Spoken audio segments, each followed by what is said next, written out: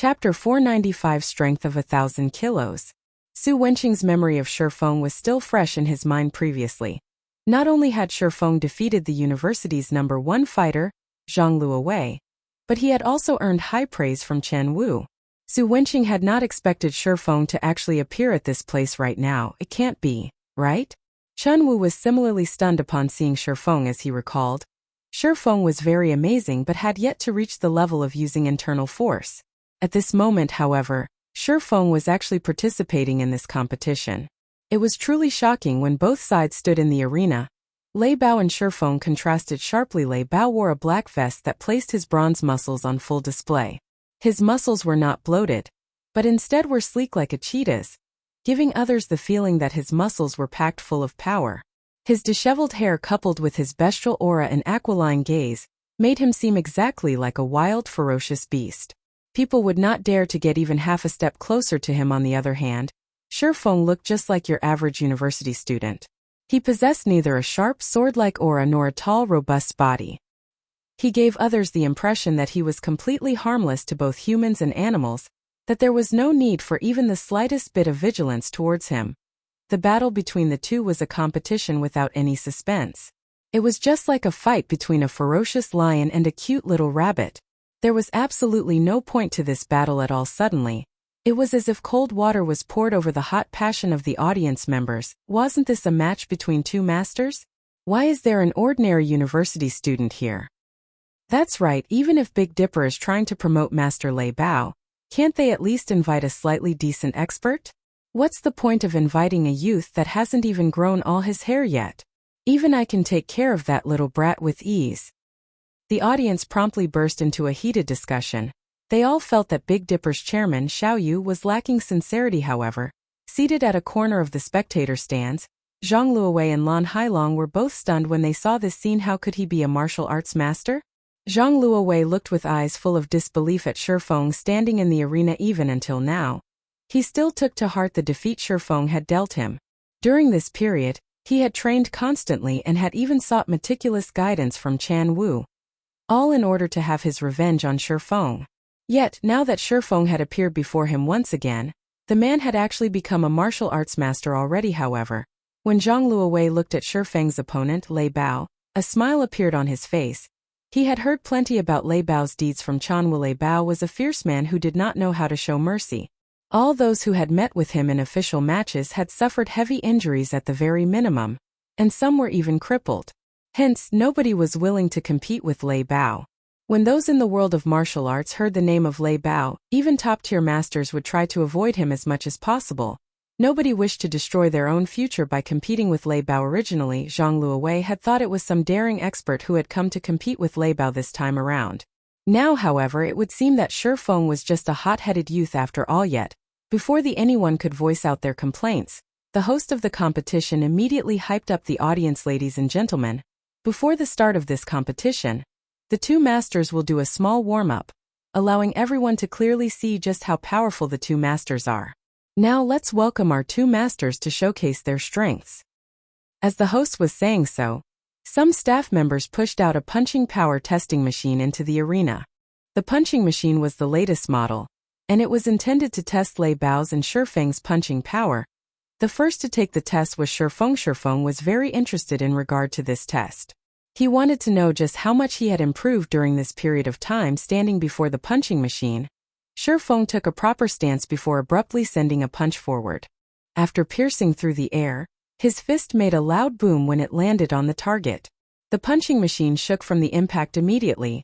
The numbers on the punching machine began rising madly. In just a moment, the numbers had broken past the 200 kilograms mark. A short moment later, the numbers rose to 320 kilograms. This value was already within the standard of professional fighters. In the end, the punching machine displayed a value of 401 kilograms. This result was almost comparable to those of well-known fighters of Jinhai City.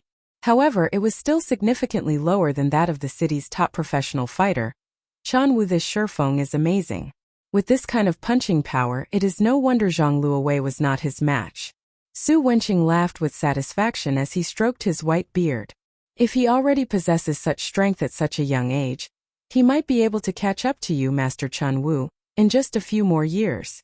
Chen Wu's punching power record could be said to be the record for the entire Jinhai City. Chen Wu's punching power was 453 kilograms, a value that made ordinary people stare in admiration.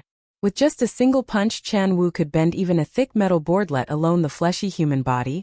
Chen Wu could even turn a durable maglev car into a pile of scrap metal in a short amount of time. Meanwhile, Shi Feng was just in his early 20s, so he still had great potential for growth. He would have no problem surpassing Chen Wu's punching power record. Old man Su Yu jest. This is but the result little brother Shi Feng has achieved using only his physical strength. If he used internal force, he would have surpassed my record. Moreover, I have also heard that little brother Shi Feng has long since beaten my record. It seems the newest record right now is 576 kilograms. Chen Wu laughed bitterly. Yes, that's right. This record was indeed set by Master Shi Feng. Xiao Yu nodded. It seems that Master Shi Feng did not use his full power because he wishes to conserve his strength. Internal force places a heavy burden on the body. Since he needs to face off against Master Lei Bao in a moment, he naturally has to conserve his physical strength. Chen Wu explained. Nobody present knew just how demanding internal force was on a person's body. Even internal force experts would not casually use it. Otherwise, they would be lying on the floor unconscious in just a few moves. Hence, only a fool would use internal force in this test. Right now, seated in the back row of the VIP room, Zhao Ruoxi was very elated upon seeing Shi Feng's test result. Only she knew how much Shi Feng had improved previously. Shi Feng's test results without using internal force were less than 300 kilograms. After not seeing him for a period of time, Shi Feng's punching power had actually exceeded the 400 kilograms threshold.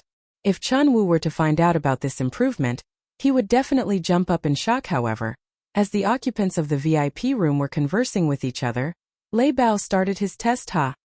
Letting out a shout, Lei Bao transformed his palm into a fist, a boom resounding as he struck towards the punching machine. The instant Lei Bao's fist landed on the target, the spiraling force borne by the fist pierced the target.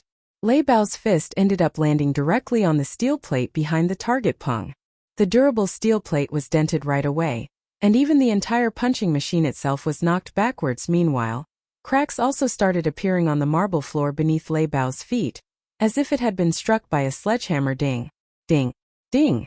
The punching machine rang continuously. Most people in the spectator stands might be unfamiliar with this sound.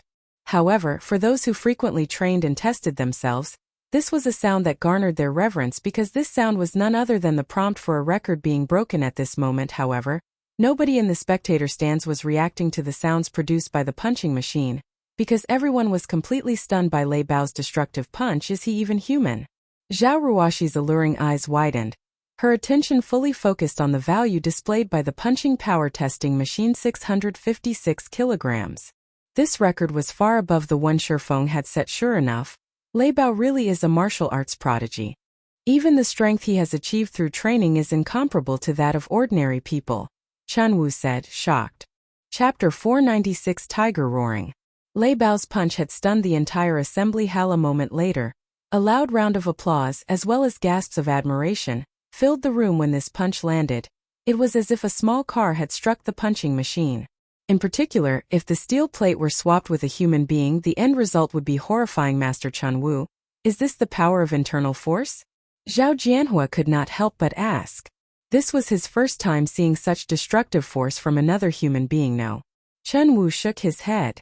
He then explained, I've previously said that using internal force places a heavy burden on the body, and internal force experts would not casually use it. The same holds true even in a battle.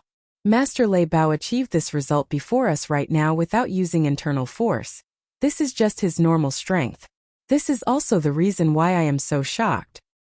Despite being called the fighting genius of Jinhai City, Chen Wu's maximum punching strength was only 453 kilograms. In comparison, a martial arts prodigy like Lei Bao had managed to achieve a punching power of 656 kilograms without even using internal force. He truly possessed a strength of 1,000 kilos. The gap between them was like the difference between heaven and earth. Little brother Shi Feng will not have an easy time in this match. Chen Wu grew more alert as he looked at Lei Bao. Master Lei Bao is famous for not knowing how to hold back. Even when I sought him out to exchange pointers back then, he ended up breaking 3 of my ribs. I had to stay in the hospital for over a month for a full recovery.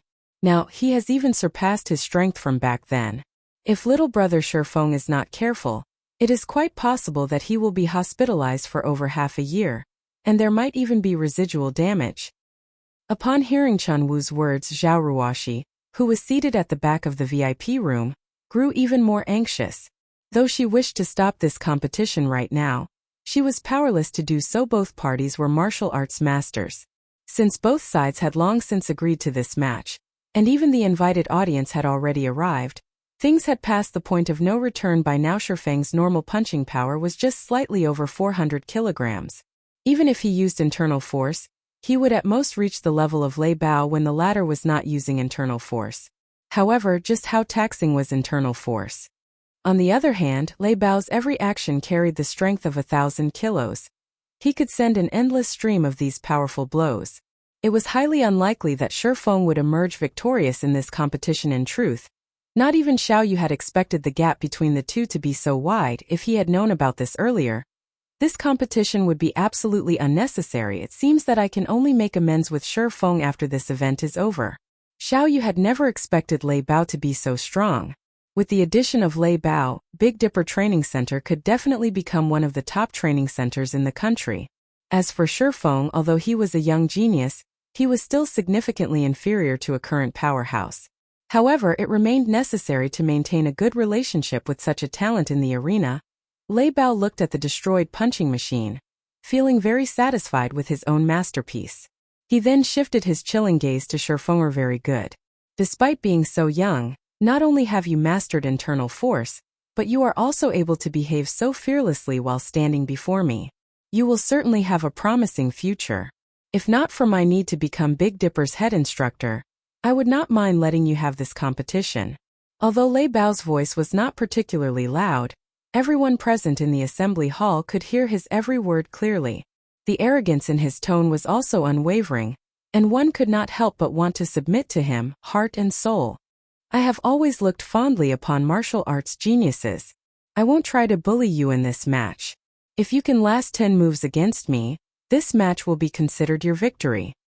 Listening to Lei Bao's words, everyone present found themselves admiring the man's magnanimity. Sure enough, a martial arts master would not bully those weaker than themselves. The audience members became even more reverent towards Lei Bao now. What if I lose? Shifeng calmly asked, completely unmoved by Lei Bao's words. You really are smart. Lei Bao laughed. If you lose, take me as your teacher. I will pass on all my skills to you. I assure you that you can definitely surpass me in the future. This should be a worthwhile trade, right?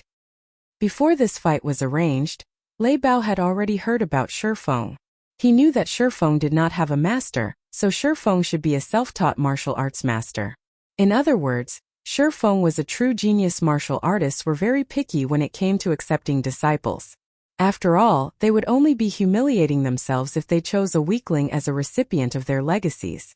Hence, martial artists would always carefully choose their disciples. Meanwhile, a youth like Shifeng who had already learned how to use internal force at such a young age was naturally a prime candidate for a disciple. Just before, even Chun Wu had been tempted to take on Shifeng as his disciple. Unfortunately, Shifeng's current strength was no longer beneath him, so he had to dismiss this idea altogether. Lei Bao, however, was different. He was significantly more powerful than Shifeng, so he naturally had the qualifications to become Shifeng's master. Everyone was stunned upon hearing Lei Bao's words. Master Lei Bao was trying to solicit a personal disciple. Many in the spectator stands immediately turned to look at Shifeng in envy. A single glance was all it took to tell that Lei Bao was a top-tier martial arts master. It even was highly possible for him to become a martial arts grandmaster in the future. Countless people out there wished they could become the personal disciple of a generation's grandmaster. Yet, such an opportunity had actually landed in Shifeng's lap right now. Why is it him? At this moment, Zhang Luowei's eyes became bloodshot.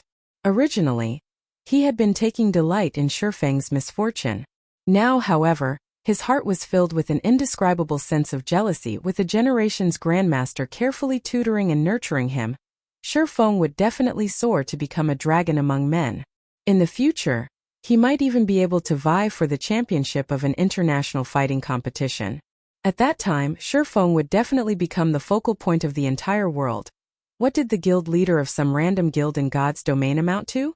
Even if it was the guild leader of a first-rate guild, they would be far from comparable to a world-class fighter. These people were all monsters who had surpassed the limits of the human body. Countless corporations would be willing to sponsor them. The money and status they could obtain were beyond the reach of a guild leader. Inside a virtual reality game, ha ha ha. So this was your intention all along? Shifeng could not help but laugh. He could tell that Lei Bao was wholeheartedly trying to take him in as his disciple. Okay, I'll agree to your conditions. However, if I defeat you in 20 moves, you have to promise to do one thing for me as well. How about it? Suddenly, the entire assembly hall went silent. Has he gone mad? He's actually provoking a top-tier master. He's literally insane.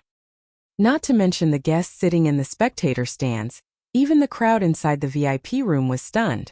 They had not thought that Shifeng was actually so daring, ha ha ha. As expected of the person I have set my sights on. You certainly have a domineering spirit. Lei Bao had started laughing loudly as well. The more he looked at Shifeng, the more he liked the young man. Ever since his debut into the world of martial arts, nobody had dared speak to him so arrogantly. Now that he was 28 years old, he was only a hair away from reaching the rank of Grandmaster. Unfortunately, even until now, he had yet to find a person to pass his legacy to. Meanwhile, he had only come to this place after hearing news about Shifeng. Otherwise, how could a small-time training center like Big Dipper invite a true god like him? Saying so, both parties stepped into the ring. Upon the referee's order, the match officially began. Watch this. The instant the match started, Lei Bao strode forward, rushing up to Shifeng like a furious gale. Immediately after, his fist made a turn as he did a half-step collapsing punch. There were no fanciful movements in Lei Bao's technique. His punch was simple and straightforward, yet fast and fierce. When sending out his punch, Lei Bao's body had also released the thundering roars of tigers. Peals of thunder echoed throughout the assembly hall. The sounds were absolutely breathtaking: tiger roaring, muscle and bones singing. Shifeng was stunned. Lei Bao had actually trained both the inside and outside of his body to the peak. Chapter 497 Initial Mastery. The instant Lei Bao sent out his fearsome punch, Shifeng hurriedly leaned back like an agile monkey. He did not attempt to block Lei Bao's fist at all. When Lei Bao's fist was only centimeters away from its target, Shifeng abruptly contracted his abdomen, narrowly avoiding the attack. Lei Bao's punch carried with it a fearsome shockwave. Even through a layer of clothing, Shifeng could feel his abdomen receiving part of the shockwave. If that violent force landed directly on his body, the consequences would be unimaginable. The members of the audience were stupefied once again. Tiger roaring? How is this possible? Seated in the VIP room on the second floor, Chan Wu saw Lei Bao's punch, and his eyes glowed brightly and his heart thumped madly. The ecstatic expression on his face made it seem as if he had just seen a peerless beauty. Tiger roaring? The spectators beside Chan Wu echoed his words in confusion. However, seeing Chan Wu's excited look, they could guess that it was a very powerful technique. Chan Wu nodded. With great excitement he explained, only when a person has managed to merge both their internal and external power can they produce that kind of sound. One could say that it is the proof that one has trained their body to its limits. Normally, only experts at the Grandmaster level are capable of such a feat. I never imagined that Master Lei Bao had actually managed to achieve it so soon. With this, it won't be long before Master Lei Bao breaks through his limits and becomes a generation's Grandmaster. Countless martial arts masters had trained themselves desperately, yet still failed at combining their internal and external forces. On the other hand, before even reaching the age of 30, Lei Bao had already succeeded in pushing his body to its limits. Now, he could utilize internal force freely, applying it to his every action. He fit the term martial arts prodigy to a T. Even if Shifeng knew how to use internal force, when faced with Lei Bao, someone who had pushed his body to its limits, he had zero chance of victory. While Chan Wu explained, the roars of tigers filled the arena. Lei Bao's every move was incomparably fierce, alternating between collapsing punch and cannon punch one after another. Speed, accuracy, and ruthlessness. He made full use of all three of these aspects. After images of Lei Bao's fists filled the ring. Step by step, his violent attacks pressed Shifeng harder and harder. If Shifeng stopped evading these attacks, only a tragic end awaited him. Hence, Shifeng had no choice but to keep retreating. Although Lei Bao held an absolute advantage in this fight, Shifeng had yet to receive a single blow even until now so strong. With each step Shifeng retreated, he could clearly feel the power behind Lei Bao's punches growing ever so slightly. Likewise, his fists were also speeding up. If not for Shifeng's brain activity increasing, significantly improving his five senses and his control over his own body, Lei Bao would have defeated him in just a few moves. Even so, Shifeng could only last a few more moves right now. He would still end up defeated soon. It was no wonder Lei Bao was so confident that he could defeat him in 10 moves in the next moment. Lei Bao's body tilted forward slightly as he sent a half-step punch at Shifeng's face. At this point, he had already cornered Shifeng. There were no more paths of retreat available to him. Suddenly, Shifeng's body swayed as he took the initiative to welcome this punch. Is he trying to get himself killed? Lei Bao was dumbfounded. Meanwhile, outside the ring, everyone in the spectator stands thought they could foresee the ending scene of this competition. Many already envisioned the instant Shifeng's head exploded into tiny little pieces. Some of the more timid women, who could not bear to watch this gruesome scene, had immediately shut their eyesights over.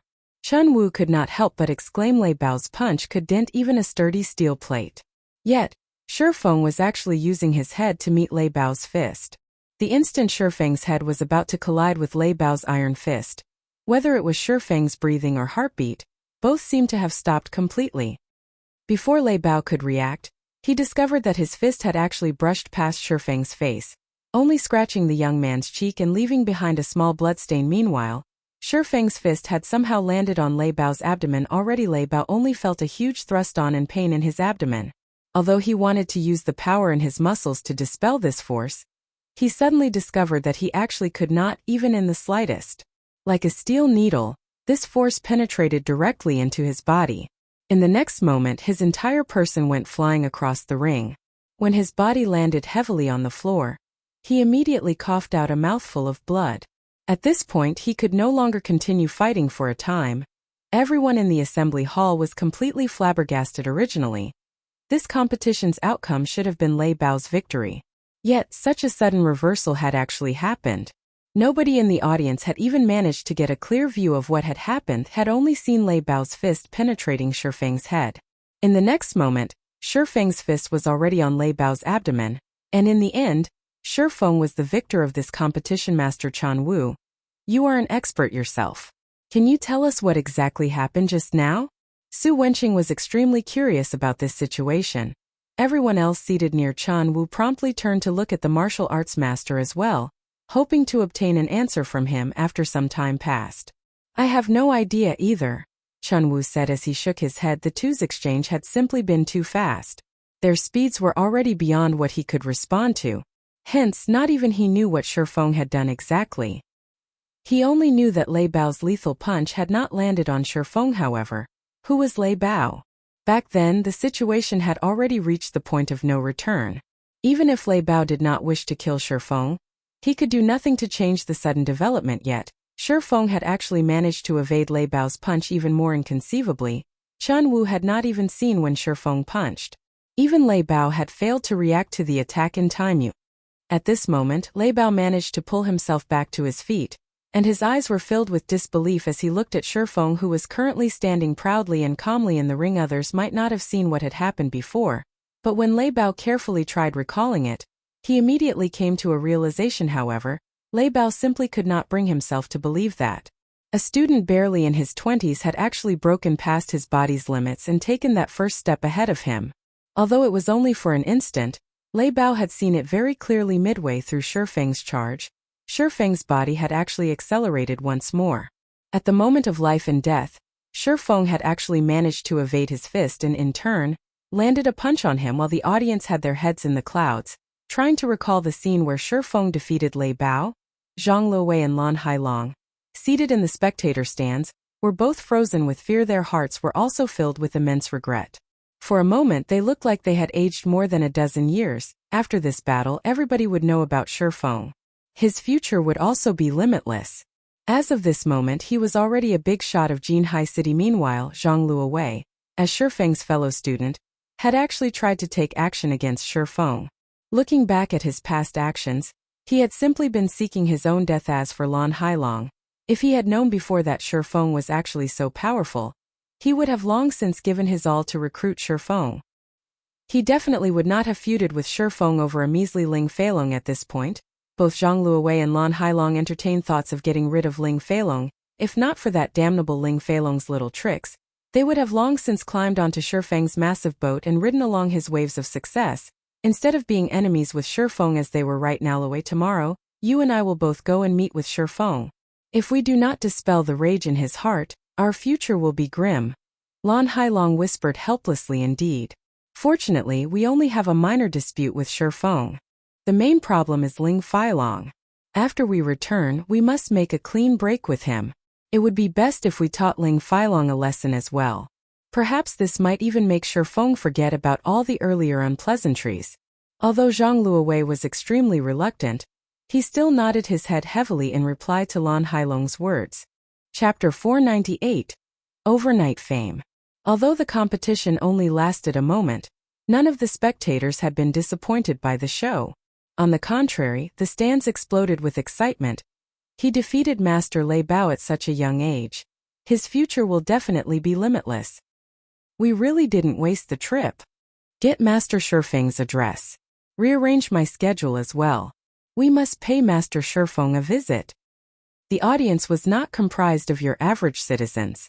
Every one of them was a reputable member of society. Now that Shi Feng had defeated a top-tier master like Lei Bao, his future was limitless. A small stage like Jinhai City would not hold Shi Feng. He could only shine brightest on the world stage. If they did not try to befriend Shi Feng now, they would never qualify to do so in the future. However, compared to these guests, the chairman of Big Dipper, Xiao Yu, was so happy that he had nearly failed to contain his grin. He had originally thought that Lei Bao's willingness to become the training center's head instructor had been Big Dipper's greatest fortune. Xiao Yu had never expected Shi Feng to be so powerful. Even capable of defeating a top-tier master like Lei Bao, this was a top-tier master. Even throughout the whole country, such mighty individuals were as rare as phoenix feathers. If Big Dipper Training Center employed such a martial arts master, its popularity in business would undoubtedly skyrocket. Uncle Xiao, how do you plan to thank me? After all, it was I who introduced Shi Feng to Big Dipper. Zhao Ruoxi grinned, her eyes flashing with pride and excitement. She felt as if Shi Feng's victory were her own, and she basked in the success. Of course, we can't forget about you. In a moment, I'll have a diamond member card prepared for you. Big Dipper has only ever given out 5 of these member cards, so you'll be the 6th. Xiao Yu laughed. Zhao Jianhua could not help his shock when he heard Xiao Yu's words. Big Dipper's diamond member card was extraordinary.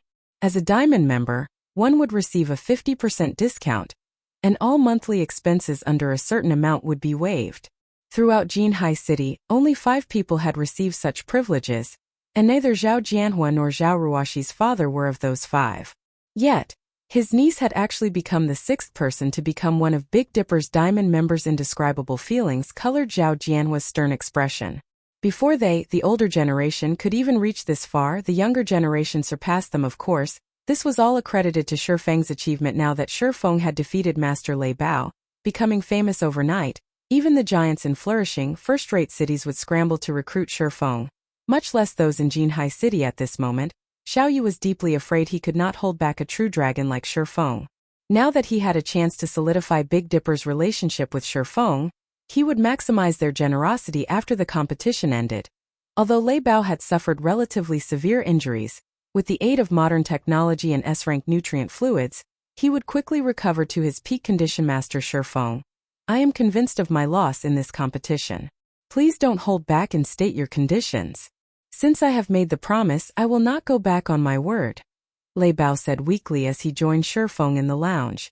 At this moment, Lei Bao was still slightly pale. Lei Bao did not think that it was a coincidence that Shi Feng just so happened to have broken past his limits, obtaining power and physical reactions beyond his body's capabilities, in the moment between life and death. At the very least, Shi Feng should have already touched the boundaries of that realm. Shi Feng was just a young man in his early 20s, yet, he had already reached such mastery.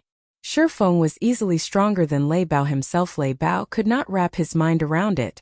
Even if Shi Feng began training while still inside his mother's womb and had received all sorts of resources, he should not be able to obtain the power to surpass his physical limitations at such a young age. If Lei Bao was a martial arts prodigy, then the man before him was a demon. Even if he were not convinced of his defeat, he had to accept it. Since Master Lei Bao has agreed, then I want you to join my workshop. Shifeng laughed. Lei Bao was a top-tier master who had trained both his inner and outer body to their limits. Shifeng had only been able to defeat Lei Bao due to luck. Fortunately, Shifeng's brain activity had improved before participating in this competition. He had even grasped the beginnings of the technique to unlock his brain's physical limiter. Although he had only overcome the limiter for an instant, it had been enough for him to reach a new level of strength, allowing him to defeat his opponent. In addition, Lei Bao had also been caught unprepared. Otherwise, there was more than a 90% chance that Shifeng would have suffered defeat in this competition. To Shifeng's current self, it was still somewhat early for him to overcome his brain's limiter. The brain limited a person's strength to protect the body. Before the physical body reached sufficient durability, actively trying to remove this limiter would only do more harm than good. Not to mention, Shifeng had yet to grasp this power fully. It might seem that Shifeng had only received a small scratch during the competition, but in reality, his body had been significantly damaged due to the explosive force he had displayed. Even without moving, Shifeng felt like needles pricked his entire body. Hence, the moment Shifeng returned to the lounge, he had madly consumed A-rank nutrient fluids to alleviate his pain. After this competition, he would not be able to train for quite some time. Join your workshop? Lei Bao frowned. Every martial artist wished to remain free and unfettered. He barely had enough time to train and improve himself. How would he find the time to work? Master Lei Bao, please relax. My workshop is a virtual gaming workshop that focuses on the most popular game currently, God's Domain. You only need to work at night while you rest. The workshop will not interfere with your life during the day. You can do whatever you want during that time, Shifeng slowly explained. He knew very well what Lei Bao worried about. Although Lei Bao had never come into contact with virtual reality games, especially God's Domain, Lei Bao was still a top-tier martial arts master currently. Although Aqua Rose and the others had the potential, their foundations were lacking. They still needed to improve before they could become top-tier experts. However, Lei Bao was different. His combat foundation was extremely sturdy. If he familiarized himself with his body in God's Domain and integrated the techniques he had learned in real life, he could very quickly become one of Zero Wing's top combatants. Okay. I'm relieved to hear that. Lei Bao nodded. He then left the lounge. Lei Bao's addition to Zero Wing would undoubtedly give the guild another fierce general. While Shifeng rested, 3 others entered the lounge. Lifting his head, Shifeng noticed that one of the new arrivals was none other than Big Dipper's chairman, Xiao Yu, with Liang Jing and Zhao Ruoxi following closely behind. At this moment, Zhao Ruoxi wore a blue one-piece that looked both light and elegant. Her inky hair scattered around her waist like a waterfall, adding a few hints of elegance to her originally innocent temperament. Upon entering the room, Zhao Ruoxi beamed at Shifeng, both worry and joy filling her eyes now that Shifeng had become famous overnight. The originally silent and unknown boy from school was no more. Now he had become Jinhai City's focal point. Even old man Su wished to have a proper chat with Shifeng. Chapter 499, Rising of Candlelight. In the lounge, both Liang Jing and Xiao Yu approached Shifeng with far more caution and respect than in the previous meetings. Only Zhao Ruoxi behaved as usual, smiling and laughing as she conversed with Shifeng.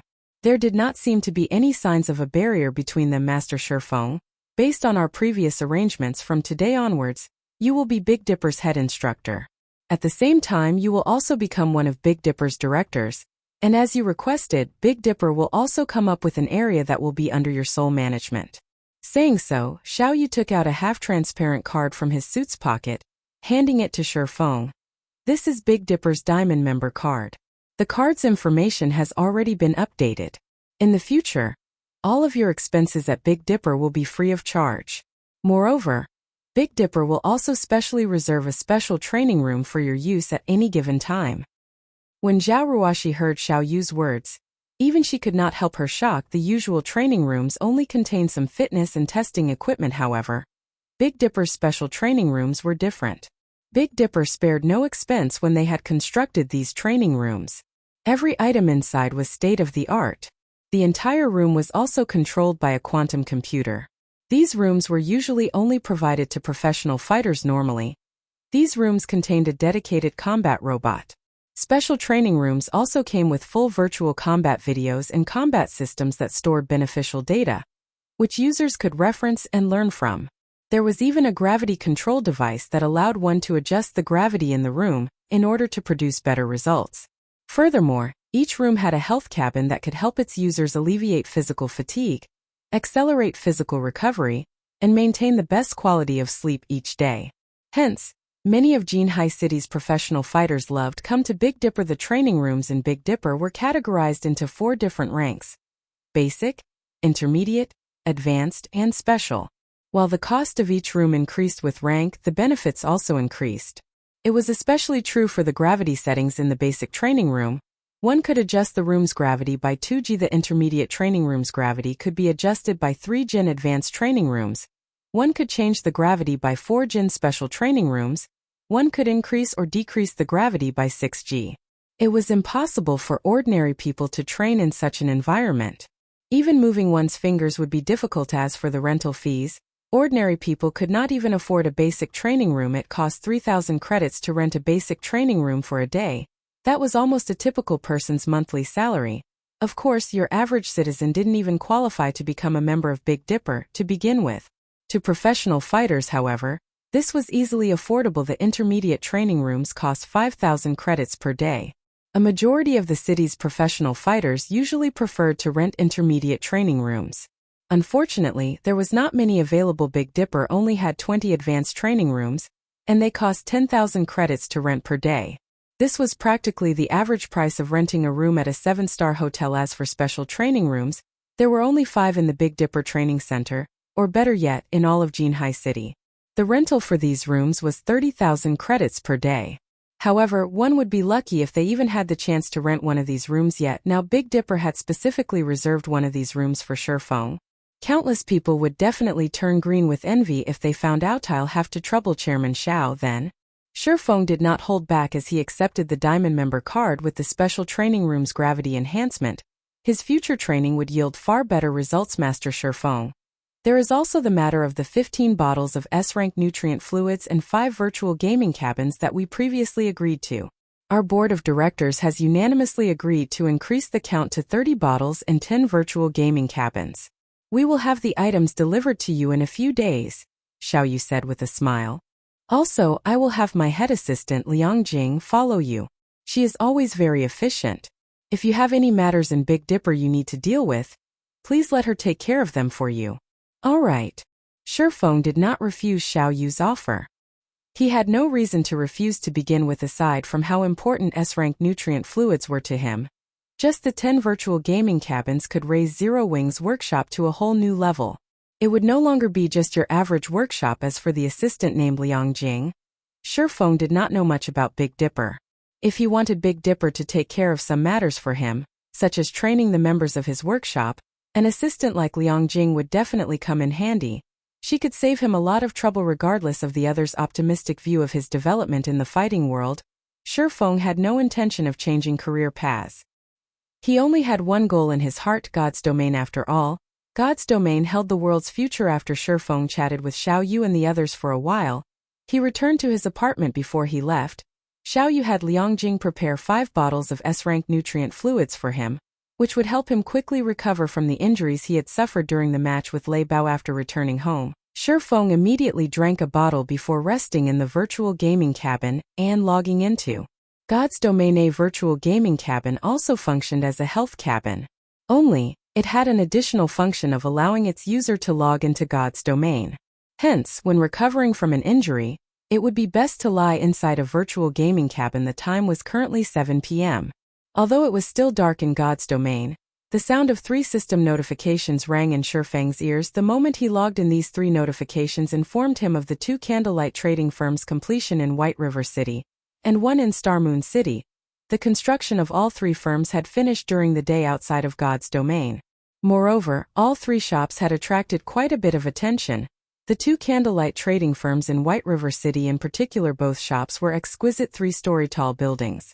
Moreover, as both buildings had suddenly appeared beside White River City's auction house and bank, they had no difficulty attracting notice in the end. Many players had entered the buildings out of curiosity before they had investigated these new buildings. They had been ignorant. The moment they did, however, they were immediately startled. Not only were the shops equipped with a full range of items that players required, but the furnishing inside was also luxurious and magnificent. Both Candlelight trading firms were far more glamorous than the Star Street trading firm. There were even lounges available in the two shops that allowed visiting players to enjoy beverages while they shopped. Most importantly was the appearance of an item that everyone in White River City thirsted for. That item was the basic strengthened armor kit. Although the basic strengthened armor kits were inferior to the basic mana armor kits, the latter was simply too scarce. Despite many people having heard of the item before, they had never personally seen it.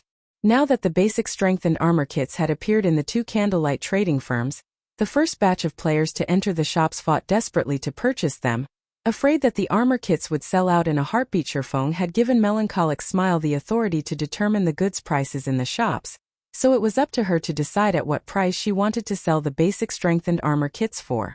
Yet, despite having set the initial price of the armor kits at 11 silver coins, it had taken only an instant for more than 100 to sell.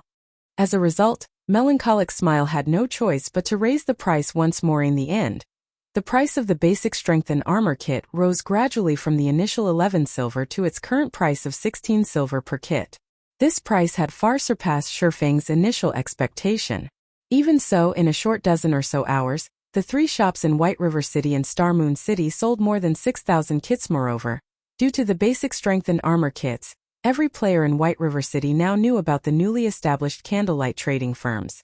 As a result, more players began to visit the trading firms, allowing business at the two shops to flourish. By the time Sherfong logged into the game, the two Candlelight trading firms in White River City were already packed full of people. Everyone rushed to purchase the basic strengthened armor kits in addition to the several dozen sets of Dragonscale set equipment that had sold at the Blackwing auction house. Sherfong had suddenly become a wealthy man again, with more than 10,000 gold in his pockets. Chapter 500 Exclusive Control. White River City. Overwhelming Smiles Guild Residence. Vice Leader Yulan, I finished my investigation of the Candlelight trading firm. A level 23 male assassin reported upon entering Overwhelming Smiles' meeting room. Who started it? Yulan asked in a hurry. Currently, Overwhelming Smiles suffered in the field battles against Zero Wing. Their daily coin expenditures were also quite significant. Although Underworld had increased their investment in Overwhelming Smile funds in particular, it was truly not easy to convert credits into coins. Despite spending a massive amount to purchase coins, the guild's supply barely maintained balance with its consumption in the beginning. Yulan had not expected that repairing equipment would cost so much. However, her thoughts changed as the guild's death toll continued to increase. Dying once might not cost much, but after 2 or 3 deaths, the guild members had spent practically all of their remaining coins. Afterward, in order to repair their equipment, these guild members had no choice but to choose coins as compensation. This situation had immediately given Yulan, who had initially been quite confident, a huge headache. She wished she could choke Black Flame to death. They had already paid out more than 1,000 gold as compensation, not to mention the amount of credits they had compensated. Moreover, it wouldn't be long before the guild had to pay compensation solely in coins. After all, if players did not repair their equipment, they could not go out and level up. If their equipment became scrap, they would have to purchase new equipment to serve as a replacement. However, good equipment was not easy to obtain. Every piece of a player's equipment had been earned through blood and sweat. Losing even a single piece was a painful loss. If they lost every piece of equipment they had on them, hence, before the durability of their equipment reached a critical point, even if players had to purchase coins with credits, spending their entire fortune, they had to repair their equipment. However, there was one point that confused Yulan greatly. Though Overwhelming Smiles' losses were very heavy, Zero Wing's losses should not be any less. Not to mention, Zero Wing was not using credits as a form of compensation at all. Its consumption of gold should be significantly higher than theirs. Yet, even until now, not only had Zero Wing showed no signs of lacking money, but it was also spending more money than before. It was inconceivable. From the information Yulan had overheard, she knew that, aside from constructing the best smithy available, Zero Wing had also purchased several sets of Dragonscale set equipment. At the very least, they would have to spend more than 2,000 gold on these purchases. Not to mention, there was also the gold they had to give out as compensation for the war of attrition. Even Underworld would find it difficult to spend so much in such a short time. Yulan could only see one end. Overwhelming Smile withdrawing from White River City. If things continued like this in their war of attrition. Hence they needed to make a major change now. They must find a way to earn a large sum of gold. If one wanted to earn a large sum of coins in God's domain, the only way to do so was through trade. Although the guild quests published in the guild residence were a large source of income, that potential was nothing compared to the money one could earn through trade. Although the various large guilds of God's domain possessed a lot of gold, compared to the countless players in God's domain, this sum was insignificant. Even if Overwhelming Smile only earned 1 silver from each of the millions of players in White River City, the total would be several tens of thousands of gold at that time. They could easily afford a war with several other large guilds simultaneously, much less afford to deal with a single zero-wing in White River City. The most powerful trading firm was currently the Starstreak trading firm. Not only did the firm occupy a strategic location, but it also possessed land in the 7 cities surrounding White River City, allowing it to sell items to players in 8 cities and earn tons of gold daily. The amount the firm earned each day was enough to make one drool. Unfortunately, the Starstreak trading firm was an NPC's property, not a player's. Despite exhausting all of their means, the various large guilds in White River City were unable to form a cooperative relationship with the Starstreak trading firm. In the end, they could only give up on their endeavors and try to open up their own shops. However, White River City's ordinary lands were not particularly valuable. Currently, the various guilds had all set their sights on the golden lands of the city, and were consistently accumulating money and raising their reputation to achieve that goal. Now, however, the Candlelight trading firm had appeared and purchased 2 golden lands ahead of the other guilds. Although the Candlelight trading firm was not a match for the Starstreak trading firm, with the basic strength and armor kits and the full range of products, it too stood among White River City's top trading firms. Over time, if the Candlelight trading firm introduced several other items that players direly needed, it would definitely surpass the Starstreak trading firm and become the #1 trading firm in White River City. Moreover, unlike the Starstreak trading firm, a player had established and owned the Candlelight trading firm. That signified the possibility of cooperation. Thus, Yulan had sent her subordinate to investigate the firm. I heard that the manager there is a young woman named Melancholic Smile. Moreover, she is a forger, and was once a forger employed by the Starstreak trading firm, the male assassin said slowly. In addition, aside from that woman, 2 other Starstreak forgers seem to have defected to Candlelight as well. The 3 of them produced the basic strengthening armor kits. Good, you've done well. Yulan smiled. Melancholic Smile. This is my first time hearing this name. There really are a lot of capable people in White River City. It seems that I'll need to make a personal visit to the Candlelight trading firm to have a chat. Overwhelming Smile wasn't the only guild with such thoughts. Several other large guilds also began to eye the Candlelight trading firm. Such a thriving trading firm was no different from a large gold mine that could provide their guilds with various resources. If they could obtain the trading firm, they could instantly raise their guild's strength by leaps and bounds. Meanwhile, Shurfeng once again had over 10,000 gold in his pockets, and he began to reconsider the plots of land in Star Moon City again. Currently, as the underground arena was not particularly popular, the Candlelight trading firm's business there was only passable. Attracting the attention of Star Moon City's players would be far easier if he set up a shop in the city's central district. Unfortunately, as Lifeless Blade was only an ordinary noble in Star Moon City, he could only purchase ordinary land. He did not qualify to purchase the lands in the central district and golden areas of Star Moon City. I need to think of a better way to raise my reputation. Shurfeng tried to recall information relating to Star Moon City's resources. After he pondered for some time, Shurfeng's eyes suddenly shone. Immediately, he hailed a horse carriage and hurried to the palace. Star Moon City was Star Moon Kingdom's core, so it was not easy to raise one's reputation here. If players relied on reputation quests, it would take them ages before they could become a baron of Star Moon City. For this reason, many players had given up on the notion of doing business in Star Moon City, and had shifted their aim towards other cities instead. However, there were many players in Star Moon City. There was bound to be a few amazing characters amongst the millions of players. In the past, there were several independent players who had taken the lead and managed to become barons, even viscounts, before the various large guilds. In the end, these independent players had claimed a few good lands for themselves, taking the opportunity to make a fortune. The monthly rental they received was enough to allow them to live in luxury for the rest of their days. Despite being independent players, These few individuals were not ordinary characters. They were not penniless individuals. Instead, they were relatively wealthy individuals. They had been relatively famous in several other virtual reality games and had earned large sums of money during their time playing those games. Meanwhile, through a special method, these people had managed to grind large amounts of reputation points in a relatively short amount of time, quickly becoming barons. After this incident was revealed, these players had become the envy of every player in Star Moon City. That method was very simple.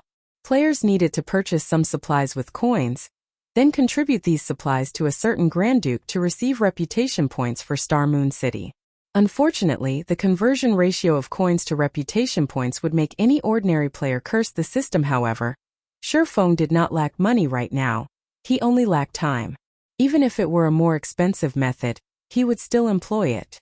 Chapter 501 Grand Duke Hartfield.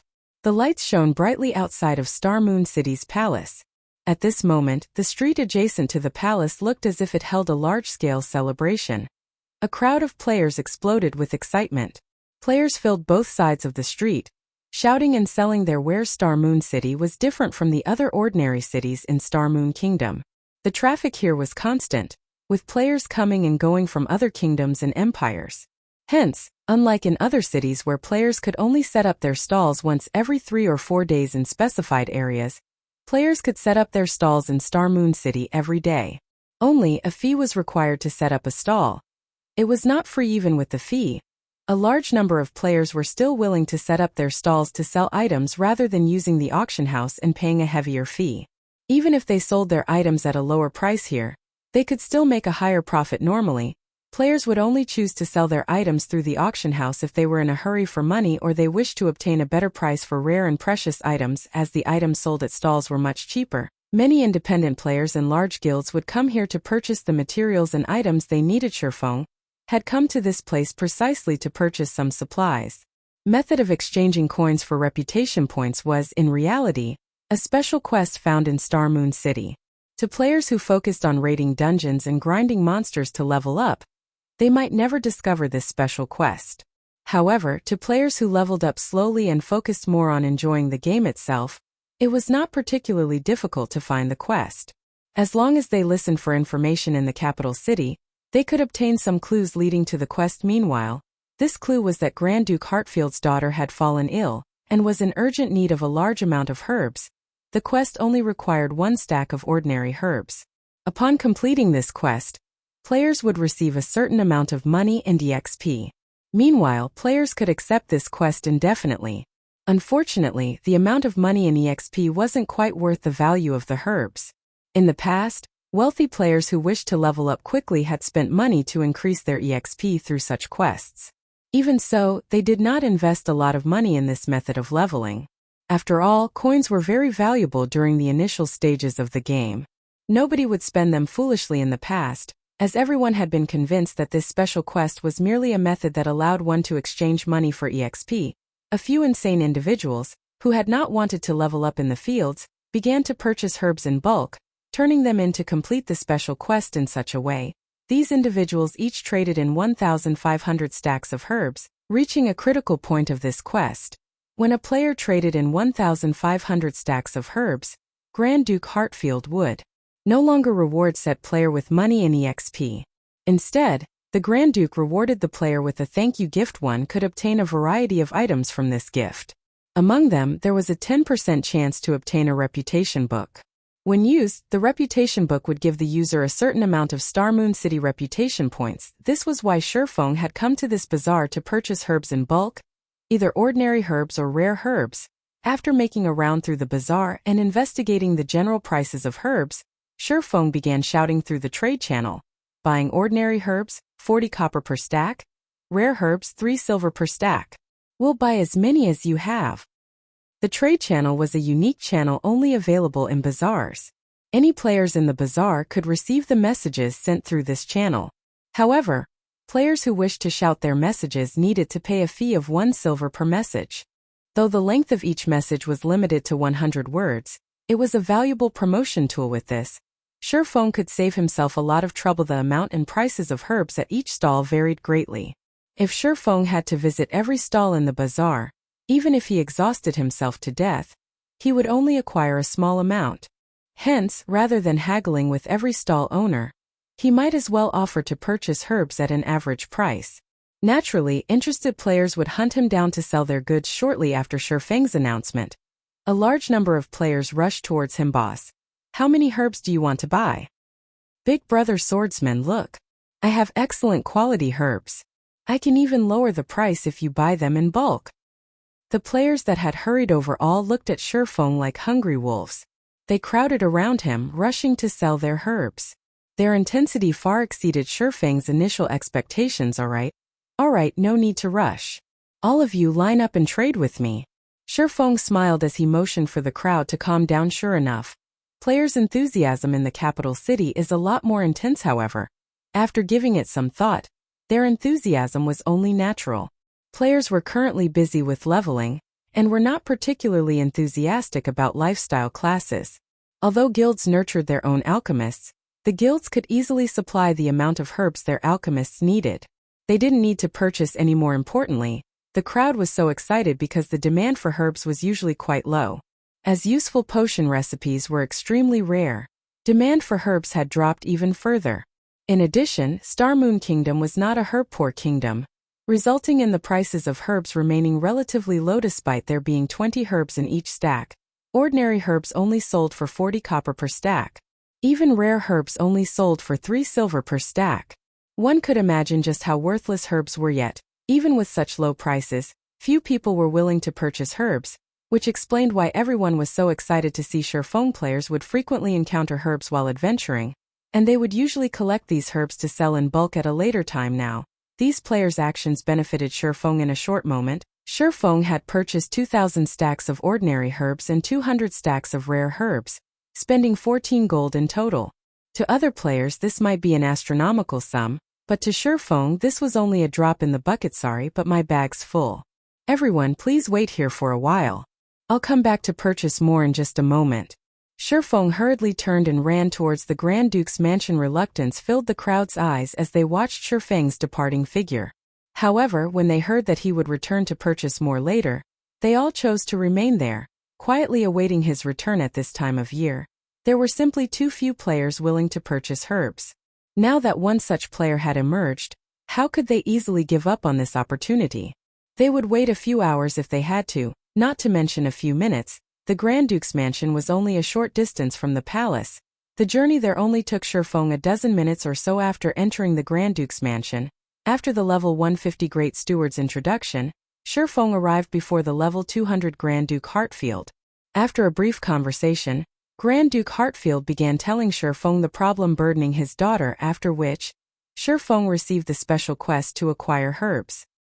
He then retrieved the herbs from his bag, one stack after another. For every stack of herbs Shifeng turned in, he received 20 copper and 2,000 EXP in return. Though Shifeng took a loss of 20 copper with each exchange, he did not pay it any mind. Compared to forging, his leveling speed from handing in the herbs was several times faster. As soon as he gave the Grand Duke the herbs, he immediately received EXP. The process was very fast and convenient. In mere moments, Shifeng had turned in 1,500 stacks of ordinary herbs, earning a total of 3 gold coins and 3 million EXP. In less than half an hour, Shifeng's experience bar rose significantly. Earning 3 million EXP in half an hour was an incredibly efficient way to level up. Unfortunately, after turning in the 1,500 stack of herbs, he only received a thank you gift for every subsequent stack of herbs.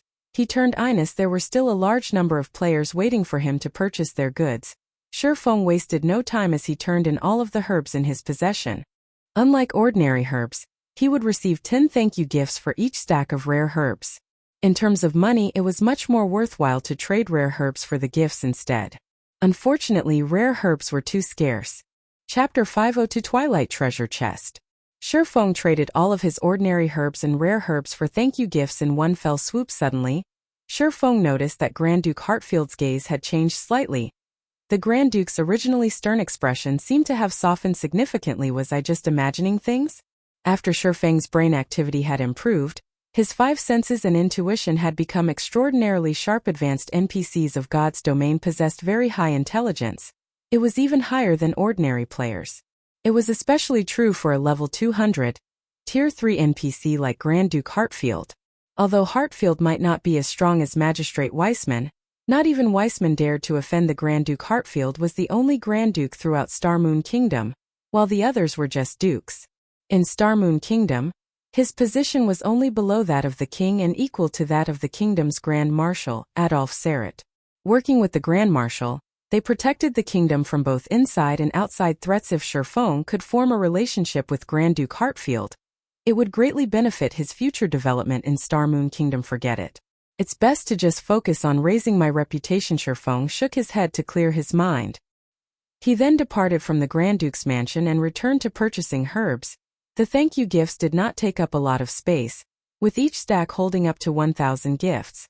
Sherfong had received a total of 2,500 gifts, which took up only 3 bag slots upon arriving at the bazaar in front of the palace. Sure enough, the herb-selling players had not moved. The moment these players noticed Sherfeng's return, they immediately rushed over to welcome him. In moments, Sherfeng's bag was filled to the brim once more. He then returned to the Grand Duke's mansion and began to trade the herbs for more thank you gifts. After spending several hours ferrying herbs from the bazaar to the Grand Duke's mansion, Sherfong had purchased close to half of all the available herbs in Starmoon Kingdom, his total expenditure exceeding 400 gold. Originally, Sherfong had hoped to continue purchasing herbs. However, his high-profile actions had attracted a lot of attention, and many people had begun secretly investigating the reason behind Sherfeng's purchases. After all, no guild lacked herbs. Even if a guild were trying to nurture a large number of alchemists, there should be no need for such a massive supply. It should be about time to call it quits. Sherfong glanced at the several assassins spying on him from a distance. He would not give any of these people the slightest of opportunities to discover his intentions. Every time he visited the Grand Duke's mansion, he would look for a secluded location before disguising himself. Even if his trackers were quite capable, without a particularly high-ranking identification skill such as omniscient eyes, it would be impossible for them to see through his disguise. In reality, Sherfong did not have to pay these people any heed. Even if they discovered this special quest, no guild would willingly spend so much money to earn some EXP. To be safe, however, Sherfong still disguised himself to avoid these players discovering the method of using money to earn reputation points. Just yet after he finished purchasing his last batch of herbs, Sherfong departed from the bazaar and randomly picked a restaurant to enter. After using the demon mask to disguise his appearance, he boldly strode out of the restaurant and headed towards Grand Duke Hartfield's mansion. Inside the Grand Duke's abode, Sherfong habitually walked up to the Grand Duke and took out the final 1,000 stacks of ordinary herbs and 1,000 stacks of rare herbs from his bag, trading them all for thank you gifts. Suddenly, the familiar sound of a system notification reached his ear. System. Grand Duke Hartfield's favorability increased by 30 points. Sure enough, this special quest is not as simple as it seems. Sherfong grew slightly excited upon seeing this system notification. The higher ranked an NPC was, the more difficult it was to raise their favorability. The fact that he had increased the Grand Duke's favorability just by spending around 400 gold was completely worth it. However, giving the situation some thought, Sherfong felt that this result was quite reasonable. After all, he had already earned close to 120,000 thank you gifts. If each stack could hold 1,000 gifts, that was close to 120 stacks. Currently, the prices of herbs were only this cheap due to the fact that players of God's domain were still low-leveled and did not have much use for them. If Sherfong waited 2 more weeks or so, the money he would have to spend to earn 120,000 thank you gifts would most likely increase by several folds. If the Grand Duke had nothing to say even after such a huge contribution, his heart was definitely made of stone. Young adventurer, thank you for your enthusiastic contributions. With this many herbs, I can extract a sufficient amount of herbal essence to cure my daughter. To show my gratitude, you may use those thank you gifts to trade for the treasures I usually store inside my treasury. Grand Duke Hartfield said happily. Your Highness Hartfield, it will be my honor, Sherfong replied. Immense joy filling his heart. Originally, Sherfong had intended to open the thank you gifts he had amassed in one sitting. He had never expected the gifts to have such a purpose. Most likely, not even those several wealthy players in the past had exchanged as many herbs as he had. Steward, take this adventurer to have a look, Grand Duke Hartfield said. Yes. The Grand Steward answered before leading Sherfong to the treasury on the 3rd floor. The Grand Duke's treasury was heavily guarded. The 6 white-robed knights guarding the entrance were level 200 Tier 3 Judgment Knights. Not to mention there was even a Tier 5 magic array protecting the vault. Even a Tier 4 class would require a significant amount of time to break through such a powerful magic array. Upon entering the treasury, Shifeng discovered that the place looked very much like a museum, with many treasures on display. This is the list of treasures. You are allowed to redeem the gifts for any of the items inside. The Grand Steward passed a list to Shifeng. There were not many items available for exchange on the list. However, Shifeng was not surprised. Grand Duke Hartfield's favorability towards him was only 30 points. The fact that the Grand Duke was willing to let him trade his thank you gifts for treasures was already a considerable outcome. If he wished to trade for every item in this treasury, he would need to raise the Grand Duke's favorability towards him to at least 300 points. Shifeng then examined the list of items. Sure enough, every item was very basic. The majority consisted of weapons and equipment that were close to his current level, whereas the quality of the items ranged between secret silver and fine gold rank. Moreover, their prices were not cheap. Even the most basic piece of level 25 secret silver equipment required 1,000 thank you gifts. If converted to coins, it would cost 4 gold. If not for the herbs he bought being cheap, 1,000 gifts would cost 8 gold or more. Moreover, these level 25 secret silver and fine gold equipment were all individual pieces and not set equipment. To Shifeng, these items did not serve much purpose. Just as Shifeng felt that he had nothing to gain here, he suddenly discovered the name of a very familiar item at the bottom of the list. Isn't this the Twilight treasure chest? The Twilight treasure chest had been very famous in God's domain. It was also referred to as both the treasure chest of luck and the indiscriminate treasure chest. Only elite monsters that were level 30 and above had a very low chance to drop the Twilight treasure chest. As for why it was called the indiscriminate treasure chest, the items one could obtain from it were extremely random. One might only receive 2 or 3 copper and some trash items. One might also receive epic or even fragmented legendary items. In general, the items one could get from the Twilight treasure chest relied heavily on luck. In the past, the majority of the players who had obtained this item would promptly toss it onto the auction house, selling it for around 1 gold rather than opening it themselves. On the other hand, each Twilight treasure chest only required 100 thank you gifts to redeem. In other words, each Twilight treasure chest would cost Shifeng 40 silver, which was significantly cheaper than its price in his past life luck. When Shifeng looked at the Twilight treasure chest, he suddenly recalled the Icarus's heart around his neck. This was a godly tool that could instantly raise his luck by 25 points. Chapter 503 Yin-Yang Walker. Shifeng looked at the Twilight treasure chest and pondered his situation carefully. Currently, he had nearly 120,000 thank you gifts on him.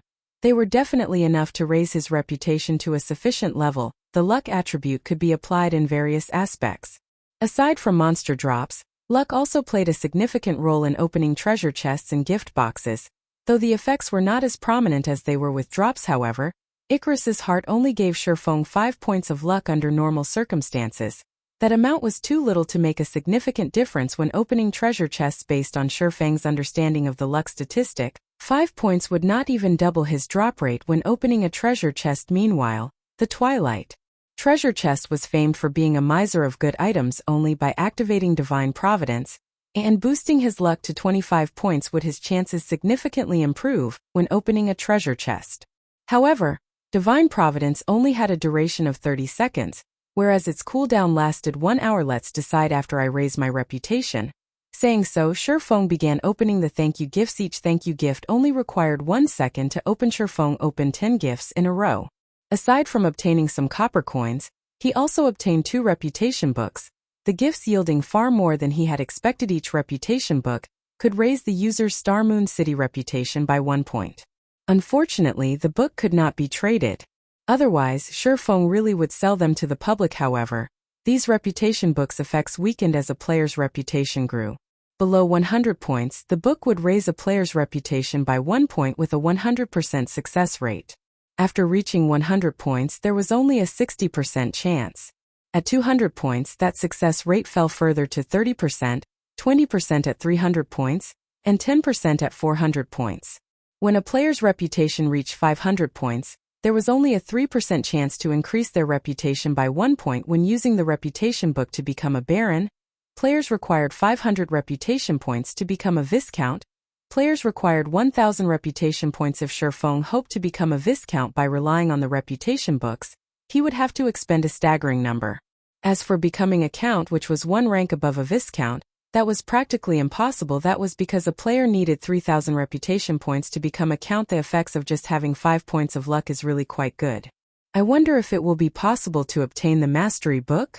Shurfeng grinned. With 5 points of luck, his chance of obtaining reputation books from the thank you gifts was indeed higher than other players. However, other than copper coins and reputation books, there was also an extremely small chance for players to obtain mastery books. Mastery was something very important to any player in God's domain.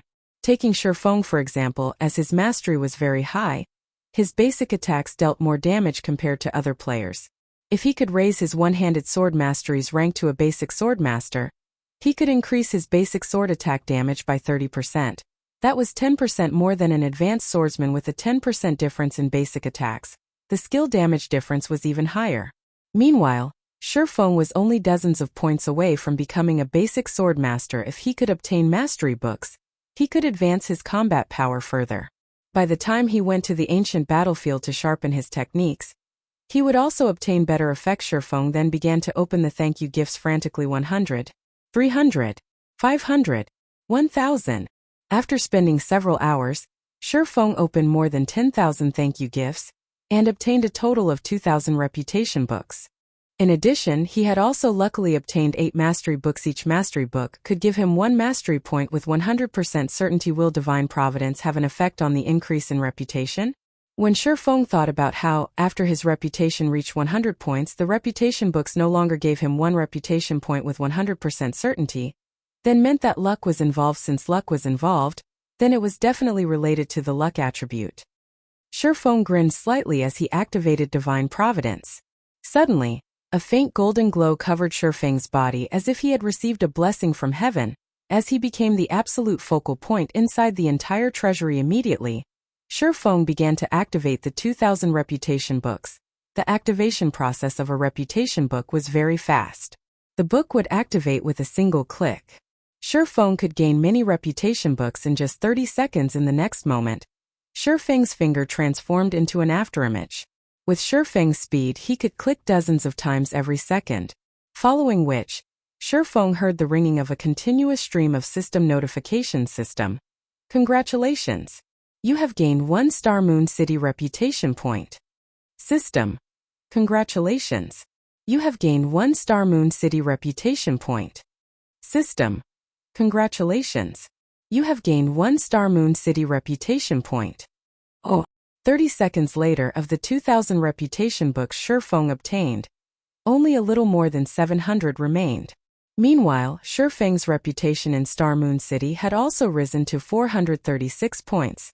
He was only 64 points away from becoming a Baron. The Divine Providence's effects were remarkable. Sure enough, it is effective. Shurfeng immediately grew excited. Using this method, he could save a large number of thank you gifts.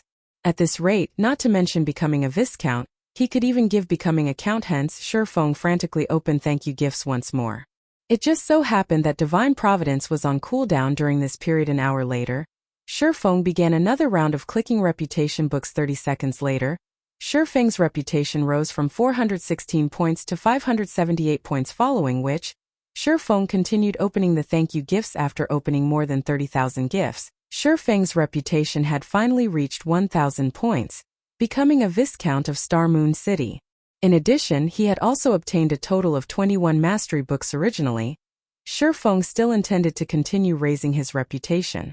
However, seeing as there were less than 90,000 thank you gifts remaining, even if he used Divine Providence, it would not be enough for him to become a Count. Hence, Shurfeng gave up on the notion. However, this result had already surpassed Shurfeng's initial expectations. Normally, 120,000 thank you gifts might not even be enough for him to become a Viscount. In this aspect, Divine Providence had truly played a significant role. However, now that Shurfeng had 21 mastery books, as long as he strived, he could raise his one-handed sword mastery to 150 points, reaching the standard of a basic sword master. Hence, Shurfeng continued the process of opening the thank you gifts and had even used Divine Providence to aid him in his endeavor. After opening another 10,000 or so thank you gifts, Shurfeng accumulated a total of 48 mastery books. Immediately, He upgraded his one-handed sword mastery to the standard of a basic swordmaster. His basic damage increasing by 30% at this moment. Shifeng had less than 80,000 thank you gifts remaining. At once, Shifeng exchanged all of them for Twilight treasure chests. Each Twilight treasure chest cost 100 thank you gifts. In the end, Shifeng had gained close to 800 Twilight treasure chests.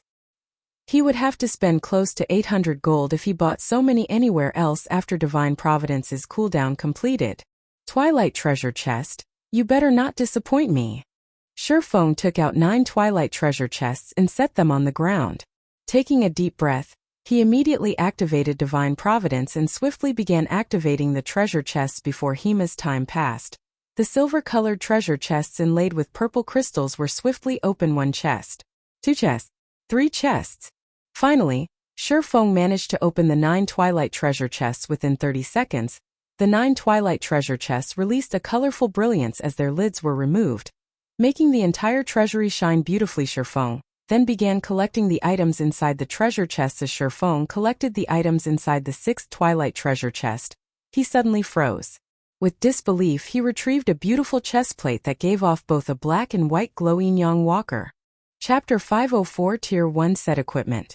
In God's domain, one could obtain a wide variety of items from the Twilight treasure chest. However, the chance of obtaining good equipment was incredibly small. As for set equipment, don't even think about it yet. The armor called Yin-Yang Walker before Shifeng was indeed a part of a set equipment. For a moment, Shifeng even questioned his own vision. If it were any other set equipment, at most Shifeng's good luck would have surprised him. However, the Yin-Yang Walker was different. It was a special set equipment just like the Warfire set equipment. However, if Shifeng had to decide which set was better, without a doubt, it would be the Yin-Yang Walker set equipment before him. Although the Warfire set equipment could be upgraded to fine gold rank, the Yin-Yang Walker was a Tier 1 set equipment. A Tier 1 set equipment was an exclusive set for Tier 1 classes. Although it had no grade, its boost to a Tier 1 player's combat power even surpassed Dark Gold set equipment. However, a Tier 1 set equipment also possessed heavy restrictions as only designated classes could use it. Moreover, the set would bind to a player when equipped, and it could neither be dropped nor traded. However, it could be destroyed if its durability reached 0. Moreover, the repair fees for a Tier 1 set equipment could rival those of epic ranked weapons and equipment. Despite having so many restrictions, a majority of the experts in God's domain loved these sets. However, it was extremely difficult to obtain a Tier 1 set equipment, as only level 20 or higher Great Lords had a chance to drop them.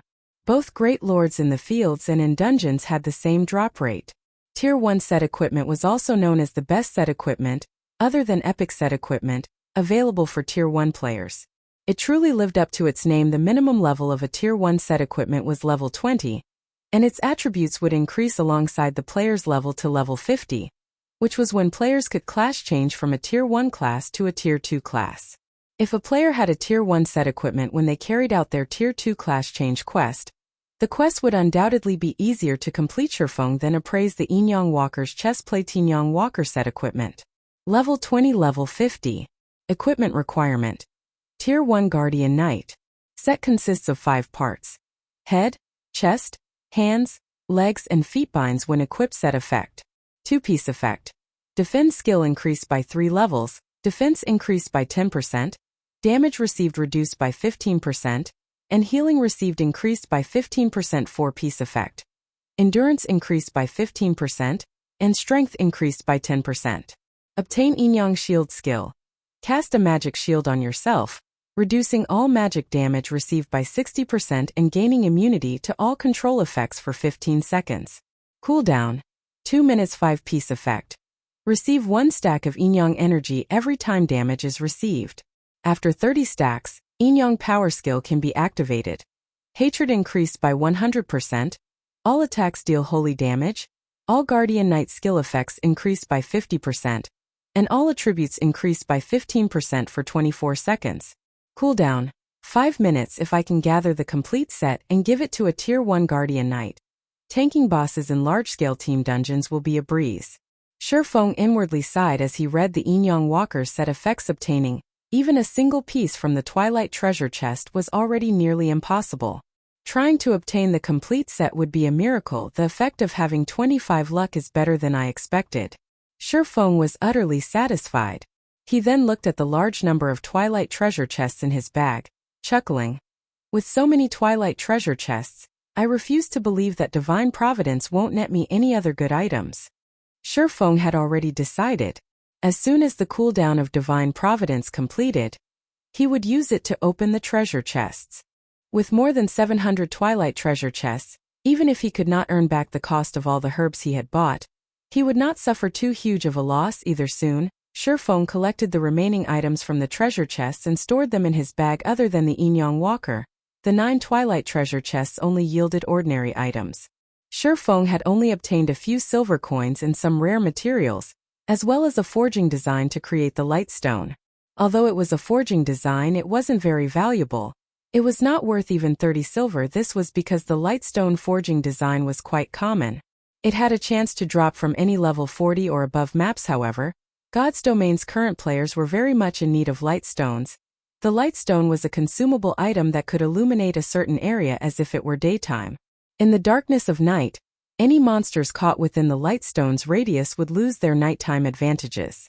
The item allowed players to grind monsters freely and level up during the night. To players who wished to level up quickly, even the darkest night was a time to level up. Light stones were practically necessary for players out in the fields, hence why the drop rate for the item's forging design was relatively high.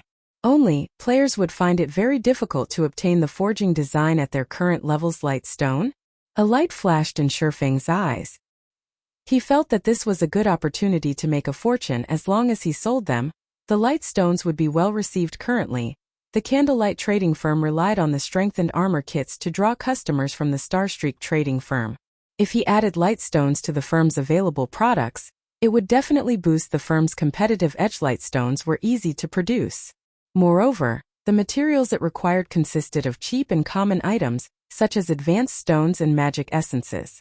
Hence, light stones were easily affordable by the majority of the players, unlike the expensive strength and armor kits that only a small number of players could afford. In addition, there were only 3 people producing the strength and armor kits right now, and their success rates were only at 30%. It was not enough to satisfy the demand of so many players. As for light stones, even an advanced forging apprentice's success rate would be higher than 30%. Only, the lightstone forging design was not something players below level 30 could obtain. If Shifeng could acquire a large number of lightstone forging designs, the Candlelight trading firm could take Star Moon Kingdom's entire market by storm. The Candlelight trading firm had plenty of advanced forging apprentices. As long as they had a sufficient number of forging designs, they could mass-produce the light stones. Not only could they supply the players from White River City and Star Moon City, but they could also provide an endless supply to other cities as well. At that time, even counting their money would become a laborious task. In any case, I have nothing better to do right now. I might as well grind for some lightstone forging designs. Shifeng grinned. Immediately, he recalled several maps suitable for grinding lightstone forging designs. Although those maps were all level 40 and above, Shifeng had the ignore level effects provided by the magic weapon Abyssal Blade, the Dragonclaw set equipment, and the Golden Stigmata. Combined, he could ignore up to 45 levels. In addition to Shifeng's own level, he could take on a level 70 monster should he choose to do so. Only, the attributes of a level 70 monster were a bit too powerful. Even if Shifeng could damage these monsters, they could kill him with a single slap. However, against monsters below level 50, he could definitely make an attempt as long as they were not chieftains or Lord. Shifeng then headed to Star Moon City Hall to purchase a valuable golden land. While Shifeng had focused on raising his reputation, the dragon scale set equipment he had placed in the Blackwing auction house had finally sold out. In addition to the money Shifeng had earned through the Candlelight trading firms, he now had over 20,000 gold in his pockets. Shifeng decided to buy one of the plots of land beside the Star Moon Bank for 16,000 gold. However, as Shifeng was a Viscount, he received a 10% discount on his purchase. Even after constructing a new branch of the Candlelight trading firm, he had not even spent a total of 16,000 gold. After he had finished his business in the city hall, Shifeng took a horse carriage to the teleportation hall and teleported to the Twin Tower Highlands, a level 45 map with the highest drop rate for lightstone forging designs. Chapter 505 Domineering Melancholic. White River City. Inside one of Candlelight trading firm's forging rooms, Melancholic Smile was currently busy forging basic strength and armor kits. There were simply too many players in White River City. With just the 3 of them producing the basic strength and armor kits, it was impossible to satisfy the demand of so many players. Had they not produced a large number of the kits early on, their supply would have long since depleted. Sister Smile, there are 2 people on the first floor looking to discuss business with you. I understand. Like the others, have them wait in the reception room for now. I'll head over once I finish my work. But one of them is claiming to be Overwhelming Smile's guild leader. Overwhelming Smile's guild leader. Melancholic Smile could not help but pause as one of the tyrannical guilds in White River City. It was far ahead of other guilds. Their funds and member count were also plain for all to see. A lifestyle guild's direction of development was completely different than combat guilds. In other words, there should not be any conflicts of interest between the two. However, a lifestyle guild did not possess any combat capabilities. When producing certain items, plenty of rare materials were required. Meanwhile, many of these materials dropped from dungeons. Hence, lifestyle guilds would usually cooperate with some combat guilds in such a relationship. The combat guild in question would be responsible for supplying the rare materials, while the lifestyle guild would offer some discounts and give priority on sales of certain items to said combat guild. Ha ha ha. Just in time, Melancholic Smile said. I'll head over there now. Saying so, Melancholic Smile tidied up the materials on the table and headed downstairs. In the reception room on the first floor, many of White River City's guilds had sent representatives to the Candlelight trading firm to discuss potential cooperation. However, when a man and a woman entered, the entire reception room's atmosphere sank. Everyone in the room immediately focused their attention on this pair of new arrivals, the woman in particular. Practically every guild in White River City knew who she was. This woman was none other than the guild leader of Overwhelming Smile's White River City branch. Yilan, the Candlelight trading firm sure knows how to treat its guests, to actually make us wait here with other guilds. Feng Xianyang swept a glance at the reception room, frowning slightly with discontent at the firm's arrangements. Yilan did not comment on Feng Xianyang's statement. Instead, she only sat down and waited quietly. Although Overwhelming Smile was a powerful guild with ample funds, the Candlelight trading firm was no ordinary existence, either. The fact that it had been able to purchase 2 of White River City's golden lands in such a short time displayed the firm's powerful backing. A short moment later, Melancholic Smile entered the reception room. Immediately, the atmosphere in the room relaxed significantly as the occupants promptly stood to welcome her. Smiling, everyone, please sit. Melancholic Smile said after glancing around the room. Every player in this room was a big shot at the peak of White River City. Melancholic Smile never thought that the day would come where she would become one of these supreme characters as well. Before this, she was merely a forging apprentice who guilds would casually chase away. Someone who relied on forging to earn some meager living expenses. Regarding these high-ranked managers from various large guilds, they were all existences that she would have only admired from a distance. Yet now, every one of these powerful characters greeted her with fawning smiles. Compared to her previous life, it was as if she was in an entirely different world. When Melancholic Smile considered this, her thoughts immediately switched to the man who had helped her rise to this position. If Shifeng had not been willing to accept her back then, she would most likely have still worried over her day-to-day life. She would still be one of the lifestyle players at the bottom layer of White River City, rejoicing over earning 1 or 2 silver a day. In contrast, when dealing with hundreds or even thousands of gold, her current self could maintain indifference. Before her were the upper managers of the various large guilds in White River City. Among them, there was even the guild leader of Overwhelming Smile. One could just imagine how much pressure one would feel from having to discuss business with these people. Yet, Melancholic Smile, who had never encountered such a scene, spoke as naturally as if she were sipping tea while enjoying light conversation. Seeing as everyone present wishes to cooperate with us, I will make things simple. We at Candlelight Trading Firm only have one requirement, Melancholic Smile calmly said. You must sell all of the materials your guilds have collected to us. Everything. We will purchase these materials at 60% market value.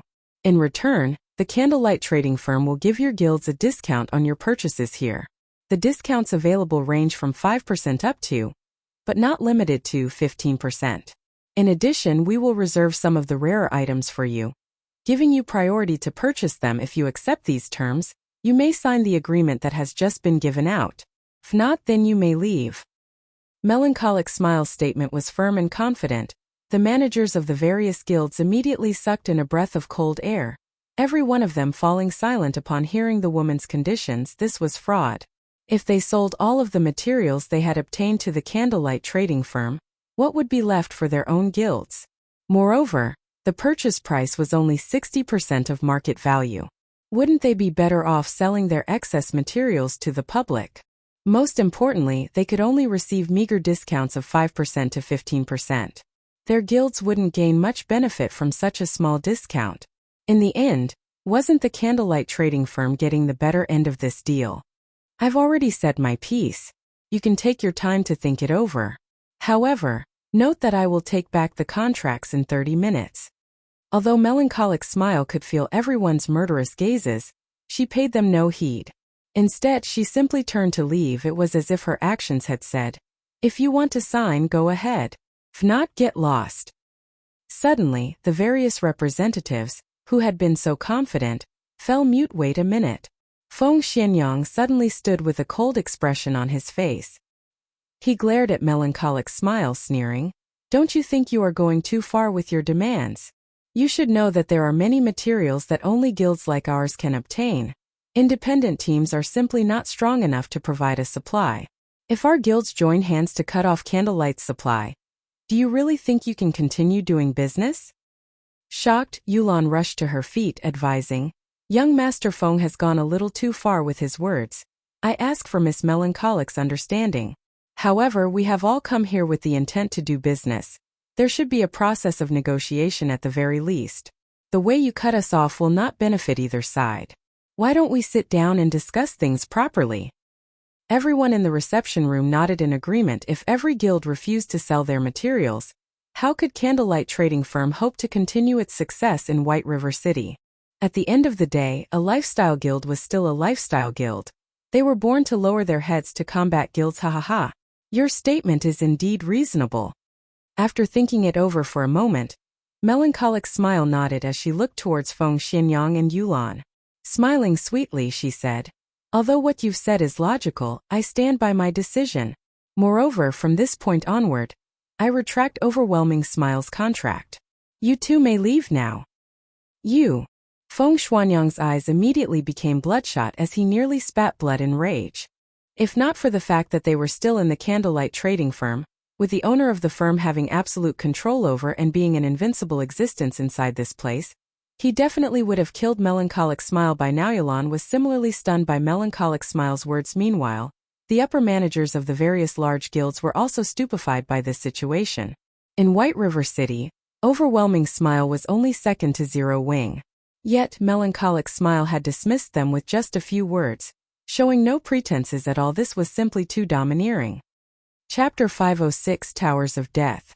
After Melancholic Smile finished speaking, after a few moments, everyone in the reception room came back to their senses. However, they still stared at Melancholic Smile with surprise. Yulan had never expected things to develop in such a way. Melancholic Smile's performance had completely surpassed Yulan's expectations. Her firm rejection was even more unusual. "Miss Melancholic, I believe we have a misunderstanding," Yulan said after calming down. "Overwhelming Smile is not here to seek cooperation but to invest. I believe that Miss Melancholic knows about Overwhelming Smile's financial prowess. With our help, the Candlelight trading firm will have no issues obtaining materials or funding at the end of the day. Candlelight is not a combat guild, so its development is limited. It is restricted by the city. Candlelight might become White River City's #1 trading firm, but you can't just remain in one city and not branch out to others, right? After all, White River City's player population is not infinite, and you can only earn so much. I admit that Candlelight is very wealthy.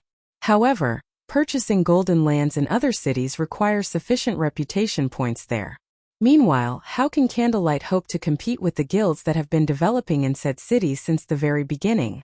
By the time Candlelight's personnel gains sufficient reputation in other cities, other guilds will have long since purchased the best plots of land available. However, after we invest in Candlelight, the trading firm will not face such a restriction.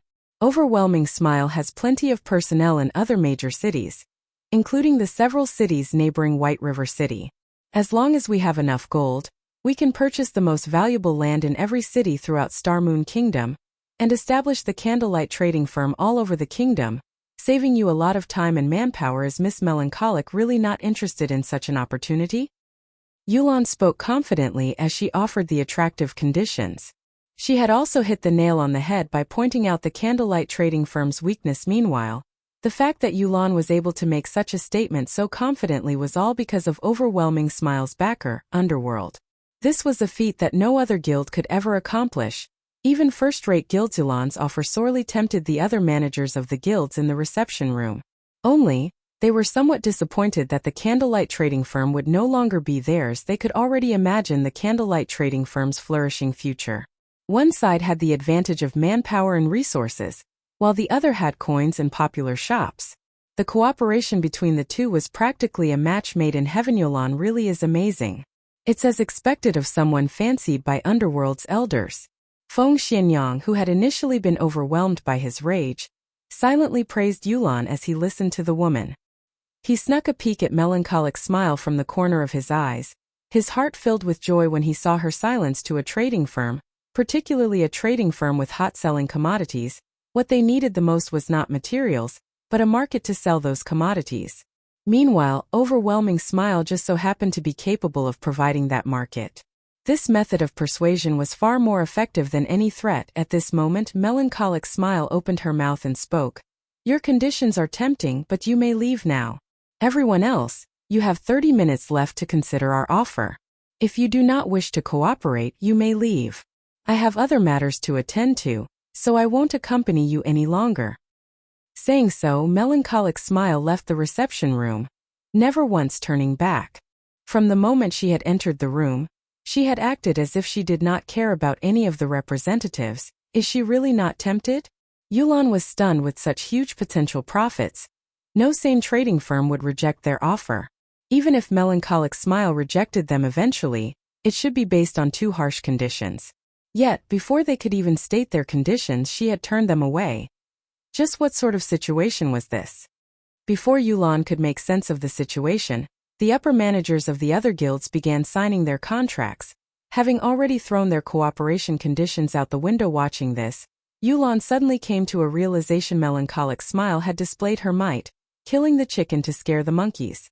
They just so happened to be that chicken. Feng Xianyang had also realized their situation. This had all been due to him voicing his rejection, becoming Melancholic Smile's target as a result. Despite this revelation angering him greatly, regret filled his heart. Just why had he been so eager to shoot off his mouth? As for encouraging Overwhelming Smile to face off against the Candlelight trading firm, that was simply impossible. Lifestyle players did not leave the city at all. If they remained in the city, who could do anything to them? Lifestyle players were unlike combat players, who relied heavily on their levels and equipment. Even if lifestyle players were killed until they fell back to level 0, so long as their lifestyle skills remained, they would feel no effect whatsoever. It seems that we can only hasten our own firm's establishment, Yulan sighed. Things were becoming much more troublesome than she had initially expected. However, the Candlelight trading firm had also given her a reminder. I have heard that Maple City's branch almost has enough reputation. We might as well develop our trade in Maple City. Moreover, the lands there are much cheaper. If we form an alliance with the other cities to target the Candlelight trading firm sooner or later, we can defeat it as well. Okay, leave that to me. At this moment, murderous intent filled Feng Xianyang's eyes. Watching Melancholic Smile's departing figure, he revealed a sinister smile as he said, though the trading firm itself is unwilling to cooperate, I refuse to believe that every worker is of the same opinion. I'll poach every single one of Candlelight's forgers. We'll see how long Candlelight lasts then. If a trading firm did not have a supply of goods, customers naturally would not visit it. It would be useless even if the trading firm occupied one of the city's golden lands. The fact that the Candlelight trading firm had become White River City's #1 trading firm so quickly was completely due to the basic strengthened armor kits. Otherwise, how could it possibly surpass the Starstreak trading firm? While Feng Xianyang plotted ways to poach lifestyle players from the Candlelight trading firm, Shifeng had arrived at the Twin Tower Highlands. The Twin Tower Highlands was a level 45 to level 50 map. It could be considered a country within a country. Unlike the monsters in low-level maps, The monsters here were mostly intelligent orcs that fought and lived in tribes. If players were not careful, rather than hunting their prey, they very well might become prey themselves. To God's Domain's current players, the Twin Tower Highlands was definitely a forbidden land. Aside from the level suppression, the difference in attributes was already quite vast. However, Shurfeng did not care about any of that. His own attributes had long since surpassed the standards of the current players. It was especially true after he had equipped the fragmented legendary ranked Heavenly Dragon's Breath. In terms of attributes, he could easily match level 40 ordinary players without level suppression. A 5-level difference in attributes was nothing to Shurfeng. Fortunately, Shurfeng was very familiar with the Twin Tower Highlands. He had arrived at the core area of the Twin Tower Highlands, the Towers of Death, without so much as encountering a single monster. Dark clouds hid the tops of the 2 tall towers, preventing one from seeing them with a single glance. A thick layer of death also surrounded the towers as cold wind billowed around them. Tall ramparts surrounded the massive Towers of Death. An army of orcs patrolled the walls. Overall, the Towers of Death looked like an impregnable fortress. This was the best location for Shurfeng to grind for the Lightstone forging designs. This should be it. Shurfeng activated Wind Rider and the Ring of Nothingness and flew up to the tall walls. Sweeping a glance over the numerous level 47 orcs below the ramparts, a grin appeared on his face. Chapter 507 Explosive Power. Not only did the Towers of Death resemble a fortress, but there were also tens of thousands of monsters wandering inside their walls. It was simply impossible to infiltrate without a large team of more than 100 players. However, it was also why the Towers of Death were a good grinding spot. Although the common monsters, the hot-blooded orc warriors, behind the wall seemed to be covered in steel-like muscles, in reality, their strength was only an illusion. They were actually quite weak. Moreover, they were all melee monsters. As long as a team had several powerful AoE classes, the Towers of Death would become a leveling heaven. Hot-blooded orc warrior. Orc, common monster. Level 47. HP 30,000/30,000. To players of a similar level, these orc warriors were very easy to deal with. To Shurfeng, who was only level 26 right now, they were just as easy to defeat. The only challenge was the fact that these hot-blooded warriors normally moved in groups of 100 or more, with an elite-ranked hot-blooded orc captain leading each company. The orc captains were much larger than their common counterparts. They were fully protected by a suit of plate armor and wielded a war saber and large shield in each hand. Most importantly, these orc captains had an aura effect that could increase the attack speed and damage of nearby hot-blooded orc warriors by 30%. Hot-blooded orc captain. Orc. Elite rank. Level 48. HP 200. 000/200. 000. Even a 50-man team would struggle against such a company of orcs. As for 20-man teams, they could only escape for their lives. Teams that came to grind here would usually eliminate the orc captain first, sending several assassins with high burst damage and a bombardment from the ranged attackers, getting rid of the orc captain in the shortest amount of time possible. That way, the hot-blooded orc warriors would be fish in a barrel. Easy to annihilate. However, Shurfeng's level was too low right now. It would be very difficult for him to charge into the group of orcs and kill the orc captain swiftly, hence why Shurfeng had flown up to the ramparts.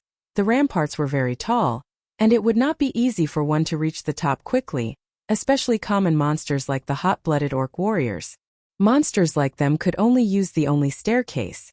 Moreover, it was a long way from the bottom to the top of the stairs, and it would take the orc warriors quite some time to reach the top of the walls. The orc captain, however, was different. The captain's strength was impressive, and he could easily reach the top of the walls with just a few jumps. In the past, many people had used this method to grind orcs and level up. After Shurfeng positioned himself on the rampart, he switched the 7 luminaries' rings aura of wind to the aura of fire. Simultaneously, he activated the ice blue devil flame, pale blue flame suddenly covering his entire body with the effects of the aura of fire and the ice blue devil flame combined. His damage instantly increased by 60%. The combined effects were no weaker than when he activated a berserk skill. Moreover, these effects lasted indefinitely and had no side effects whatsoever. He then took out the blazing meteor and threw it at a hot-blooded orc warrior Shio. The blazing meteor streaked across the air like a shooting star, instantly striking at a hot-blooded orc warrior who patrolled below the fortress walls 9-0. For although there was no level suppression, A level 47 monster was far superior to a level 20+ monster regarding both defense and attack power. Shifeng only had the attributes of a level 40 or so ordinary player. His damage was very limited intruder. The orc warrior bellowed angrily as he turned towards Shifeng on top of the wall immediately. The entire company of hot-blooded orcs also discovered Shifeng. However, as the wall was too large, they could only frantically dash towards one of the distant staircases. The armored hot-blooded orc captain, unlike his allies, simply bent his legs and jumped. In just a moment the orc captain had jumped up to half the height of the wall. The captain stabbed his saber into the sturdy wall. Using his saber as a foothold, the captain jumped once again, reaching the top of the ramparts. His robust and powerful hand grabbed and tugged on the chain wrapped around his wrist. In the blink of an eye, the saber, which was connected to the chain, returned to the orc captain's hand. The entire process was smooth and only took an instant. The orc captain was like a martial arts expert who could walk on walls and fly through the eaves of buildings. However, Shifeng was not the slightest bit surprised by the orc captain's actions. Elite monsters' intelligence and combat techniques at this level were not the slightest bit inferior to the professional fighters in real life. In some aspects, these elite monsters were even more amazing than professional fighters. The hot-blooded orc captain looked at Shifeng, who was 10 yards away, with a bloodthirsty fury in his crimson eyes. Raising his shield, he used charge and dashed towards Shifeng. The orc captain was over 2 meters tall. With his mass and speed, he was like a small car rushing towards Shifeng. One could just imagine the consequences of such a collision without hesitation. Shifeng activated Purgatory Power, raising his damage by another 30% and attack speed by 100%. He then dashed forward to meet the orc captain's charge head-on, just as the orc captain was about to send Shifeng into a fainted state. At the moment between life and death, Shifeng used silent steps. Not only had Shifeng avoided the fainted effect of the orc captain's charge, but he also managed to appear behind the orc captain. Die! Shifeng shouted. In the next moment, the abyssal blade and the purgatory's shadow in Shifeng's hands released a powerful blinding light. The crimson flames that covered both swords caused the surrounding temperatures to soar. Flame burst. Dazzling streaks of light shot out from Shifeng's hands, piercing the hot-blooded orc captain's armor. The orc captain's armor could stop neither the scorching heat of the flames nor the sharp edges of the swords. The blazing abyssal blade easily penetrated the sturdy armor, stabbing the orc captain's vital point. 120, minus 18,160, minus 9,234, 27,548. Frightening damages appeared above the hot-blooded orc captain's head, one after another. In the blink of an eye, the orc captain had lost close to half of his HP. The orc captain bellowed at the damage he received. Responding quickly, the orc captain used War Stomp, causing all enemies within a range of 6 yards to enter a fainted state for 3 seconds. However, Shifeng, who had already grasped the flowing water realm, had long since seen the orc captain's intentions. The instant the orc captain lifted his leg, Shifeng swung his sword abyssal bind. When the orc captain's feet were only several centimeters from the ground, 9 pitch-black chains emerged from the ground and bound the captain, restricting all of his movements. Taking this opportunity, Shifeng launched a barrage of attacks towards the orc captain. Due to abyssal bind reducing the orc captain's defense by 100%, Shifeng's flame burst skill became even more powerful. Now, each attack dealt around minus 20,000 damage, while double critical hits dealt around minus 40,000 damage. Before Shifeng could exhaust the 12 instances of flame burst, the hot-blooded orc captain was already dead, dropping a few silver coins and a piece of equipment. From beginning to end, Shifeng took less than 4 seconds to kill the hot-blooded orc captain. Meanwhile, only now did the hot-blooded orc warriors finish climbing the stairs, reaching the top of the rampart. However, there were still more than 60 yards between them. After collecting the drops, Shifeng used Skywheel Sword on the orc warriors who were 40 yards away from him. Golden divine swords descended from the sky, sealing the hot-blooded orc warriors in a radius of 20 yards for 4 seconds. At the same time, the orc warriors each received over minus 4,000 damage, while some received close to minus 10,000 critical damage. With a single attack, the hot-blooded orc warriors lost close to half of their 20,000 HP. While the hot-blooded orc warriors ceaselessly bellowed with anger, Shifeng followed up his attack with Firestorm. Suddenly, heavenly fire descended from the skies, annihilating the company of orc warriors. Items scattered across the ground around the orc warriors' corpses. Meanwhile, Shurfeng's experience bar rose at a rate visible to the naked eye. Shurfeng marveled at the dropped items on the ground. Fragmented legendary items and epic items really are frightening. Originally, Shurfeng thought he would have some troubles dealing with these hot-blooded orc warriors. Now it would seem that he had worried for nothing. Chapter 508 Successive Promotion. After defeating the first batch of hot-blooded orc warriors, Shurfeng had a preliminary understanding of his current strength. He was now confident about what he should do and how far he should go. Previously, he had chosen to lure the group with the least number of orcs as a precaution. Later, so long as he did not lure two groups at once, he should be able to defeat an army of 200 or 300 orcs. With this, his chances of obtaining the lightstone forging design should be significantly higher. There sure are a lot of dropped items, Shurfeng muttered as he arranged the loot from the orc warriors. He had picked up a total of 6 silver. That was more than half a day's earnings for an elite player. The orc warriors had also dropped plenty of scrap items and materials. In total, he had earned nearly 12 silver from killing a single batch. If a piece of level 40 bronze equipment dropped, he could instantly earn another 80 silver or more. However, this result was only due to Shurfeng's 5 points of luck. Otherwise, it was impossible for a group of orc warriors to drop so much money and so many items, following which, Shurfeng continued searching for patrol teams that he could take on while he waited for his skills to cool down. Firestorm, in particular, had a long cooldown of 5 minutes. As soon as the 5 minutes were up, Shurfeng would immediately lure another wave of monsters. Shurfeng required less than 30 seconds to take care of a wave of hot-blooded orc warriors. In other words, he could clear one wave every 6 minutes, and 10 waves in an hour. As the orcs were level 47 monsters, they already gave abundant EXP. In addition, as Shurfeng was challenging monsters of a higher level, he could obtain bonus EXP of up to 20 times. Despite Shurfeng's class doubling the amount of EXP he required to level up, in little more than an hour, he reached level 27. To reach level 28, he just needed to continue grinding for another hour or so. Though the amount of EXP he received was indeed frightening, Shurfeng was more excited over the fact that he had obtained 2 lightstone forging designs. With 2 forging designs, he could nurture 2 gold mines also. When Divine Providence's cooldown completed, Shurfeng stopped to open Twilight treasure chests, acquiring plenty of good items.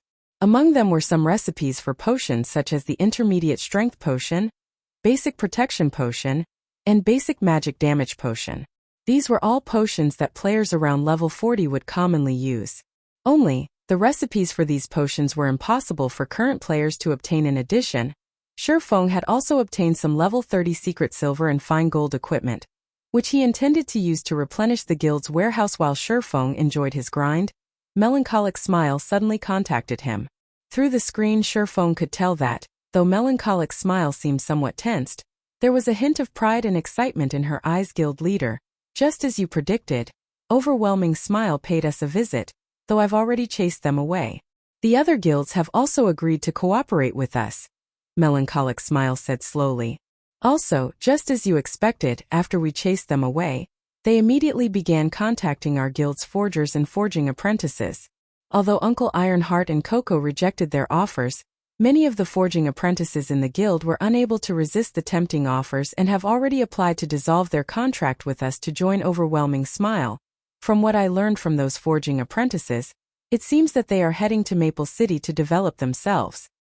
Although Melancholic Smile had tried to dissuade those who intended to leave, there were bound to be some who could not resist Overwhelming Smile's astronomical offer. Melancholic Smile could not force these people to stay. Fortunately, Shurfeng had long since prepared for such a situation.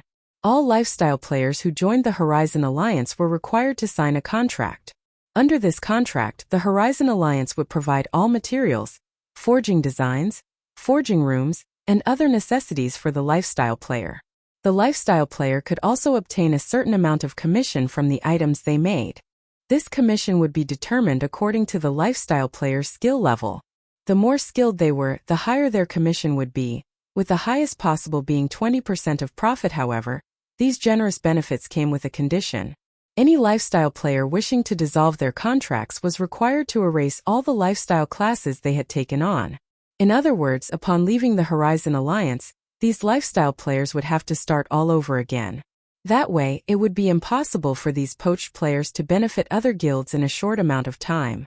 Only, due to their past experiences, it would cost less for other guilds to nurture these players. It was not easy for a lifestyle guild to nurture a lifestyle player. The initial investment included materials and forging designs, particularly those rare forging designs. These items required immense effort to obtain. So, how could they possibly let others take advantage of them? Any lifestyle player who had learned rare forging designs was also required to compensate the Horizon Alliance for this loss normally. Few lifestyle players would willingly choose to develop themselves elsewhere. However, with Overwhelming Smile's reckless poaching, there were bound to be some who could not resist the temptation heading to Maple City, huh? Shurfeng pondered for a moment before saying, "It seems that they plan to develop trade in Maple City before joining the competition in White River City." Although Overwhelming Smile had been nurturing their own lifestyle players all this time as well, without their own shop, it was not only very inconvenient to sell their products, but the cost of the items would also increase. In particular, by selling their items through the auction house, they would incur a massive processing fee. For small items, they might not even recover the cost, let alone make a profit. Maple City was Overwhelming Smile's domain. It was very easy for the guild to develop its trade there. And the same went for acquiring land and reputation.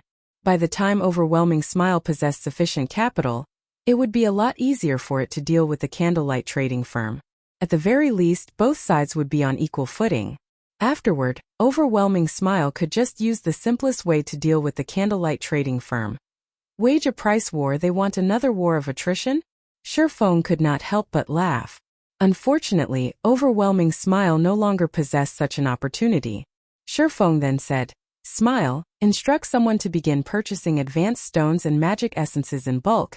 And don't just buy from White River City. Buy from other cities as well. Buy as many as you can. However, this must be done secretly. Do not let other guilds discover our actions." Although the Candlelight trading firm held a significant advantage due to the basic strength and armor kits, the production volume for the kits was simply too low. It lacked competitiveness. However, it was a different story for Lightstones. "Okay, I'll head out and buy them myself right now," Melancholic Smile said after Shurfeng gave his instructions. He resumed grinding for more forging designs. For the next several dozen hours, Shurfeng grinded the hot-blooded orc warriors like a madman. During this time, his experience bar rose rapidly, his level increasing from level 27 to level 30. His leveling speed was simply unmatched. However, compared to the EXP spent on increasing his own level, Shurfeng had expended even more EXP on the 7 Luminaries ring. He had leveled up the 7 Luminaries ring twice, upgrading it to level 7 just as Shurfeng was about to investigate the level 7 Luminaries ring's new power. Suddenly, the gates of the Towers of Death opened. In the next moment, a roar that shook even the heavens emerged from behind the gates. As the roar grew louder, Shurfeng saw a massive orc walk out. This orc wore exquisite armor and had a black cape draped over his back. Upon the appearance of this massive orc, the orcs outside the Towers of Death went into a frenzy. It was as if they were welcoming the arrival of their king. "Has the Orc King appeared here?" Shurfeng could not help his surprise. Chapter 509 Mythic. The valiant and extraordinary Orc King slowly walked up to an altar before the Towers of Death, constantly muttering incantations as he approached the pitch-black altar. Suddenly, countless blood-red runes emerged from the altar. The sky also dimmed as strong winds blew. Countless hot-blooded orcs gathered beneath the altar. If one looked down from the ramparts, they would discover a black mass of tens of thousands of orcs within the fortress walls.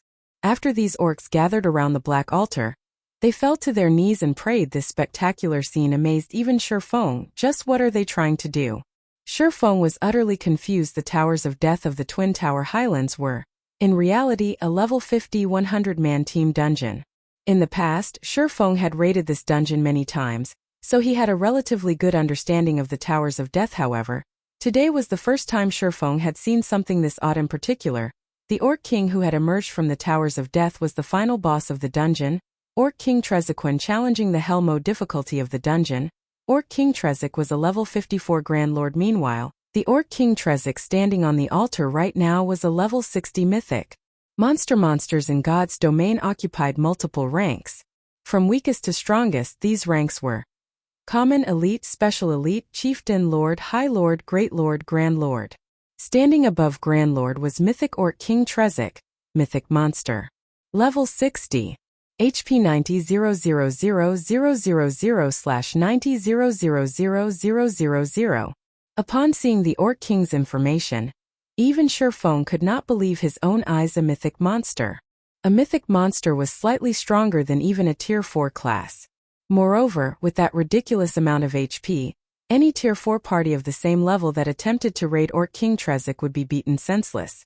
At the very least, a 50-man team of Tier 4 players was necessary to raid the Orc King Tier 4 classes already stood at the top of God's domain.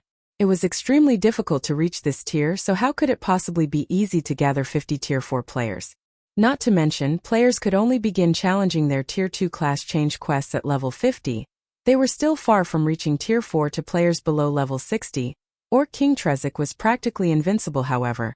It was because of this that Shurfang's interest grew. The final boss of the Towers of Death had actually left the dungeon to pray. Moreover, the boss's rank had risen to Mythic. There was no way Surephone could grind the hot-blooded orcs at the moment. The area beneath the ramparts was packed with warriors and captains right now. If he attacked any one of them, he might attract every monster beneath the walls, including the Orc King Trezek. They would annihilate him, leaving no room for escape. I'm interested to see just what this is about. In any case, Surephone was not in a hurry. He took a seat in the corner of the wall and observed the situation at the altar. However, the orcs' prayer was relatively long. Even after over half an hour, these orcs continued to pray out of frustration. Surephone began arranging the contents of his bag. After grinding for dozens of hours, Surephone had lost count of how many hot-blooded orc warriors he had killed. The items they had dropped had nearly filled his bag. Had he not thrown away some of the worthless scrap items, not even his super large bag would be able to hold all of the loot. Surephone had to admit that the Towers of Death were indeed an efficient place to farm lightstone forging designs. With the addition of his 5 points of luck, his harvest was even more frightening. In total, Surephone had obtained 141 lightstone forging designs. He had also collected close to 30 gold and some random scrap items and materials. If ordinary players came here to grind, they could definitely make a fortune overnight. 30 gold coins. Although the value of gold coins continuously depreciated, each gold coin was still worth more than 7,000 credits. In other words, Surephone had earned nearly 210,000 credits in a single day. However, none of these were Shurfang's greatest prizes. His most valuable gain was the promotion of the 7 Luminaries ring, and the equipment he had obtained from opening treasure chests. After upgrading the 7 Luminaries ring to level 7, its skills all received massive transformations. If not for the ring's information labeling it as an epic item, Surephone would have thought it was a fragmented legendary item. 7 Luminaries ring, replica, ring, epic rank. Level 20, level 80, current level 30. Equipment requirement, strength 200. Attributes will be adjusted according to user's level. Strength plus 64, agility plus 60, intelligence plus 52, endurance plus 60, vitality plus 55, damage plus 10%, maximum HP plus 15%, ignore levels plus 10, all skills plus 2 levels, all items level requirement reduced by 5 levels, additional skill dash. 7 Luminaries aura. There are 7 different auras: earth, water, wind, fire, time, illusion, and space. Only one aura can be used each time, and there will be a cooldown of 1 minute when changing between auras. Aura of Earth. Level 7. Requires 200 million EXP to upgrade to level 8. Defense increased by 60%, damage taken reduced by 55%, activatable skill dash. Absolute defense. Become immune to all damage for 5 seconds, cooldown 1 minute 20 seconds. Aura of Water. Level 7. Requires 200 million EXP to upgrade to level 8. Received healing increased by 100%, cast consumption reduced by 50%, activatable skill dash. Life Bloom. Heals selected target for 30% HP every second for 40 seconds, cooldown 1 minute 30 seconds. Aura of Wind. Level 7. Requires 200 million EXP to upgrade to level 8. Movement speed increased by 60%, attack speed increased by 60%, agility increased by 50%, activatable skill dash. Wind Rider. Enables temporary flight and movement speed increase of 220% for 24 seconds cooldown. 2 minutes. Aura of Fire. Level 7. Requires 200 million EXP to upgrade to level 8. Damage increased by 50%, target's defense reduced by 60%, activatable skill dash. Firestorm. Inflicts 1000% damage within a range of 30 by 30 yards for 6 seconds cooldown 5 minutes. Aura of Time. Level 7. Requires 500 million EXP to upgrade to level 8. Cooldown of all skills reduced by 40%. Enemies within a 150-yard radius will have their movement speed and attack speed reduced by 40. And cooldown of skills increased by 50%. Activatable skill dash. Absolute Time. Prevents enemies within a radius of 100 yards from using any skills or tools for 24 seconds cooldown. 2 minutes 30 seconds. Aura of Illusion. Level 7.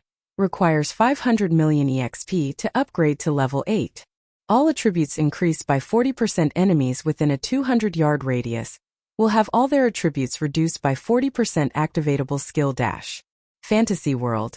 Immunity to all magic damage and 20% of magic damage received will be converted to healing to recover player's HP for 20 seconds cooldown. 3 minutes. Aura of Space. Level 7. Requires 500 million EXP to upgrade to level 8. Immunity to all control and restricting effects. Activatable skill dash. Space Movement. Instantly move to any location within a radius of 600,000 yards cooldown. 4 minutes. After the 7 Luminaries Rings promotion, just one of its auras could rival the attributes of a fragmented legendary item. Meanwhile, the 7 Luminaries Ring had 7 interchangeable auras. Calling it a fragmented legendary item was by no means an exaggeration. Aside from the 7 Luminaries Ring, Shifeng valued the Tier 1 set equipment he had gained from the Twilight treasure chests first. Shifeng obtained another 2 set pieces of the Yin-Yang Walker set equipment for Tier 1 Guardian Knights, putting him at a total of 3 set pieces. In addition, he had also obtained the Mana Storm set equipment for Tier 1 Elementalists.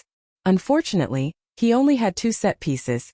He had also fortunately obtained 3 set pieces of the Dark Melody set equipment for Tier 1 Assassins. He had 1 set piece of the Forest Guard set equipment for Tier 1 Rangers.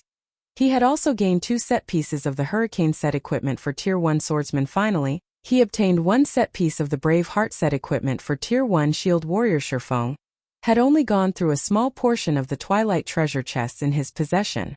It was fully possible for him to collect a Tier 1 set equipment for every class. Suddenly, why has the sky darkened? While Shifeng had been busy organizing his bag, he suddenly realized the light had dimmed, visibility becoming even poorer than during nighttime. Taking a look below the ramparts, he noticed that a change had finally occurred at the Black Altar. Chapter 5. Tin God descends. At this moment, the Black Altar radiated a blood-red glow. In the darkness, it was an extraordinarily eye-catching. The ground surrounding the altar also began emitting plumes of bright red mist. A small cyclone that had appeared above the altar tugged the mist towards its core. Gradually, the space in the storm center gradually began to crack. A moment later, this spatial crack formed a portal. The instant the spatial portal was complete, the area around the Towers of Death froze. It was as if a separate, miniature world had formed around the Towers of Death, and no object from the outside world could affect anything that occurred inside this place. All of Shifeng's communication with the outside world was blocked as well, every name on his friends list having turned a dull gray. He was unable to contact anybody. The surrounding air felt as heavy as mercury, and Shifeng felt as if his every action was heavily restrained inside this region. Shifeng felt like a candle, flickering in the wind. His life could be extinguished at any moment. Meanwhile, this was all due to the horrific pressure from the spatial portal. Just what is inside that spatial portal? Shifeng widened his eyes in shock. He tried to glimpse at what was inside the spatial portal. Yet, as if a strange power shrouded the portal, not even Shifeng, with his extraordinary dynamic vision, could see anything inside it. However, there was one thing that his brain urged him to do right now: escape. The pressure leaking from the spatial portal was sufficient to freeze the entire space surrounding the Towers of Death and create a separate world. This was the first time Shifeng had ever encountered such a situation. While Shifeng struggled to recover from his shock, the hundreds of thousands of orcs surrounding the pitch-black altar suddenly turned into blood mist. Moreover, the transformation had been completely silent. The originally crowded fortress around the Towers of Death had suddenly become a ghost town. The abrupt change was enough to instill utter terror for a time. The blood-red runes around the altar forcefully sucked in the blood mist, intensifying the rune's glow. Simultaneously, the portal above the altar grew, the pressure it emitted increasing as well. The air that had previously felt as heavy as mercury now felt as dense as fine steel. Now Shurfeng could not move in the slightest. Is this divine might? A possibility suddenly flashed in Shurfeng's mind. Divine might. It was something that Shurfeng had felt more than a few times before. As long as divine might was activated, any players within the affected area would receive various sorts of suppression. Moreover, the wider the gap in tiers, the greater the suppression would be. Only players of the same tier would be unaffected by divine might. However, of all the divine might Shurfeng had experienced before, not one had rendered him completely incapable of movement. Before Shurfeng could reflect more on the situation, the Orc King Trezek finally finished chanting his incantation. Suddenly, the area around the Towers of Death fell eerily silent. Shurfeng noticed hints of excitement and longing on Trezek's ferocious face at this moment. The spatial portal blotted out the area above the black altar. If the portal descended now, Shurfeng did not doubt that it would devour the massive black altar whole. However, the black portal did not descend. Instead, the portal released a loud sound resembling the cracking of glass. It was as if something inside the portal were trying to smash its way through the mysterious power surrounding it. Shurfeng began to have a bad feeling about this. If a god truly descended, then he would die with 100% certainty. A god possessed extremely acute senses. Even over 1,000-yard distance, a god could discover a player long before that player discovered said god. In the past, plenty of players had been very interested in gods. Unfortunately, many Tier 4 players had not been able to get even 3,000 yards close to the gods before the divine beings swatted them like flies. Meanwhile, Tier 5 players had survived the wrath of gods, but only Tier 6 players qualified to challenge them. Even then, they only qualified. At this moment, Shurfeng was less than 2,000 yards away from the altar. If a god descended, it would discover him immediately and send him to his death with a single slap. It shouldn't be able to descend, right? Shurfeng could feel that the mysterious power surrounding the spatial portal was already at its limits. In the blink of an eye, a gigantic hand that blotted out the sky suddenly emerged from the portal. In the face of this hand, even the massive altar seemed like a small toy. Fortunately, the instant this hand descended, countless golden chains suddenly emerged from the sky. These golden chains immediately bound the hand, preventing it from moving. The chains of order. Shurfeng breathed a sigh of relief at the sudden appearance of these fine chains. Sure enough, it is impossible for a god to appear here. Although the golden chains were thin, they contained an immeasurable amount of power. Even gods could not fight these chains yet.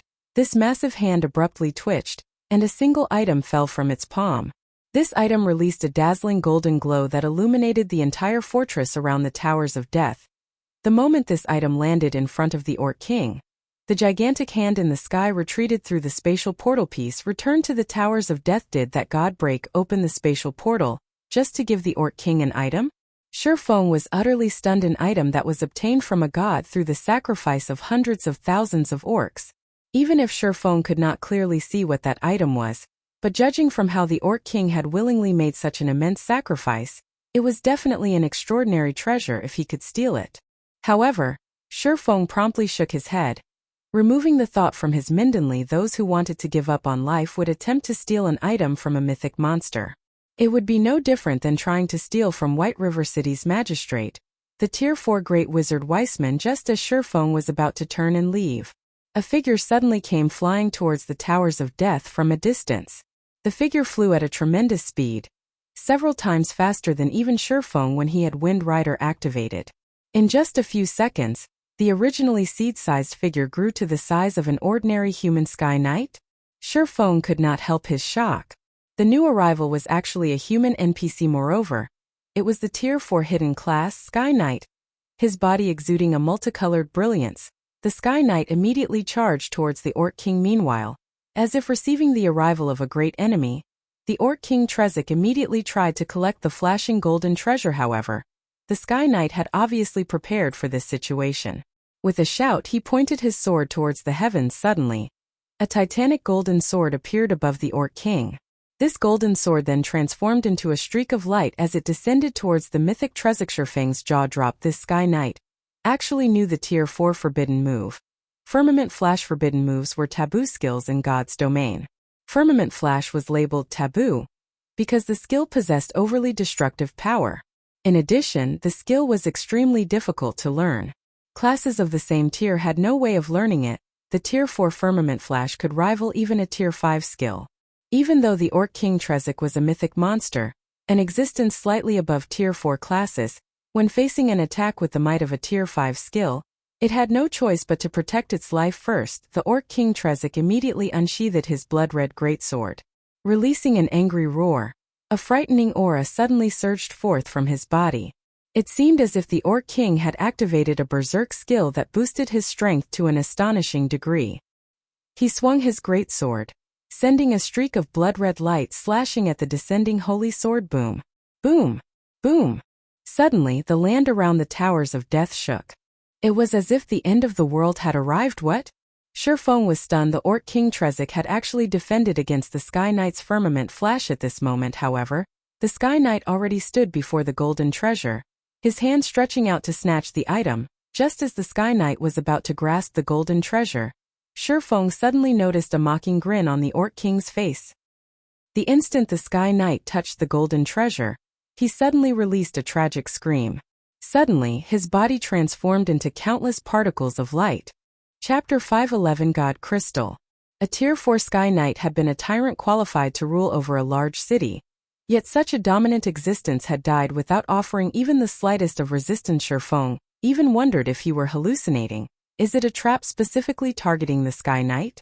Shurfeng watched the dispersing particles of light, inwardly relieved. Prior to this, he had even considered stealing the treasure from the Orc King Trezik. Fortunately, he had given up on that idea.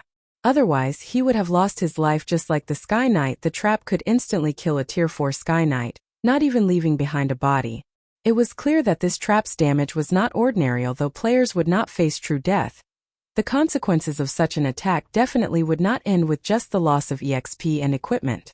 It was highly possible that the players would be affected as well. At the very minimum, players' immortal souls would receive damage, preventing them from logging into God's domain for a time. However, this was still not the most severe possibility. In some circumstances, players who died might even have to delete their accounts after reviving. It was possible that the Sky Knight's death fit into this category. After the Sky Knight died, Trezik kept his blood-red greatsword and slowly walked towards the treasure. Looking at the treasure with its golden divine glow, a grin on the Orc King's ferocious face, Trezik then began chanting his incantation once again. Suddenly, golden runes formed around the treasure, wrapping around the item, as if sealing it. Is it not a trap? As Shurfeng watched the Orc King's actions, it was clear that the trap was not meant for the mythic monster. Instead, there should be something special about the treasure that prevented others from touching it. However, as the Sky Knight had not known this, he had been erased out of existence since the Orc King knew that he could not touch the treasure. He knew exactly what kind of item that treasure was, hence why he sealed it. Should I take this risk? Shurfeng hesitated before, as the Orc King and the treasure were too close. By the time Shurfeng made it to the treasure, the Orc King would have already claimed it. However, now that the Orc King sealed the treasure, he had a chance to steal it. Shurfeng could take the opportunity while the Orc King was busy to sneak over. And as the treasure was sealed, he could steal it. However, Shurfeng had also witnessed the Orc King's power. Trezik had managed to block even the Firmament Flash, which had the power of a Tier 5 skill. Dealing with a Tier 1 player like him would be child's play for the Orc King. It was possible that, before he could even arrive before the treasure, the Orc King's greatsword would have already devoured his life. Moreover, escaping after he collected the treasure was also a problem with the Orc King Trezik's attributes. Even if Shurfeng's speed were several times faster, he would not escape from the Orc King's clutches. Seeing as the number of golden runes surrounding the treasure had gradually increased, it was clear that the time remaining for the completion of the treasure's seal grew shorter and shorter. Shurfeng looked at the 7 luminaries ring wrapped around his finger. Suddenly, he activated gravity liberation and jumped down from the wall. He then made a dash for the black altar. It would be a pity if he did not at least try to steal a treasure that could tempt even a Tier 4 NPC. Moreover, after the 7 luminaries ring had upgraded to level 7, the ring's skills had undergone massive improvements. Feng could totally give stealing the treasure a try above the black altar. Orc King Trezek focused on chanting his incantation. Meanwhile, Feng slowly approached the Altara mythic monster's perception range was not as wide as a god's. Normally, that range was around 100 yards. Hence, Feng still had a chance.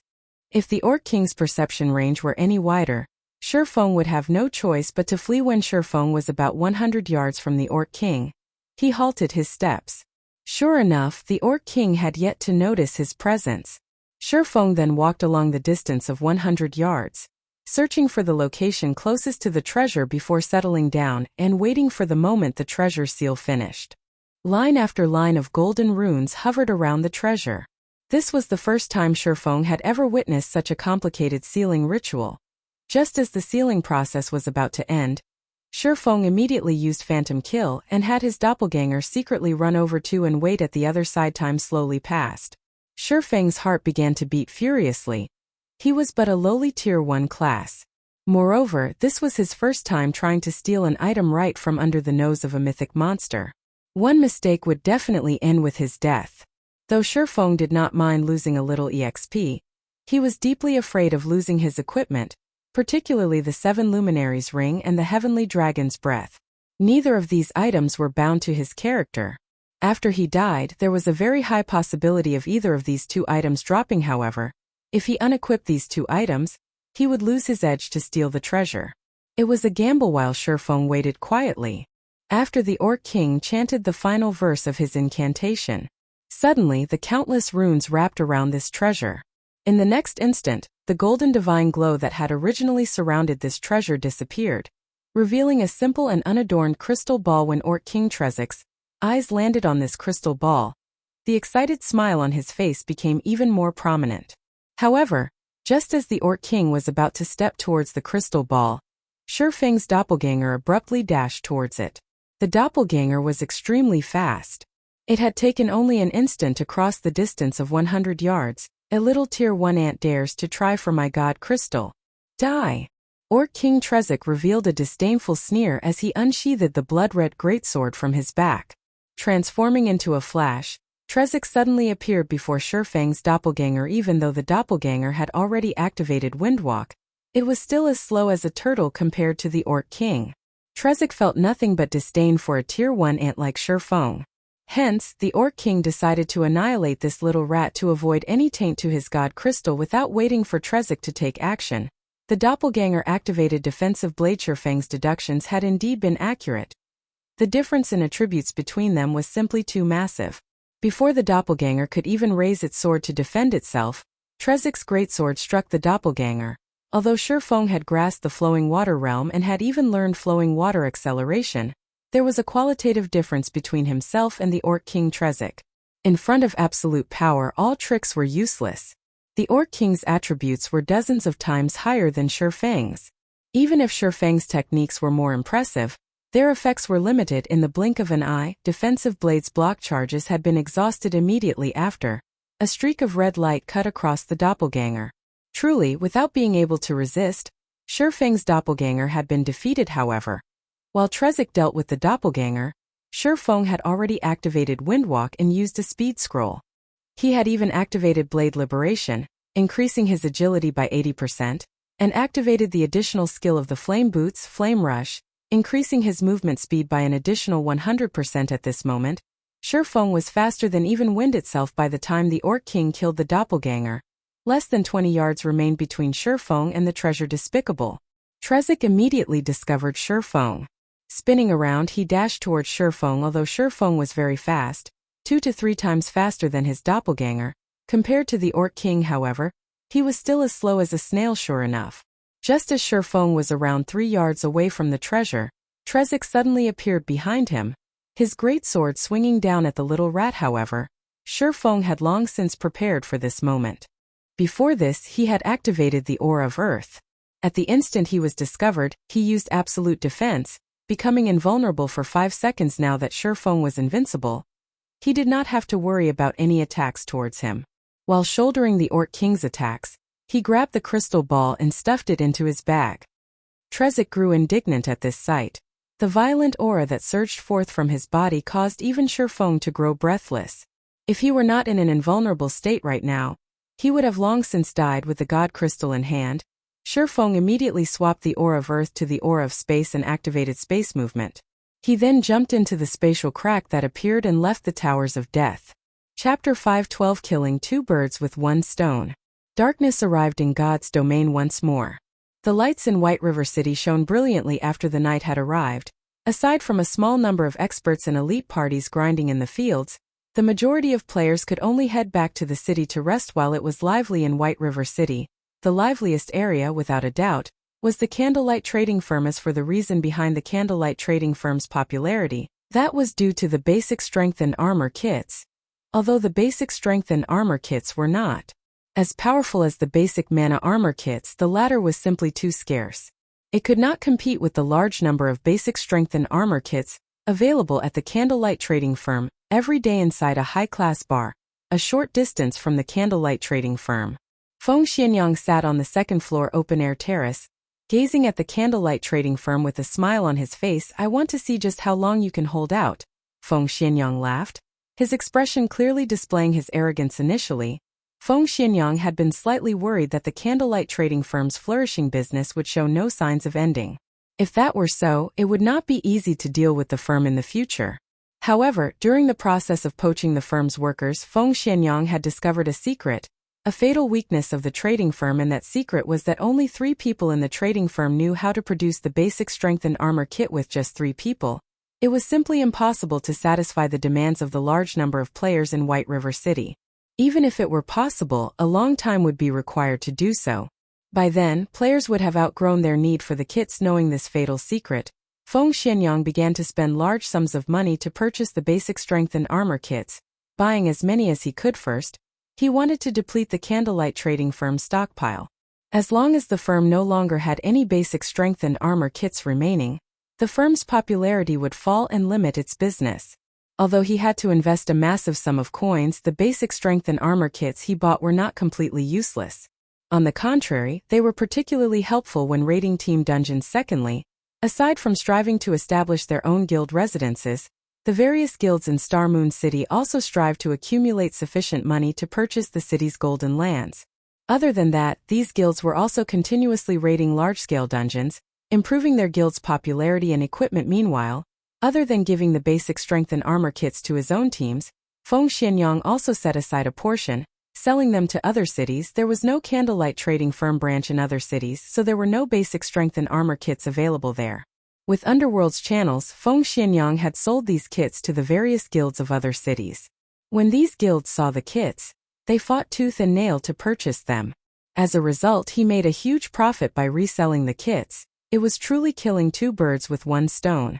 Not only could he deplete the Candlelight trading firm's stockpile of armor kits, but he could also profit from reselling them. How could this possibly go wrong? However, as he celebrated his plan, he had also gained a deep understanding of how fearsome the Candlelight trading firm was. Fortunately, the Candlelight trading firm was only in White River City, and there were only 3 forgers capable of producing the basic strength and armor kits. Should the trading firm ever resolve these 2 problems, it could definitely dominate Star Moon Kingdom's market. At that time, who could possibly compete with the Candlelight trading firm? Feng Xianyang could not hold back his envy. Why isn't the Candlelight trading firm mine? Feng Xianyang held a deep hatred towards Melancholic's smile. If the Candlelight trading firm had agreed to cooperate, it would have been his possession by now. With the money he could earn through the trading firm, his position within Underworld would also soar. At that time, those currently above him would be at his beck and call. Did you think that, just because you refused to sell the trading firm to me, I would be helpless against you? The firm will fall into my hands. Feng Xianyang could already picture the moment he grasped the rights to the Candlelight trading firm, and it would only be a matter of time before all of Underworld's power in Star Moon Kingdom would fall under his control. At that time it would be child's play to deal with a combat guild like Zero Wing. Just as Feng Xianyang enjoyed the wine of victory, a slightly chubby middle-aged man in pompous clothing sat down beside him. Young Master Feng, may I know why you have called me here today? Although the middle-aged man was only level 10, barely reaching the minimum requirement to enter a city, his body radiated a distinct shrewdness. In particular, Those beady little eyes of his greatly resembled that of a wily old fox. "How is the progress of the task I assigned you?" Feng Xianyang asked softly. "Young Master Feng, rest assured, I have already discussed things with many members of the Candlelight trading firm. Although only over a dozen or so advanced forging apprentices have officially defected to our side, many have expressed their intentions of doing so. I believe that in the near future, many more advanced forging apprentices will willingly defect to our side. At that time, the Candlelight trading firm will show signs of supply shortages. When the firm's popularity falls, it will become even easier for us to poach its members. If they run out of workers, even with a good shop and the basic strength and armor kits, expansion will be impossible." The middle-aged man chuckled. "Good, you've done well. As long as you succeed, you will receive your fair share of benefits." Feng Xianyang nodded with satisfaction. Meanwhile, inside one of the forging rooms of the Candlelight trading firm, Melancholic Smile frowned, obviously worried. Just moments ago, several more advanced forging apprentices had requested to dissolve their contracts. Moreover, these few advanced forging apprentices all held rare forging designs. Although these people had to pay a compensation fee that was over a dozen times the value of the forging designs they had learned, it was still a massive loss for the Candlelight trading firm. It had not been easy for the firm to get its hands on these forging designs. Without these commodities, how was the firm supposed to retain its customers? Truly despicable. I didn't expect to have nurtured so many traitorous bastards. I should never have let these people learn those forging designs. Melancholic Smile gnashed her teeth. She deeply regretted focusing on these people, supplying them with rare forging designs and allowing them to become advanced forging apprentices so quickly. Suddenly, Shifeng opened the door to the forging room and entered. However, due to his silence, by the time Melancholic Smile had noticed him, he already stood right in front of her guild leader. Melancholic Smile called out in surprise. "Why are you here? Look at how distracted you are. Did you encounter some trouble?" Shifeng asked, laughing. Shifeng was in an extremely good mood. After stealing the god crystal from the mythic monster Orc King Trezek and escaping with his life, he had made a beeline for White River City, afraid that the Orc King would catch up to him and finish him off. Now that he had returned to White River City, even if the Orc King did catch up to him, it was impossible for him to invade the city guild leader. "I'm useless. I failed to live up to your expectations. To think that I have been nurturing so many ungrateful bastards." Regret filled Melancholic Smile's eyes. Shifeng had entrusted so many rare forging designs to her, and had even repeatedly stressed that she should only let those who were trustworthy to learn them. Yet, in the end, listening to Melancholic Smile's mumbling, Shifeng could not help but laugh. "So, that's what's going on. No problem. Although we lost some rare forging designs, haven't we earned several million credits in return?" Shifeng smiled calmly. He then took out a wad of forging designs, tossing them onto the stone platform. "Since Overwhelming Smile wishes to poach our advanced forging apprentices who have learned rare forging designs, let them have at it. If they can afford it, let them poach as many members as they want. I welcome them to do so." Chapter 513 Mysterious Crystal Ball. Melancholic Smile had never before seen any of the numerous forging designs scattered across the stone platform. Melancholic Smile was stupefied. No words could describe her shock. "Guild leader, I'm not dreaming, right?" She was a forger in her own right, so she knew how valuable these forging designs were, while the forging designs that could be purchased from the Forging Association were not particularly valuable. Forging designs obtained elsewhere were. This was due to the design's low drop rates. However, ordinary forging designs were not enough to nurture a forger. Hence the forging designs were so expensive. It was especially true for the forging designs that had very low drop rates and were meant for producing highly useful items. The prices of such forging designs were astronomical. Aside from that, there was one more type of forging design that was even more valuable, such as the basic strengthened armor kit forging design. Currently, aside from the Horizon Alliance's 3 copies, no one had them. Moreover, nobody knew where to obtain these forging designs. As a result, they were even more valuable than epic equipment. Regarding the currently available forging designs, Melancholic Smile had practically learned all of the designs that were available. Even if she hadn't, she at least knew about them. However, she had neither seen or heard of any of the forging designs that Shifeng had scattered all over the table. Before taking a casual glance at the forging designs, Melancholic Smile's eyes shone brilliantly. Every item these designs produced was an item that players needed desperately at this stage of the game. A majority of these forging designs contain instructions for the light stone. There are also some meant for level 25 to level 30 mysterious iron and secret silver equipment. You can let any advanced forging apprentice learn the light stone forging designs. Shurfeng chuckled. Slowly, he said, however, only the 3 of you can learn these equipment forging designs. You can also leave some to serve as a reward for the members who become basic forgers, but all those who wish to learn them must renew their contracts. If they want to leave the Horizon Alliance, fine, but they must first compensate the guild 20 times the value of the forging designs. If Overwhelming Smile wants to poach our members, let them have at it.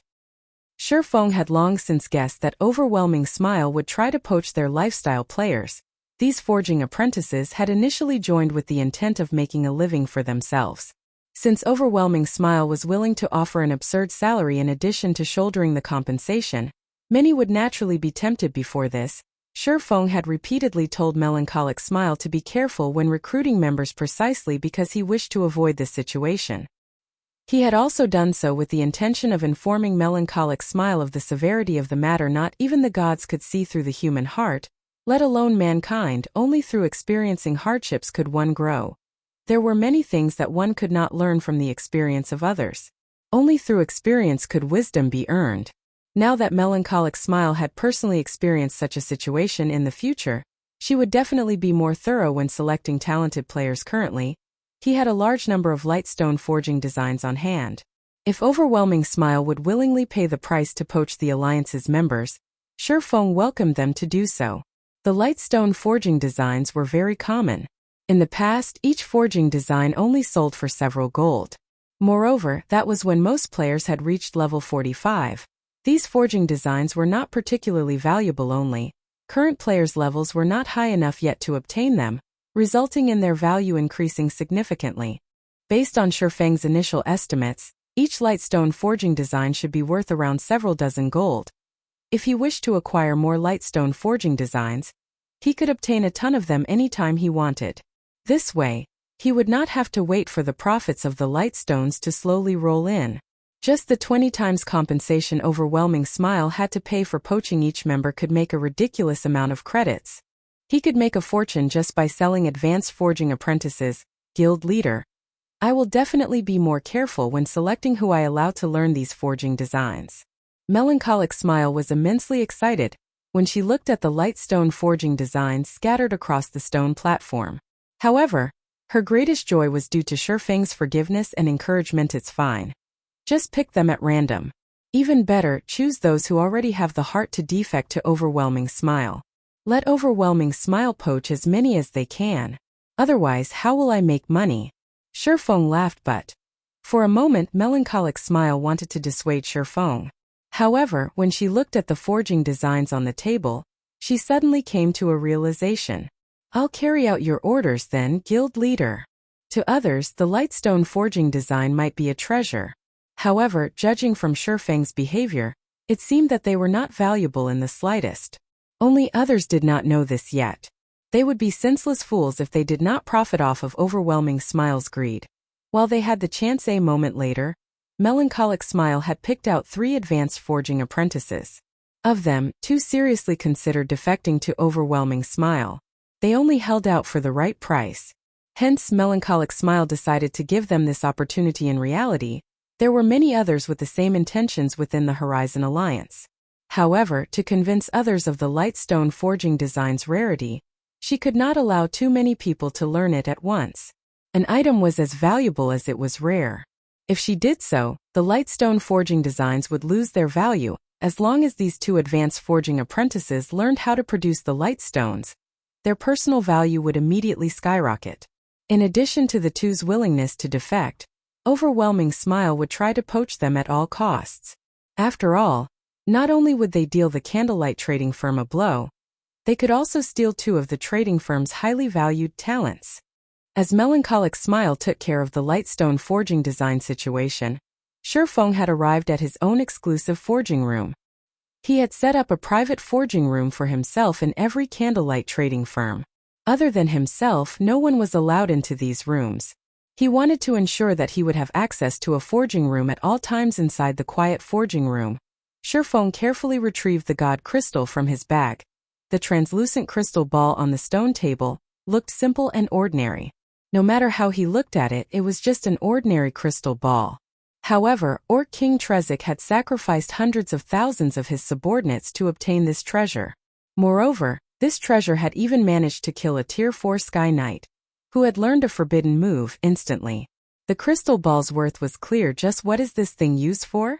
Shurfeng could not see anything special about the orb despite observing it carefully for a long time. Moreover, the god crystal's information stated that it was only a common item. Aside from that, no other information was displayed.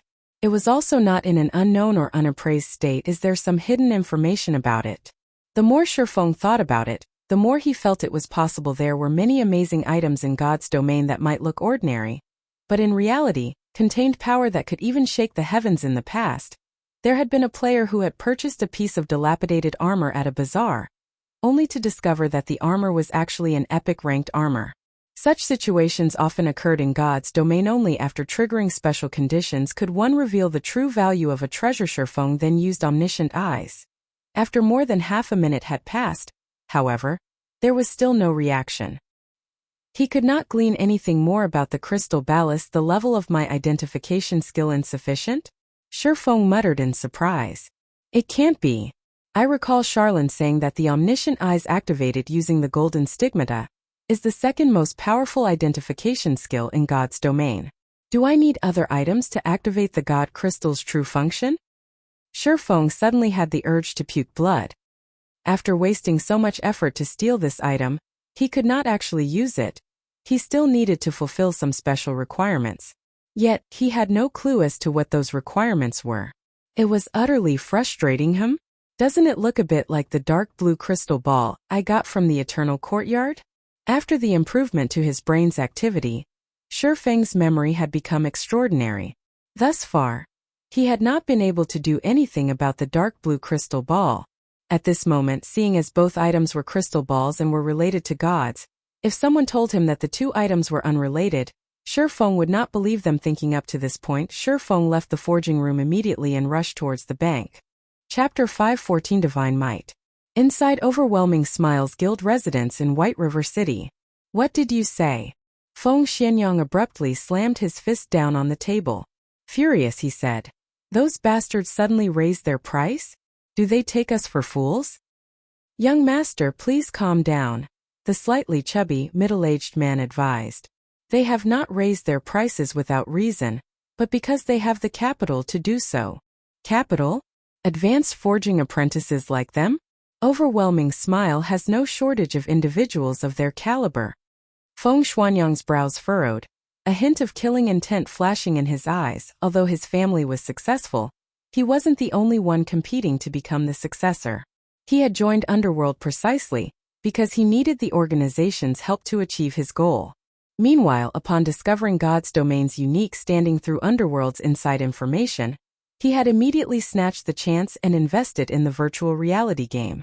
As long as he could create a legacy for himself, the matter of becoming his family's successor would be set in stone. He had spent such a large sum of money to poach these people only because he wished to wound the Candlelight trading firm. Due to the ongoing war with Zero Wing, Overwhelming Smile's daily gold expenditure was massive. Hence, all of the money spent on dealing with the Candlelight trading firm right now was his. His liquid funds only amounted to several hundred millions of credits, so he could not squander it. Although advanced forging apprentices were indeed rare, with the money he possessed, he could easily hire dozens of advanced forging apprentice NPCs from the Forging Association. It was much easier and cheaper than poaching advanced forging apprentices from the Candlelight trading firm. Not only did he have to offer these people high benefits, but he also had to pay an astronomical compensation fee. Moreover, even when these forgers joined him, they were useless with their lifestyle skills reset to zero. Young Master Feng, the two I mention are somewhat special. Special? Just because they are special, they dared to raise the price we have agreed upon by 3 times. Do they really consider themselves true forgers? Young Master Feng, although they are not forgers, they have recently learned a rare forging design. They can now produce light stones. A light stone is an item that enables players to grind and level even throughout the night. With it, players will not be limited by time. Moreover, it's quite cheap to produce light stone, so it is a very lucrative product. Meanwhile, among the advanced forging apprentices of the Candlelight trading firm, only 3 have learned it. So naturally they raise their prices. Light stone? There is actually such a thing? Have you confirmed how they managed to obtain its forging design? When he heard about the light stone's function, Feng Xianyang immediately realized how massive its value was. If he could obtain the forging designs for them, he would not need to spend money to poach the Candlelight trading firm's members. He could simply rely on the light stones to defeat the Candlelight trading firm and dominate Star Moon Kingdom's market. The Candlelight trading firm is keeping that a secret, so low-ranking members like them have no access to that information. However, I have sent someone to investigate the light stones. Though it would seem that the Candlelight trading firm only has a limited number of light stone forging designs. Otherwise, they would not only allow 3 advanced forging apprentices to learn them. Moreover, I have also heard that the 3 forgers of Candlelight are not producing the light stones, focusing on producing the basic strengthened armor kits. It is quite possible that the trading firm is too busy and has decided to allow its advanced forging apprentices to produce the light stones instead. In other words, it is possible that Candlelight only has 3 light stone forging designs. If we can poach 2 of them, it would be a massive blow to the trading firm. You're right. If Candlelight is allowed to produce a large amount of light stones, they will become more difficult to deal with. Unfortunately, man's schemes are inferior to those made in heaven. Melancholic smile, that damnable woman. She actually dared toy with this young master. Now I'll show her what pain means. I don't care what it takes, poach those 2. We'll be even better off if you can lure the last one as well. When Feng Xianyang recalled Melancholic Smile's arrogance, he could not help but laugh. Young Master Feng, rest assured, we already have those 2 in the bag. Only the last one is rather obstinate. His price might be a lot higher than the others. In addition to Candlelight's latest contract, our expenditure this time might exceed 50 million, the middle-aged man said cautiously. After all, this was not a small sum of money. They had to spend 50 million credits just to poach 3 people, with a majority consisting of the compensation fee. Based on his initial estimates, the light stone forging design should be worth nearly 100 gold. If they poached all 3 forgers, they had to pay a compensation fee of 6,000 gold. Just do it. It will be worth it if we can drag all 3 of those forgers to our side, Feng Xianyang said as he gnashed his teeth. If he could steal both man and forging design, he would have done so in a heartbeat. However, the Candlelight trading firm wouldn't be so stupid. Even fools knew how precious one-of-a-kind products were. Such items could significantly increase a shop's competitive edge, following which, the middle-aged man left the meeting room to negotiate with the advanced forging apprentices.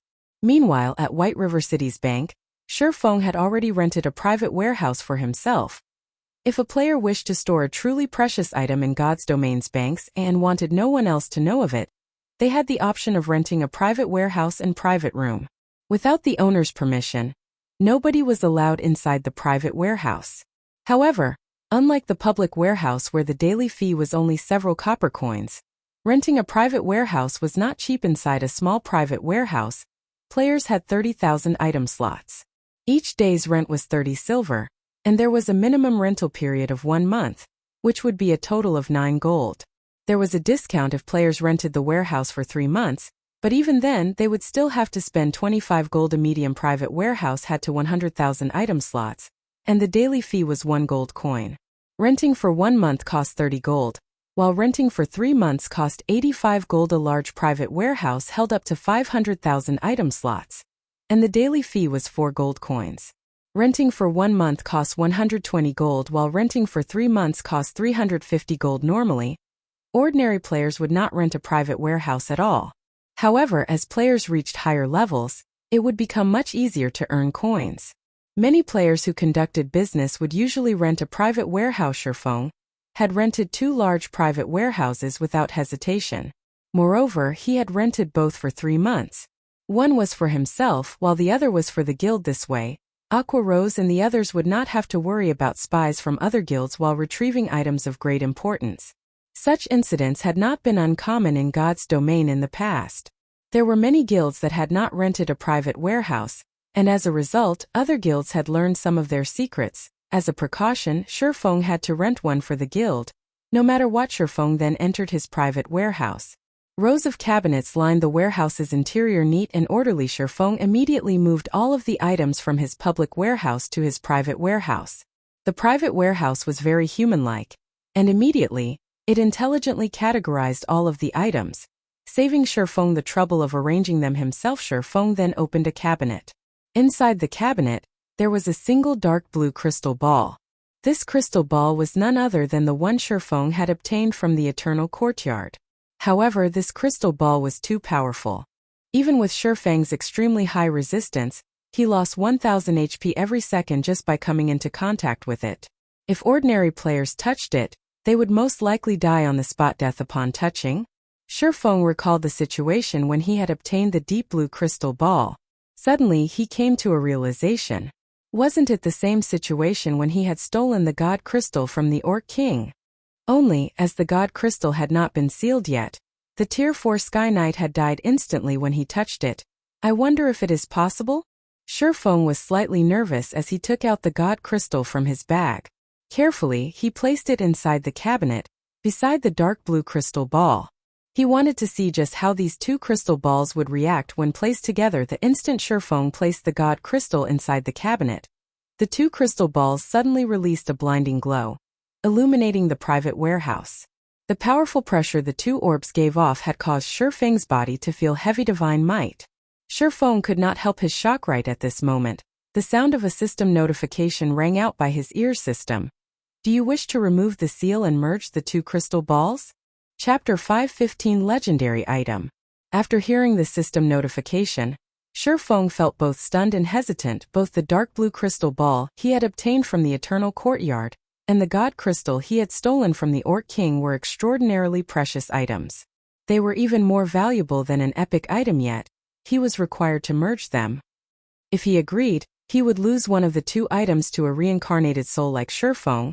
Epic items were not particularly precious.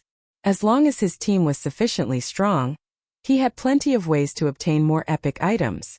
However, one could not obtain items above epic rank with strength alone. A certain amount of luck and opportunity were required as well. If he disagreed, he would have to look for some other way to activate the two items. Forget it. Let's just go for it.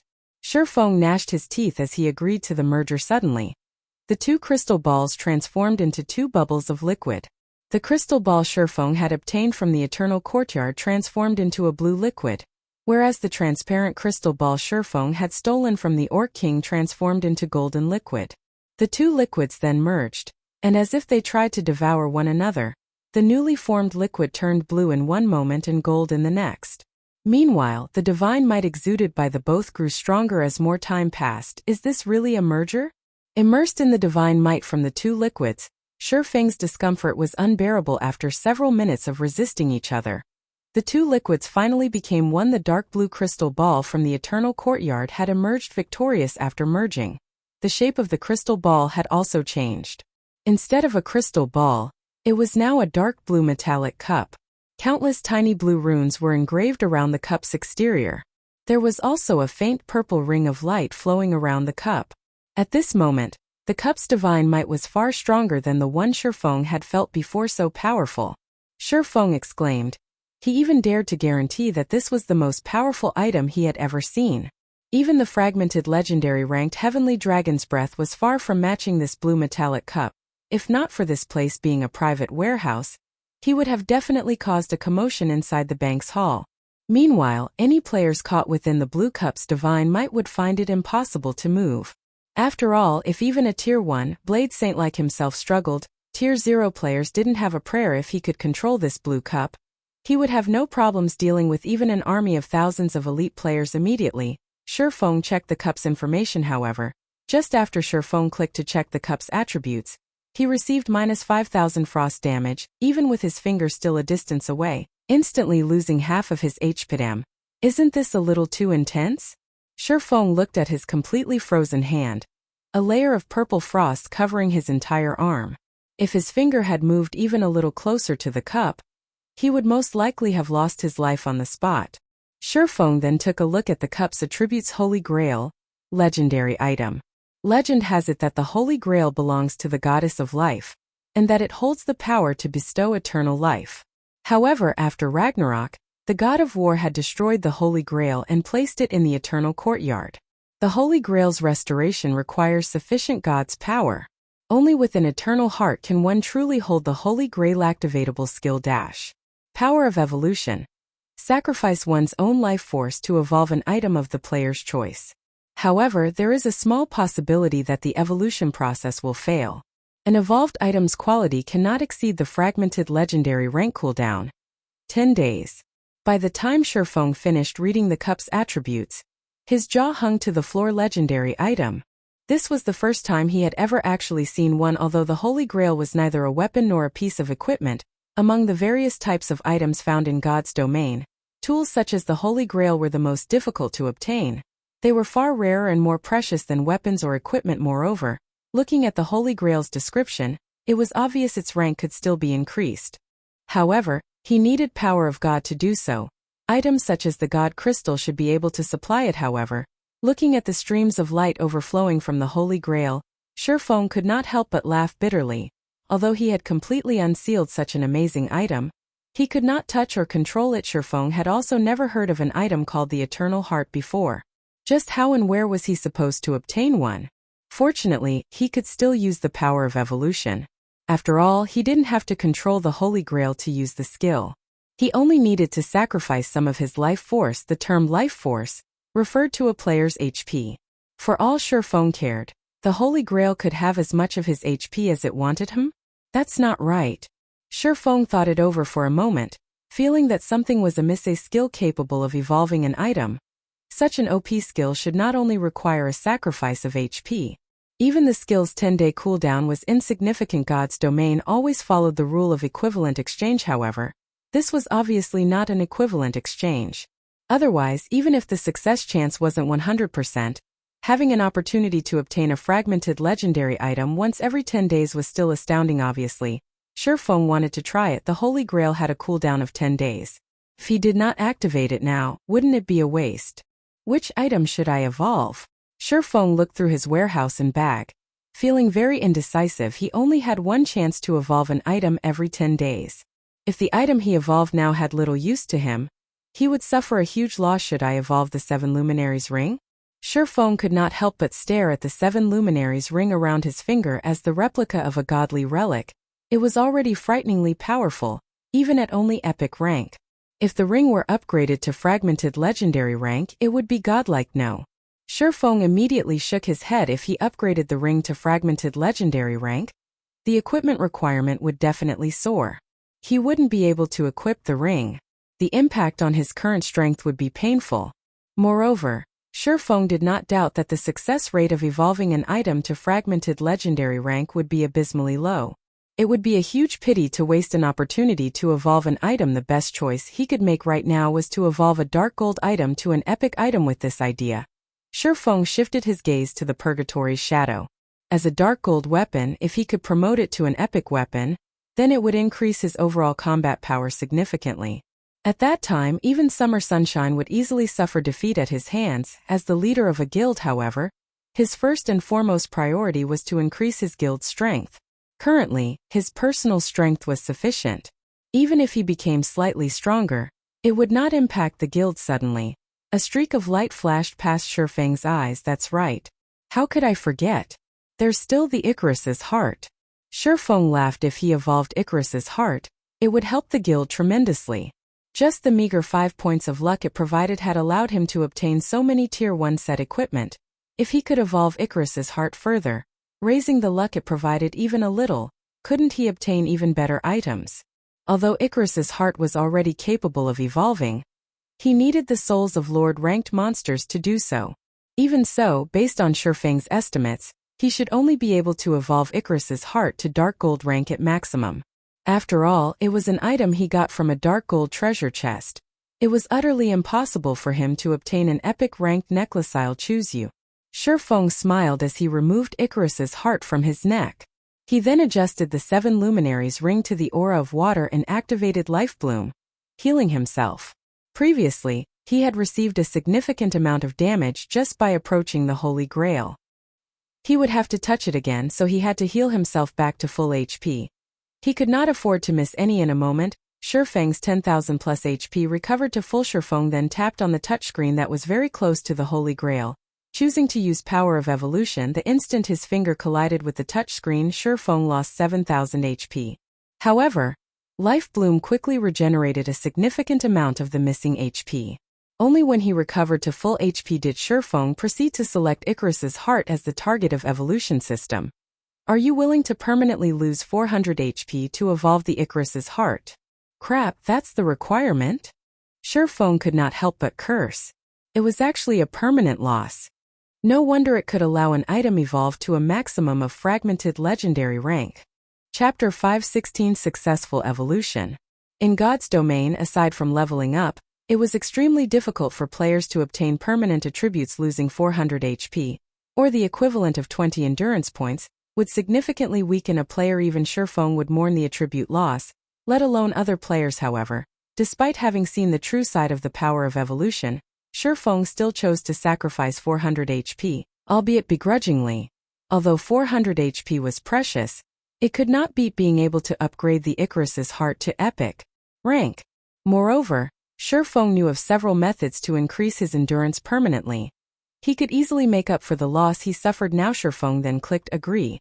And suddenly, the strength of the Holy Grail's divine might soared. In the next moment, strands of green light flowed from Shifeng's body and into the Holy Grail. After the Holy Grail absorbed 400 HP from Shifeng, it fired a purple ray at the Icarus's heart immediately. The Icarus's heart released a brilliant golden glow, forcing Shifeng to shut his eyes. After the golden radiance faded, Shifeng opened his eyes and looked at the Icarus's heart, discovering that the necklace now emitted a faint purple glow. Was it a success? Shifeng was somewhat nervous as he examined the necklace's attributes. If it had failed, then he had permanently lost 400 HP for nothing. Moreover, he would also have to wait for 10 days before the next sacrifice. However, after investigating the Icarus's heart's attributes, Shifeng's tightened fists relaxed as excitement quickly overtook him. That's right. It was a success. Icarus's heart. Necklace. Mysterious iron rank can be evolved. Equipment requirement. All attributes 120. Level 20, level 80. Currently level 30. All attributes plus 18. Luck plus 7. Additional skill. Divine Providence. Temporarily increases player's luck by 25 points for 30 seconds cooldown. 45 minutes. Evolution condition. Absorb the life force of 300 players to evolve to secret silver rank. 0/300. After evolving, Icarus's heart's rank had upgraded from bronze to mysterious iron. The luck it provided had increased from 5 points to 7 points. Aside from that, Divine Providence's cooldown had decreased from 1 hour to 45 minutes. This would save Shifeng a lot of time. However, the best improvement by far was the change to the evolution conditions. Originally, the Icarus's heart required Shifeng to kill Lord-ranked monsters. Moreover, it required 100 kills. Lords were extremely rare, and Shifeng would have to waste a lot of time to kill 100. Now that the conditions had been adjusted, Shifeng only needed to kill 300 players and absorb their life force instead. A lord was very difficult to find, but players crowded the streets. As long as Shifeng worked hard, he could upgrade Icarus's heart to epic rank very quickly. At that time he would gain massive profits from opening the Twilight treasure chests. At the thought, Shifeng could not help but grow restless. If not for the ongoing war with Overwhelming Smile, he would have struggled to find opponents. Now, however, his target was clear. He would use Overwhelming Smile's players as sacrifices for the Icarus's heart. Now that Overwhelming Smile's White River City branch has been defeated, it won't be easy to find large groups of players. I might as well make a trip to Maple City and have a look at the situation there. After some consideration, Shifeng felt that Maple City was the best location to take action. Overwhelming Smile had already become Maple City's overlord. The Overwhelming Smile members there had nothing to fear within the region of Maple City. It would be far easier for Shifeng to find targets there than in White River City. Shifeng then slipped the Icarus's heart over his head and headed for White River City's teleportation hall. Shifeng very much looked forward to upgrading the Icarus's heart to epic rank. Not even the night in God's domain could hinder Shifeng's yearning. The sooner he upgraded the necklace to epic rank, the sooner he could obtain better items from the Twilight treasure chests. One could obtain even epic items from the Twilight treasure chests. If he could get his hands on several epic items, he could help the guild tremendously. Naturally, he would upgrade it sooner rather than later. As for the matter regarding the Lightstones, he fully trusted Melancholic Smile's capabilities. Shifeng believed that it wouldn't be long before the Lightstones raked in a massive income. Just as Shifeng arrived before the teleportation hall, the sound of his communicator rang near his ears. The caller this time was none other than Gentle Snow, who had been busy consolidating her power as the new guild leader of Ouroboros. Although Gentle Snow had chased away her biggest competitor, Chao Changhua, the resulting internal struggles within Ouroboros had resulted in the first-rate guild falling apart. If Gentle Snow wished to consolidate her power, she would need to spend a lot of time and effort to do so. In addition, a more powerful opponent, the first-rate Guild Star Alliance, lurked, waiting to strike. Shifeng had never thought that Gentle Snow would have the spare time to contact him with the burden she currently shouldered. Guild leader Black Flame, may I ask if you have the time to speak right now? In the video call, Gentle Snow still wore the calm and elegant smile she usually displayed. She looked like a goddess that was high above mortals. It felt as if she were in control of everything. However, though she appeared completely fine on the surface, her act did not deceive Shifeng. He could feel that Gentle Snow had grown frilier than before. Seeing a superwoman like Gentle Snow so exhausted, one could just imagine how terrible Ouroboros' current situation was. However, giving the situation some thought, Shifeng felt that such an outcome was expected. Gentle Snow had just taken control of Ouroboros. The number of people she could trust was limited. Meanwhile, after ruling Ouroboros for so many years, Chao Changhua would not give up so easily after being kicked out of his position. In addition to a great enemy like the Star Alliance threatening the guild, it would be very difficult for Gentle Snow to cope. Miss Snow, there is no need to mince words. Our guilds are allies, so feel free to speak your mind. Shifeng spoke candidly. Gentle Snow revealed a bitter smile on her pure and delicate face upon hearing Shifeng's words. Guild leader Black Flame's senses are as sharp as always. I'll speak openly then. I'm calling about the Candlelight trading firm that suddenly appeared on one of Star Moon City's golden lands, and the Candlelight trading firms in White River City. I can't think of anyone in the entire Star Moon Kingdom other than you who is capable of launching such firms. That's right. I am indeed the founder. Shifeng did not try to hide it. To begin with, he had no need to do so. He had spoken with Gentle Snow about his plans to establish a lifestyle guild long ago. Back then, he had hoped to utilize Ouroboros' fame to promote his trading firm. Even without Gentle Snow's call today, he had prepared to seek her help to promote the Candlelight trading firm at an appropriate time. As a first-rate guild, Ouroboros had a large number of members scattered across Star Moon Kingdom. Practically every major city in Star Moon Kingdom housed the guild's members. There were even branches in other kingdoms. If the guild helped with promotion, the Candlelight trading firm's business would flourish. However, the supply of basic strength and armor kits simply could not meet the demand. Even if Ouroboros promoted the firm right now, it would not significantly increase the firm's income. Hence Shifeng had decided to hold off on seeking Gentle Snow's help for the moment. Excellent. This will make things easy. I want to invest into the Candlelight trading firm. I don't want a lot of shares, 20% will do. Naturally, I will compensate you appropriately. The compensation will include 30% of Ouroboros' shares, as well as funds, channels, and materials, which will allow the trading firm to develop quickly. What do you think of my offer? Chapter 517 Fate Makes Fools of the People. One had to admit that Gentle Snow's proposal was tempting. Even Zhao Yueru and the elders of Ouroboros standing beside Gentle Snow were shocked by her offer. After all was said and done, Ouroboros was a bona fide first-rate guild and possessed a massive fortune. The guild had only achieved its current status after striving for many years. Although the guild's internal struggles were serious, the guild itself was still frighteningly strong. Second-rate guilds were still no match for it yet. Just for 20% of the shares of a trading firm, Gentle Snow actually intended to trade 30% of Ouroboros' shares for 20% of the trading firm, in addition to providing various funds and channels. This decision was simply insane. Snow, have you gone mad? You only hold 50% of Ouroboros' shares right now. Yet, you're actually going to give Black Flame 30%? What will you do if Black Flame joins hands with Chao Changhua? Zhao Yueru persuaded her friend softly. Although Zhao Yueru trusted Black Flame, 30% of Ouroboros' shares was simply too important. If utilized properly, Gentle Snow could easily persuade more of the guild's elders to her side. That way, Chao Chunghua would not be able to impact the guild so easily. Utilizing the guild's shares to boost Gentle Snow's strength and solidify the guild was far more valuable than obtaining 20% of the Candlelight trading firm's shares. That's right, young Madam Snow. You have to consider this carefully. Those shares are the last resort left by young master for you to keep Chao Chunghua in check. Although Chao Chunghua can no longer play God's domain in the real world, his authority in the company has not been affected in the slightest. If you give those shares to someone else and lose this protective talisman, he can easily join hands with the other shareholders of the company to oppose you. A man nearing his 50s in butler clothing similarly attempted to persuade Gentle Snow. You don't have to say anymore. I know what I am doing. Gentle Snow shook her head, waiting for Shifeng's reply. She was no fool. She knew this was not a worthwhile transaction. Even so, she insisted on conducting such a trade to deepen the relationship between their two guilds.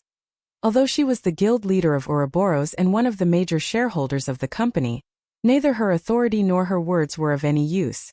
Unfortunately, although she had tried to nurture plenty of people herself, there were too few capable personnel under her command. It was especially true for experts in God's domain. Chao Chunghua had managed Ouroboros for many years now, so he had previously had the time and resources to nurture plenty of experts. Due to her premature victory over Chao Chunghua in God's domain, he had decisively ordered all of the experts under him to abandon the guild. In addition, Chao Chunghua had also roped in many of the guild's elders and had secretly been transferring personnel out of the guild, gradually splitting Ouroboros in half. If Ouroboros split in half, then the shares she had on hand would be meaningless. Hence, she might as well use it to pull Zero Wing to her side. Although Zero Wing seemed only to occupy a single city right now and looked to be inferior to many second-rate guilds, Zero Wing City had the second highest population in Starmoon Kingdom. That was far better than occupying 3 to 5 minor cities with a population of only several 100,000 players. In particular, after seeing Yifeng's and Violet Cloud's performance. Although Zero Wing was still a fledgling guild right now, Gentle Snow had seen Zero Wing's small but sharp fangs. When the time was right, Zero Wing would rip apart all enemies in its way and become Starmoon Kingdom's overlord at this moment. Just the fact that Black Flame had managed to establish a Candlelight trading firm on one of Starmoon City's golden lands displayed the man's capabilities and power. Meanwhile, Shifeng was similarly stunned by Gentle Snow's proposal. He had never expected Gentle Snow to make such a tempting offer. However, Shifeng still shook his head and said, "Miss Snow, your offer is indeed very tempting. However, please allow me to refuse." "Refuse? Why?" Gentle Snow asked in disbelief, her beautiful eyes widening with shock. Her proposal was no different than shoving money at Shifeng's face. If Zero Wing and Ouroboros joined forces, not only could they make up for each other's deficiencies, but it would also become more convenient for their two guilds on their paths to becoming the overlords of Starmoon Kingdom. She could not fathom why Shifeng would reject such a proposal. "As I understand it, I know that you hope to deal with Ouroboros' internal problems quickly, but I do not want Zero Wing to get mixed up in the internal struggles of other guilds," Shifeng explained. "However, I have another proposal that Miss Snow might be interested in." "Another proposal?" Gentle Snow could not help but ask curiously. "It's very simple. Miss Snow simply needs to bring Ouroboros' members into Zero Wing. I can give Miss Snow 15% of Zero Wing's shares." Although Shifeng's voice was utterly calm, his words were astoundingly shocking. "Are you trying to annex Ouroboros?" Gentle Snow said, slightly indignant. Ouroboros did not belong to her entirely. Originally, it should have been her brother's. Only, due to her brother having an accident, Chao Chunghua had taken the opportunity to weasel his way to the top. And all this time she had been thinking of a way to help Ouroboros recover its past glory. So how could she possibly agree to merge Ouroboros and Zero Wing right now? "Is there a difference?" Shifeng countered. "Ouroboros exists only in name now. Although you have acquired the position of Ouroboros' guild leader, you do not possess the corresponding authority. Sooner or later, Ouroboros will split in half, so why not join Zero Wing instead?" Shifeng had his own considerations regarding Ouroboros. In reality, Ouroboros was not all that important to him. The only reason he had decided to offer 15% of Zero Wing's shares was solely due to the war goddess herself, Gentle Snow. Everything else meant little to him in the past. Chao Chunghua had defeated Gentle Snow. With the entire guild pitted against her, it was only natural that she had lost. Aside from Gentle Snow's most trusted followers, not a single person had stood with Gentle Snow. How could she have won? Even if her own abilities were amazing and her strength famed throughout God's domain, the people's aspirations could not be easily swayed just by strength alone. Although Shifeng had helped Gentle Snow win the competition this time, her fate had not changed much. In this life, she was simply the one standing on the righteousness rather than Chao Chunghua. Even so, the majority of Ouroboros's members were still Chao Chunghua's subordinates. He could just withdraw his men and form his own guild. Only the price he would have to pay would not be small, however. Chao Chunghua had no other choice in the end. Ouroboros would disband. What point was there for Gentle Snow to strive so hard? It would be much better for her to take the opportunity, while a small portion of the guild still supported her, to join Zero Wing. Time crawled by. Both sides silently looked at each other at this moment. Complex emotions filled Gentle Snow's heart. She had won the competition, but lost the guild. This sentence fit her situation perfectly. Despite her desperate efforts to preserve the guild, at the end of the day, she could not escape her fate. Fate makes fools of the people, Gentle Snow quietly exclaimed. She then looked at Zhao Yueru and the several guild elders beside her. They were all people whom she trusted the most. By the time Chao Chunghua extracted all of his underlings from Ouroboros, the guild would only exist in name. At that time it would be very difficult for the guild to continue in Star Moon Kingdom. After all, Ouroboros and the Star Alliance were sworn enemies. Even if Ouroboros only existed in name, the Star Alliance would not let it off the hook. Only when the guild had thoroughly erased Ouroboros from God's domain would it rest. Chapter 518, Breaking the Balance. After some time, Gentle Snow released a small Shifeng could see the helplessness Gentle Snow struggled with through the screen. However, her reaction was only natural. After all, who would willingly merge the guild they had spent an endless amount of effort to establish with another guild? However, Shifeng had his own considerations as well. Even if Zero Wing and Ouroboros were allies, the guilds resided in two different cities. And as no one could predict the future, both Zero Wing's upper management and its guild members had to keep up their guard constantly. In order to avoid adding to Zero Wing's worries, the best result would be to annex Ouroboros. It was truly hilarious a little guild like Zero Wing actually dared to annex a first-rate guild. However, Shifeng possessed the strength and confidence to succeed. Zero Wing currently possessed many experts. There was also a continuous supply of funds from the Candlelight trading firm, so Zero Wing could afford to annex a gigantic existence like Ouroboros. Moreover, after receiving Ouroboros's trade channels, the Candlelight trading firm could profit further. In addition, after operating in the virtual gaming world for so many years, Ouroboros must have accumulated plenty of old customers, who were very rich and willing to spend lots of money in virtual reality games, as well as corporate sponsors. Otherwise, the guild would not have such an impressive income. Zero Wing Workshop was currently still developing their customer base.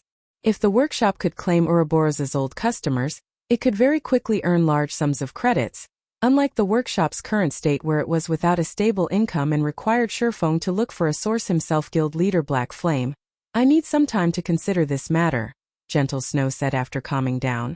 Since guild leader Black Flame has no intentions of selling the Candlelight trading firm's shares, may I purchase some coins from you? Although there were plenty of people selling their coins on the virtual trade center, the available volume was very small. Moreover, every other guild in the game was also attempting to purchase coins in bulk, making it practically impossible to purchase large sums. Thus, Ouroboros could only rely on its own money farming teams to cover the guild's daily expenses. Miss Snow, you should know how tight the various guilds are for coins right now. However, if you're only interested in purchasing a small sum, there should be no issues. May I know how much you are looking to buy? Shifeng asked. Although he had spent quite a lot of money already, both the Starstreak trading firm and the Candlelight trading firm provided him with a significant daily income. He could easily sell 1,000 or 2,000 gold. You don't want much. 5,000 gold will do, Gentle Snow stated after giving the matter some thought. I can transfer 50 million credits for them immediately. With 5,000 gold, she should barely be able to stabilize Ouroboros's current situation. If she established a guild residence and gave the guild members some hope, it would make it more difficult for Chao Chunghua to lure players away. 5,000? Miss Snow, you think too highly of me. Shifeng smiled bitterly. How about this? I can sell you 2,000 gold at market price.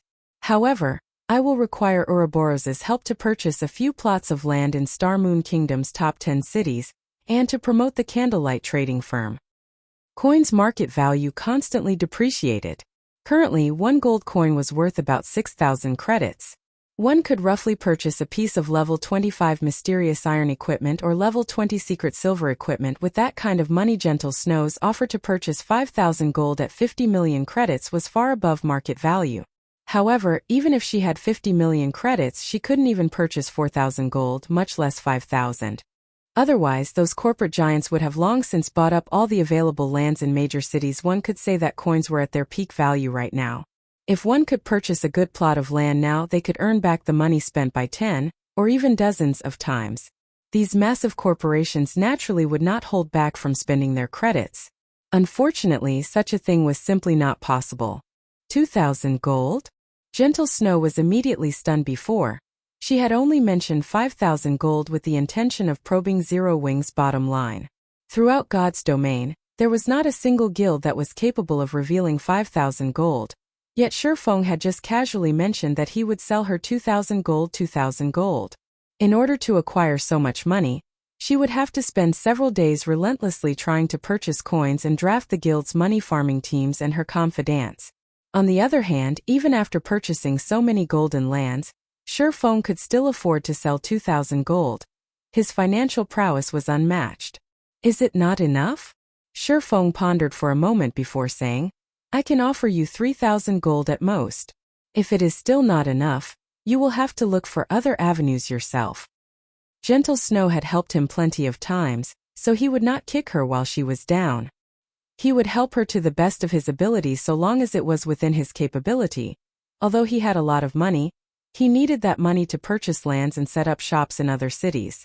Besides that, he also needed to leave some for the guild in case of emergencies. Thanks, I'll transfer the money to you right away, Gentle Snow said, inwardly feeling overjoyed. With 3,000 gold in addition to the 2,000 gold she currently had on hand, she would have enough to purchase a plot of land and establish Ouroboros' guild residence, as well as maintain the guild's daily expenses. This way, Chao Chunghua would find it far more difficult to tear the guild. After Shifeng sold 3,000 gold to Gentle Snow through the virtual trade center, he then teleported to Maple City. Maple City was also considered a major city in Star Moon Kingdom's eastern region. The city had nearly 1 million players. This was also one of the reasons that many people had an optimistic opinion of Overwhelming Smile. Aside from a few small guilds, Overwhelming Smile was the only large guild residing in the city. It had already chased any major competition out of Maple City. One could say that Overwhelming Smile had fortified itself in Maple City. It would be very difficult for other guilds to cause even the slightest bit of trouble here at this moment. As Shifeng wandered through Maple City's streets, the majority of the players he saw on his walk consisted of Overwhelming Smile's members. Every one of these Overwhelming Smile members flaunted their arrogance, and players of other guilds could only do their best to avoid standing in the way. Overwhelming Smile has set up a trading firm in Maple City. The shop's name is Overwhelming Trading Firm, and it's in the Central District. The items there are much cheaper than the ones in NPC shops. They also offer plenty of items that are not available in NPC shops. If everyone is interested, please go take a look. Many Overwhelming Smile members loudly promoted the Overwhelming Trading Firm, attracting many players' attention. After all, player-owned shops were far better than NPCs. In particular, none of the NPC shops sold whetstones. Normally, they could only purchase such items from forging apprentices. Unlike White River City, Maple City did not possess a Star Street trading firm that allowed players to purchase many items not normally found in NPC shops. Overwhelming really is the dominant force here. Unfortunately, that will only hold true for now. Shifeng currently sat under a small outdoor pavilion, sipping wine as he observed the lively streets of Maple City. In a moment, a middle-aged man close to his 40s arrived before Shifeng. Respectfully, he said, "Hello, Guild Leader Black Flame. My name is Liang Chun. Guild Leader Snow has sent me to you. Here is the agreement stating that I will purchase land on your behalf. Please look through it." "Thank you for your efforts." Shifeng received the agreement and gave it a quick glance. After making sure that everything was in order, he signed his name and said, "Let's head to the city hall and proceed then." Chapter 519 Silent Massacre. Inside Maple City's City Hall. At this moment Liang Chan, the person whom Gentle Snow had delegated to assist Shifeng in purchasing land, was utterly stupefied without hesitation. Shifeng had purchased a plot of land located in the central district of the city that cost over 2,000 gold. Immediately after, he established a luxury shop for 1,000 gold. In total, Shifeng had spent over 3,000 gold in a span of just a few breaths. Liang Chan was someone whom Gentle Snow trusted absolutely, so she had already shared her knowledge regarding Shifeng. Hence, Liang Chan knew that Shifeng had sold Gentle Snow 3,000 gold not long ago. Otherwise, he would not have exposed the fact that he already had enough reputation in Maple City to become a baron.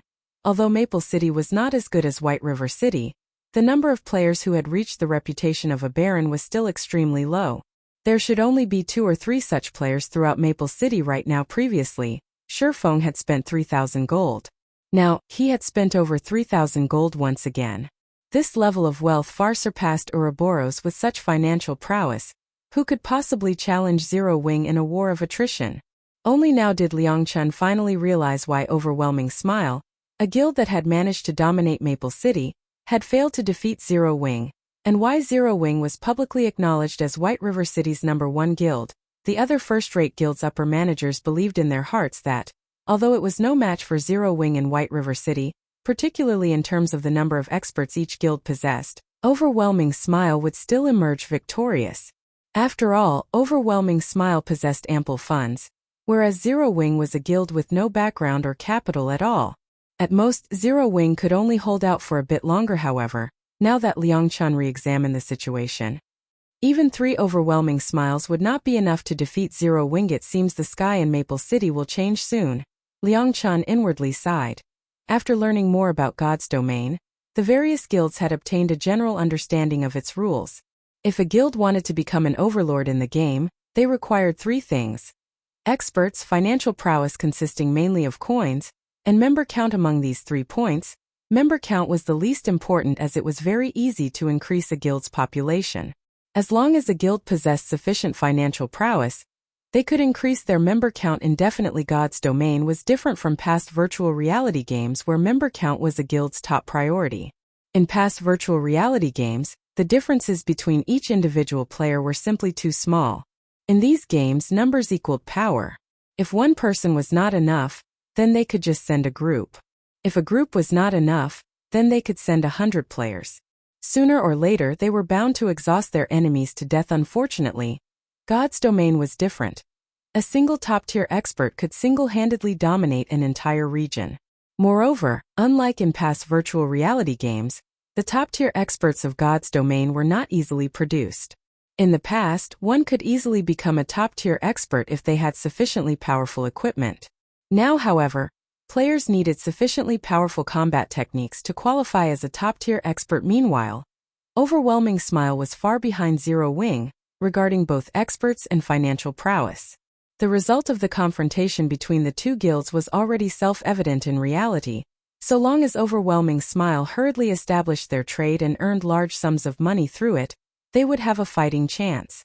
Only, now that Shifeng had arrived, how could Overwhelming Smile contend with Star Moon Kingdom's chief forger with its few lifestyle players?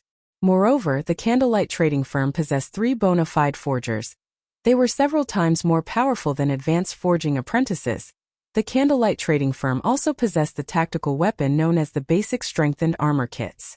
Simply put, Overwhelming Smile stood no chance of victory whatsoever. After Shifeng obtained some information regarding Maple City from Liang Chan, he hurried towards the city's teleportation hall. From the information Liang Chan had given him, Shifeng basically knew all of Overwhelming Smile's elite members' preferred grinding locations.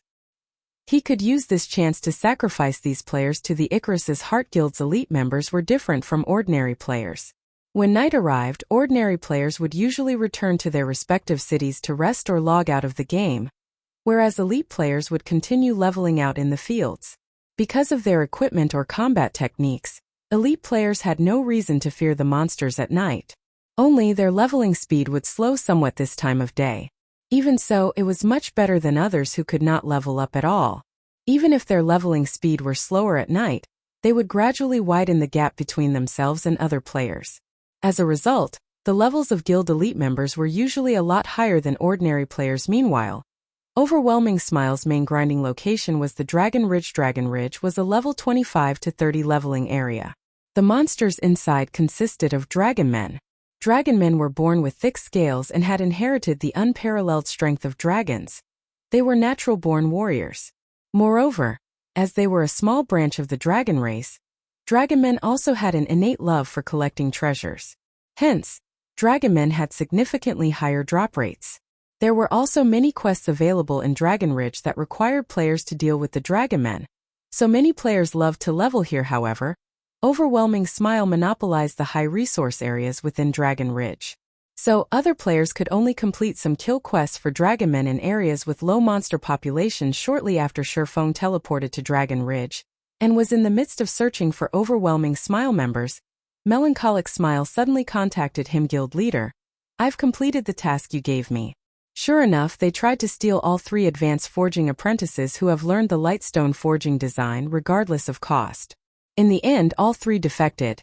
Melancholic Smile said excitedly. With all 3 advanced forging apprentices poached, that meant the firm had received the compensation for 3 lightstone forging designs. They had earned nearly 50 million credits just like that. As for the loss of the 3 advanced forging apprentices, Melancholic Smile was utterly unaffected. After the Candlelight trading firm had developed itself, the benefits it provided its members were extremely good. The firm's forgers also received an unlimited supply of materials. As long as they worked hard, they could earn a lot of money. Hence, many forging apprentices had arrived to apply to the firm. Among them, there was no lack of intermediate forging apprentices. As long as the firm nurtured them a little, it would have another batch of advanced forging apprentices in no time. Although Overwhelming Smile had successfully stolen many players from the Candlelight trading firm, the firm's advanced forging apprentice count had not decreased since its establishment. On the contrary, they had accumulated more forgers. Good. Sherfong similarly smiled. With this sum and what he received from Gentle Snow, he could soon carry out his expert training plan. Right, how many lightstones have been produced so far? I have secretly recruited dozens of advanced forging apprentices in other cities, and they are frantically producing lightstones in their respective cities' forging associations. They are still unfamiliar with the production process at the moment, so their production is somewhat slow. Even so, we already have several hundred stones. In 1 or 2 days we should accumulate up to 20,000 pieces, Melancholic Smile said confidently. At that time, Candlelight will become a household name. I guarantee that Candlelight will become Star Moon Kingdom's #1 trading firm. Melancholic Smile had spoken these words not out of arrogance, but because the lightstone's value was simply immeasurable. Both elite players and ordinary players could afford them. Considering the number of players producing the lightstones right now, they could supply several cities' worth of players. After Melancholic Smile finished her report, Sherfong had stealthily arrived at the inner region of Dragon Ridge. At this moment, one could see lights flickering occasionally through the dark and quiet forest, coupled with the sounds of explosions. The cause of these phenomena was none other than Overwhelming Smile's elite players grinding dragonmen. These Overwhelming Smile elites were very organized. Forming groups of 20, the team of 100 took turns battling the dragonmen army. They fought with great efficiency. While one group fought, the others would rest and remain vigilant of their surroundings, preventing other monsters from ambushing them. You guys will be it. Sherfong smiled. Chapter 520 Expert Hidden in the Dark. Overwhelming Smile's 100-man team currently grinded a dragonmen nest in shifts in the Dragon Ridge. Dragonmen nests were considered treasure lands. One could find various treasure chests inside these nests. Moreover, at least one boss guarded every nest. These bosses were usually chieftain and lord rank, but rarely the latter. Nests were also high resource areas, and they were suitable locations for elite teams to level up and upgrade their equipment. This 100-man team from Overwhelming Smile had not noticed Sherfang's slow approach at all. However, when Sherfang was roughly 100 yards away from the team, he suddenly stopped. Why is he here? Sherfang was confused when he saw the thinly built man standing at the forefront of Overwhelming Smile's team. Sherfang's equipment and attributes far surpassed current players of God's domain. Moreover, with a powerful identification skill like the omniscient eyes, his vision was naturally superior to ordinary players. Even during at night, his vision was not significantly affected. Meanwhile, the thinly built man he saw was none other than Werewolf, a true top-tier expert he had met several times before. At this moment, Werewolf was already a level 27 Tier 1 shield warrior. His equipment had also undergone major changes. Currently, he wore nothing but level 25 dark gold ranked items, and his HP was close to 7,000. Compared to Zero Wing's Chief MT Cola, Werewolf was only slightly inferior. However, the most significant change about the man would have to be the guild emblem on his chest. Shurfeng had once attempted to recruit Werewolf to Zero Wing.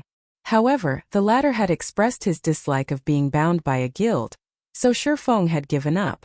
Yet now not only had Werewolf joined a guild, but the guild he had joined was also Overwhelming Smile. How could this not shock Shurfeng? No wonder Overwhelming Smile's dungeon raiding progress in Maple City is so fast. Turns out that they have his help. Shurfeng came to a realization. He had personally witnessed how skilled Werewolf was. With the help of the Tier 1 shield warrior, Overwhelming Smile would not need long to clear a team dungeon. However, Shurfeng could not figure out just how Overwhelming Smile had managed to persuade Werewolf on this 100-man elite team. Aside from Werewolf, Shurfeng could also see several more experts. These people were clearly different from the elite members of Overwhelming Smile. A decisive aura surrounded their bodies, and in terms of attacking and dodging, they were obviously a cut above Overwhelming Smile's elite members. Several of these experts had even reached the level of a true expert. No matter which guild they joined, they would be their guild's top combatants. Regarding combat techniques and experience, none of these people were less than Ouroboros's soaring snake. Overwhelming Smile really knows how to hide its secrets. Fortunately, I discovered this ahead of time. If these people gradually accumulate their power in the dark, they will become a vicious threat to Zero Wing in the future. After watching for some time, Shurfeng discovered that there were 7 true experts in this 100-man team. Including Werewolf, there were 8. Not even Zero Wing possessed so many true experts. Although the 7 others were inferior to Werewolf, they were most likely stronger than Cola and the 5 demon generals. Only Flying Shadow of the 5 demon generals was close to being a match for these 7 experts. If it really came down to a battle, if Flying Shadow did not possess the advantage in attributes, he would not last against any of these experts. The only ones who could contend with these 7 people were Fire Dance, Aqua Rose, and Violet Cloud. Of course, regarding growth potential, Cola alone was already far above these 7 people, not to mention Aqua Rose and Violet Cloud, who had the potential to reach God tier in God's domain. Every peerless expert capable of reaching God tier was an extraordinary existence. Experts who had only touched on the refinement realm stood no chance against them. Furthermore, these experts' combat techniques resembled Werewolf's. It was clear that they had only achieved the skill they had today after training with Werewolf for many years. Meanwhile, Cola, Fire Dance, Flying Shadow, and the others were only ordinary people. In the past, they had to rely on themselves and undergo countless trials and errors to attain what they had. The number of experts in God's domain is limitless. I really can't afford to take things lightly. After seeing these experts, Shurfeng suddenly felt that he was too negligent. The world's population was massive. Adding to the fact that this was an era of technology and humanity as a whole focused on physical fitness, there were countless capable people throughout the world. Even though he had been the guild leader of a second-rate guild in the past, he had only seen a small fraction of God's domain. He was just a frog at the bottom of a well. There were still plenty of secrets about God's domain that a minor character like him was not qualified to see. Take Werewolf, for example. In the past, Shurfeng had never once heard of the man before. Yet the strength Werewolf displayed was already so powerful. He definitely had a high chance of becoming a Tier 6 God-ranked expert in the future. Meanwhile, this was only Star Moon Kingdom. There were hundreds of kingdoms and empires in God's domain, and kingdoms held the fewest experts. One could just imagine how many experts and secrets there were in God's domain that he was still unaware of. It seems that I'll have to proceed with the experts' training plan quickly. Although Shurfeng had wanted to train Fire Dance and the others, pushing them into the refinement realm to become true top-tier experts as soon as possible, he was simply too busy to do so. He also did not have the appropriate facilities or supplies. Hence, he had told Fire Dance and the others to train by themselves. For now, seeing that Werewolf and his team ventured deeper into the Dragonman's nest, Shurfeng did not rush to take action. Instead, he followed after the team secretly, waiting for the opportune moment to strike. It was not because Shurfeng was incapable of killing these players. Rather, he hoped to take care of these experts in one go. It was especially true for Warwolf. Before, although Warwolf was not his friend, they had not been enemies either. Now that Warwolf had joined Overwhelming Smile, however, that meant that Warwolf stood against Zero Wing. Naturally, Shurfeng could not let him go. However, Shurfeng was only one man. Facing a team of 100 players, if these elites focused on escaping with their lives, how could Shurfeng possibly kill every one of them? Not to mention there were 8 top-tier experts in their midst. Among them there was also a thorny existence like Warwolf. If Warwolf and the 7 other experts cooperated to deal with him, even Shurfeng would face the threat of death. Hence, Shurfeng was not in a hurry to attack. First and foremost, a good hunter required patience. A hunter also needed to have a firm grasp of timing. The first ambush was particularly important. Shurfeng had long since become familiar with ambushing his enemies. Unfortunately, the terrain was simply too spacious. Forests also covered the surrounding environment, making it easy for players to escape and hide their trails. Naturally, Shurfeng could not act rashly and prematurely expose himself. Moreover, time was on his side at the moment. It was already nighttime in God's domain, and players' vision significantly weakened during this time of day. If Shurfeng hid under the cover of darkness, it would be even more difficult to discover him. In addition, Shurfeng was currently level 30. He was much higher level than the monsters inside the Dragonman's nest, so it would not be easy for monsters to detect him. Time passed slowly, and Shurfeng followed Warwolf's team as they pushed deeper into the nest with nothing better to do. Shurfeng opened Twilight treasure chests whenever Divine Providence was ready. After the Icarus's heart had evolved, the luck attribute it provided had significantly increased. Upon activating Divine Providence, Shurfeng's luck could reach a maximum of 32 points. That was 7 points higher than before. With each use of Divine Providence, Shurfeng could open up to 9 treasure chests, and among these 9 treasure chests, there was a very high probability of Shurfeng obtaining 1 or 2 pieces of Tier 1 set equipment. After Shurfeng had tailed Warwolf's team for close to 4 hours, he had completed the Hurricane set equipment, the Tier 1 set equipment for swordsmen as expected of a godly tool. I've only gone through half of the treasure chests, and already I've completed a set of Tier 1 set equipment. If I can upgrade the Icarus's heart to epic rank and open up the remaining Twilight treasure chests, I might complete the Tier 1 set equipment for all classes. Shurfeng grew excited as he smiled at the brand new Hurricane set equipment inside his bag as a Tier 1 set equipment for swordsmen. The Hurricane set was only inferior to an epic set equipment. It was far superior to the level 20 Dark Gold rank Dragonclaw set equipment he currently wore. Moreover, unlike the Dragonclaw set, the Hurricane set specifically catered to swordsmen. Chapter 521: A monster that evolves. As the closest thing to an epic set equipment below level 50, a Tier 1 set equipment was naturally extraordinary. Initially, Shurfeng had not been very confident of wiping out Warwolf and the others. However, now that he had completed the Tier 1 set equipment for swordsmen, his combat power would soar once he equipped it. His chances of defeating Warwolf's group of 8 top-tier experts would also significantly increase. Shurfeng then replaced the Dragonclaw set equipment with the Hurricane set equipment. Unlike the Dragonclaw set, the Hurricane set was specifically designed for swordsmen. The silvery blue streamlined armor did not hinder its user's body at all. Shurfeng now felt much lighter in the Hurricane set equipment, as expected of a set exclusively for swordsmen. Not only does it have strong defense, but it also increases the player's dexterity. Ordinary equipment cannot compare. After testing his range of movement, Shurfeng's lips curled into a smile. Hurricane set equipment. Level 20, level 50. Equipment requirement. Tier 1 swordsman. Set consists of 5 parts: head, chest, hands, legs and feet. Binds when equipped. Set effect. 2-piece effect.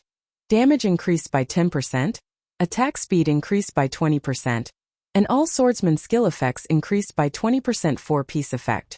Strength increased by 15%, and agility increased by 15%. Obtain sword aura release skill.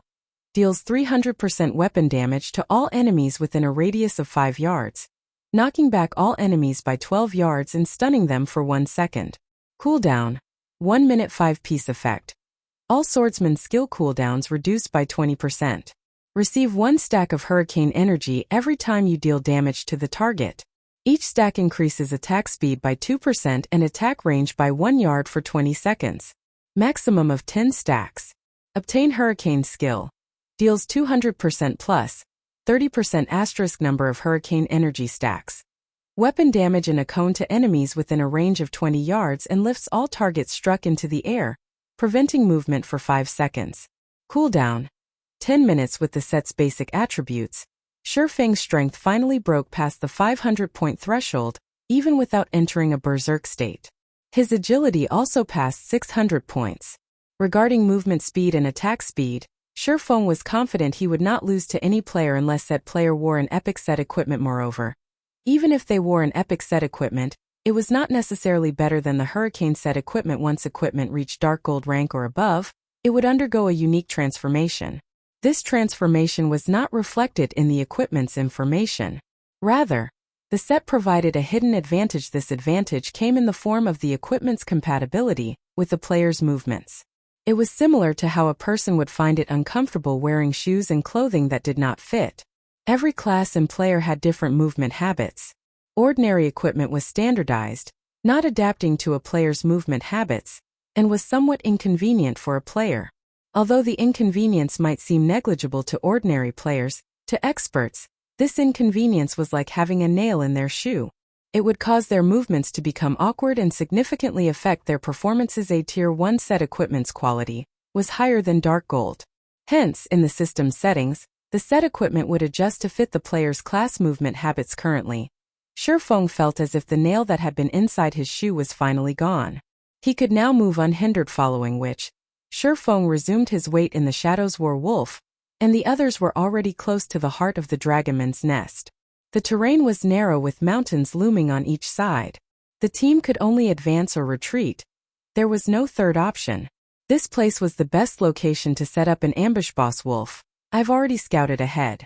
Aside from some elite Dragonmen, there aren't any traps or mechanisms throughout the path towards the heart of the nest. However, the boss guarding the treasure is a level 30 lord. Moreover, it leans towards magical type, so it will be somewhat difficult to deal with. A Tier 1 assassin in black named Shadowless Rat reported. A magical type. Wolf, who had a sickly complexion, frowned slightly. Magical type bosses usually possessed many AoE skills and had a variety of attack patterns. However, the most frightening aspect of such bosses was their ability to instant kill players. They were different from physical type bosses that could be contained using a variety of methods. The biggest difference between physical type attacks and magical type attacks was that physical type attacks were normally very straightforward. They did not have any compound attack patterns. Although physical attacks were a lot faster, it would not be a problem if one reacted quickly and defended against the attack. On the other hand, magical attacks were usually compounded. Because of this, these attacks could easily instant kill players. In the past virtual reality games, monsters' attack patterns were monotonous, unlike the monsters in God's domain whose attack patterns were very realistic. Moreover, with the increase in level, monsters' attack patterns would also evolve, transforming from the initial monotonous attack patterns to the current compound attack patterns. In other words, players had to guard more than one area, possibly up to 5 or 6. Most ordinary players already struggled to defend against single-fold attacks, much less two-fold attacks.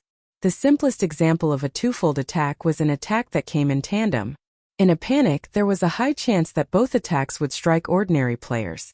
They would have to train rigorously to avoid such tandem attacks. Meanwhile, although the members of the various large guilds had killed plenty of monsters with compound attack patterns only began appearing after level 25. Hence, a majority of players would usually suffer the first time they encountered such monsters. Against a boss, even team wipes were common. Let's take a look at it first before coming up with a strategy. Wolf said. Wolf then led his team and advanced towards the Lord rank boss quickly, killing everything in their path. Magic Eye Dragonman, Lord rank. Level 30. HP 1-600. 000/1-600-000. As an area boss, the Magic Eye Dragonman's HP changed according to the number of players in its area of influence.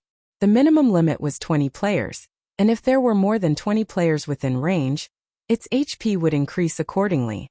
In other words, having more players wasn't necessarily an advantage. The moment Wolf's team of 100 stepped into the Magic Eye Dragonman's area of influence, the Magic Eye Dragoman's HP instantly increased to 8,000,000 Shadowless Rat. The 19 of you will stay with me. Everyone else, leave the Magic Eye Dragoman's area of influence. Warwolf immediately commanded upon seeing the boss's HP increase. Facing such a boss, having more people would only increase the team's burden.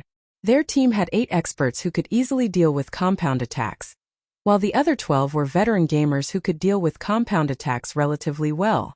By forming a team of 20 players like this, they could deal with the Magic Eye Dragonman as easily as dealing with an ordinary lord very quickly. The others left the Magic Eye Dragoman's area of influence, hiding in a corner and watching quietly. Once the 80 players left the area, the Magic Eye Dragoman's HP returned to 1,600,000. Okay, I'll go first. Everyone else be careful of its aggro.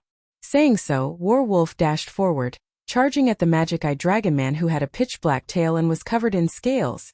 When the Magic Eye Dragonman caught sight of the shield warrior charging at it, it activated Rapid Charge and arrived before Warwolf, swinging its hammer fiercely down on the intruder. As it swung down its war hammer, a massive black eyeball appeared above the Magic Eye Dragonman's head, silently firing multiple black rays at Warwolf. Boom. When the massive hammer the size of a small car landed, even the ground shook. However, after the dust settled, it appeared that the war hammer had not actually struck Warwolf. Instead, the weapon had landed right before the shield warrior, missing its target by a fraction. As for the black rays, they had also failed to damage Warwolf as they only brushed past his body. Immediately after, Warwolf swung his sword's second acceleration. Although Warwolf's sword seemed slow, while the weapon was in mid-swing, it suddenly vanished. Unknown as to when it happened, Warwolf's sword had struck the Magic Eye Dragonman, causing over -400 damage to the Lord, following which, Warwolf and the others began to bombard the Lord with attacks. For a time, attacks flew back and forth, the extraordinarily intense battle shocking the overwhelming Smile members who watched from a distance. If they recorded this battle, they could enjoy it like watching a sci-fi movie. It's time. Shifeng, who had waited for a long time, revealed a faint smile at this moment. Shifeng downed a bottle of Haunted and activated the Ring of Nothingness. Upon entering a state of nothingness, he charged forward. Chapter 522. One hit. While Warwolf's team of 20 cautiously faced off against the Magic Eye Dragonman, the other overwhelming Smile members watched excitedly, hoping to learn Warwolf and his team's techniques. They yearned to become one of those 20 players on the team and were enchanted by the battle. They paid no attention whatsoever to their surroundings. It was not because they were foolish, but because overwhelming Smile's prestige in Maple City made them untouchable. No one would dare to provoke them. Furthermore, it was currently nighttime, and there were fewer players out in the field grinding and leveling up. Even if someone were plotting against them, they had so many players on their team. There were even top-tier experts in their midst. They had no reason to fear anyone. Boss Wolf is really amazing. Despite facing so many magical attacks, he has not once received any magical damage from the boss.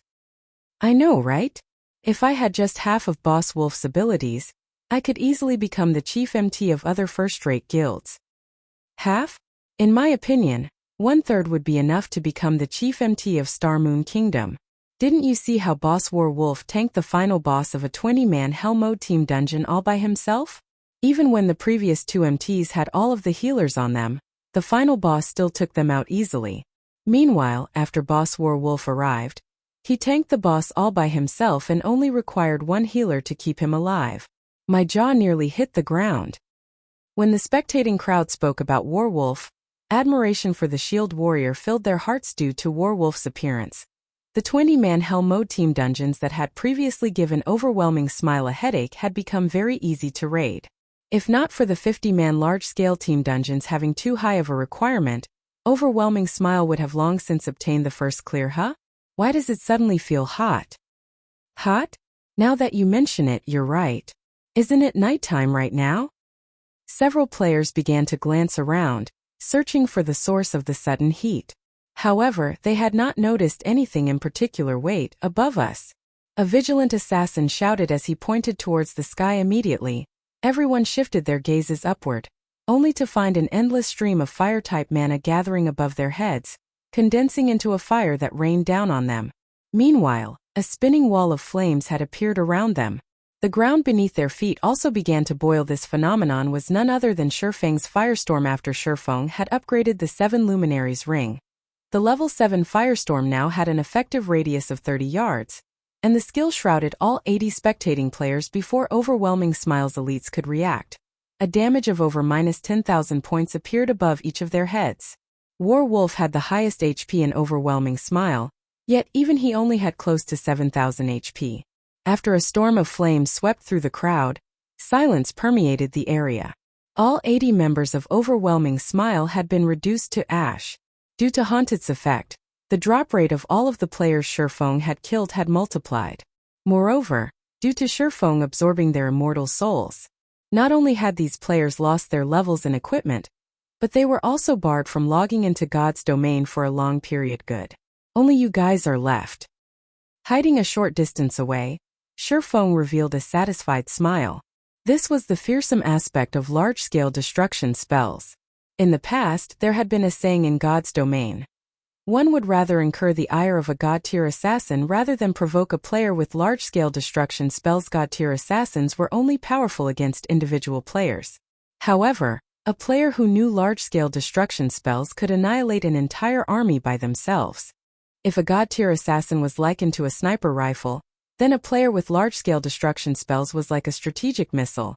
They were a guild's worst nightmare in the past. The Midnight Tea Party had stood on equal footing with super guilds because they had a mage god and curse god on their team. These two players had possessed an arsenal of large-scale destruction spells. To them, an army of thousands was no different than floating clouds.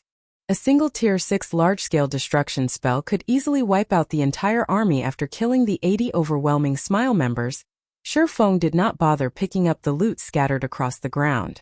Instead, he charged towards Werewolf, who currently raged against the magic eye Dragoman Firestorm's Commotion would not have escaped the notice of Werewolf's team.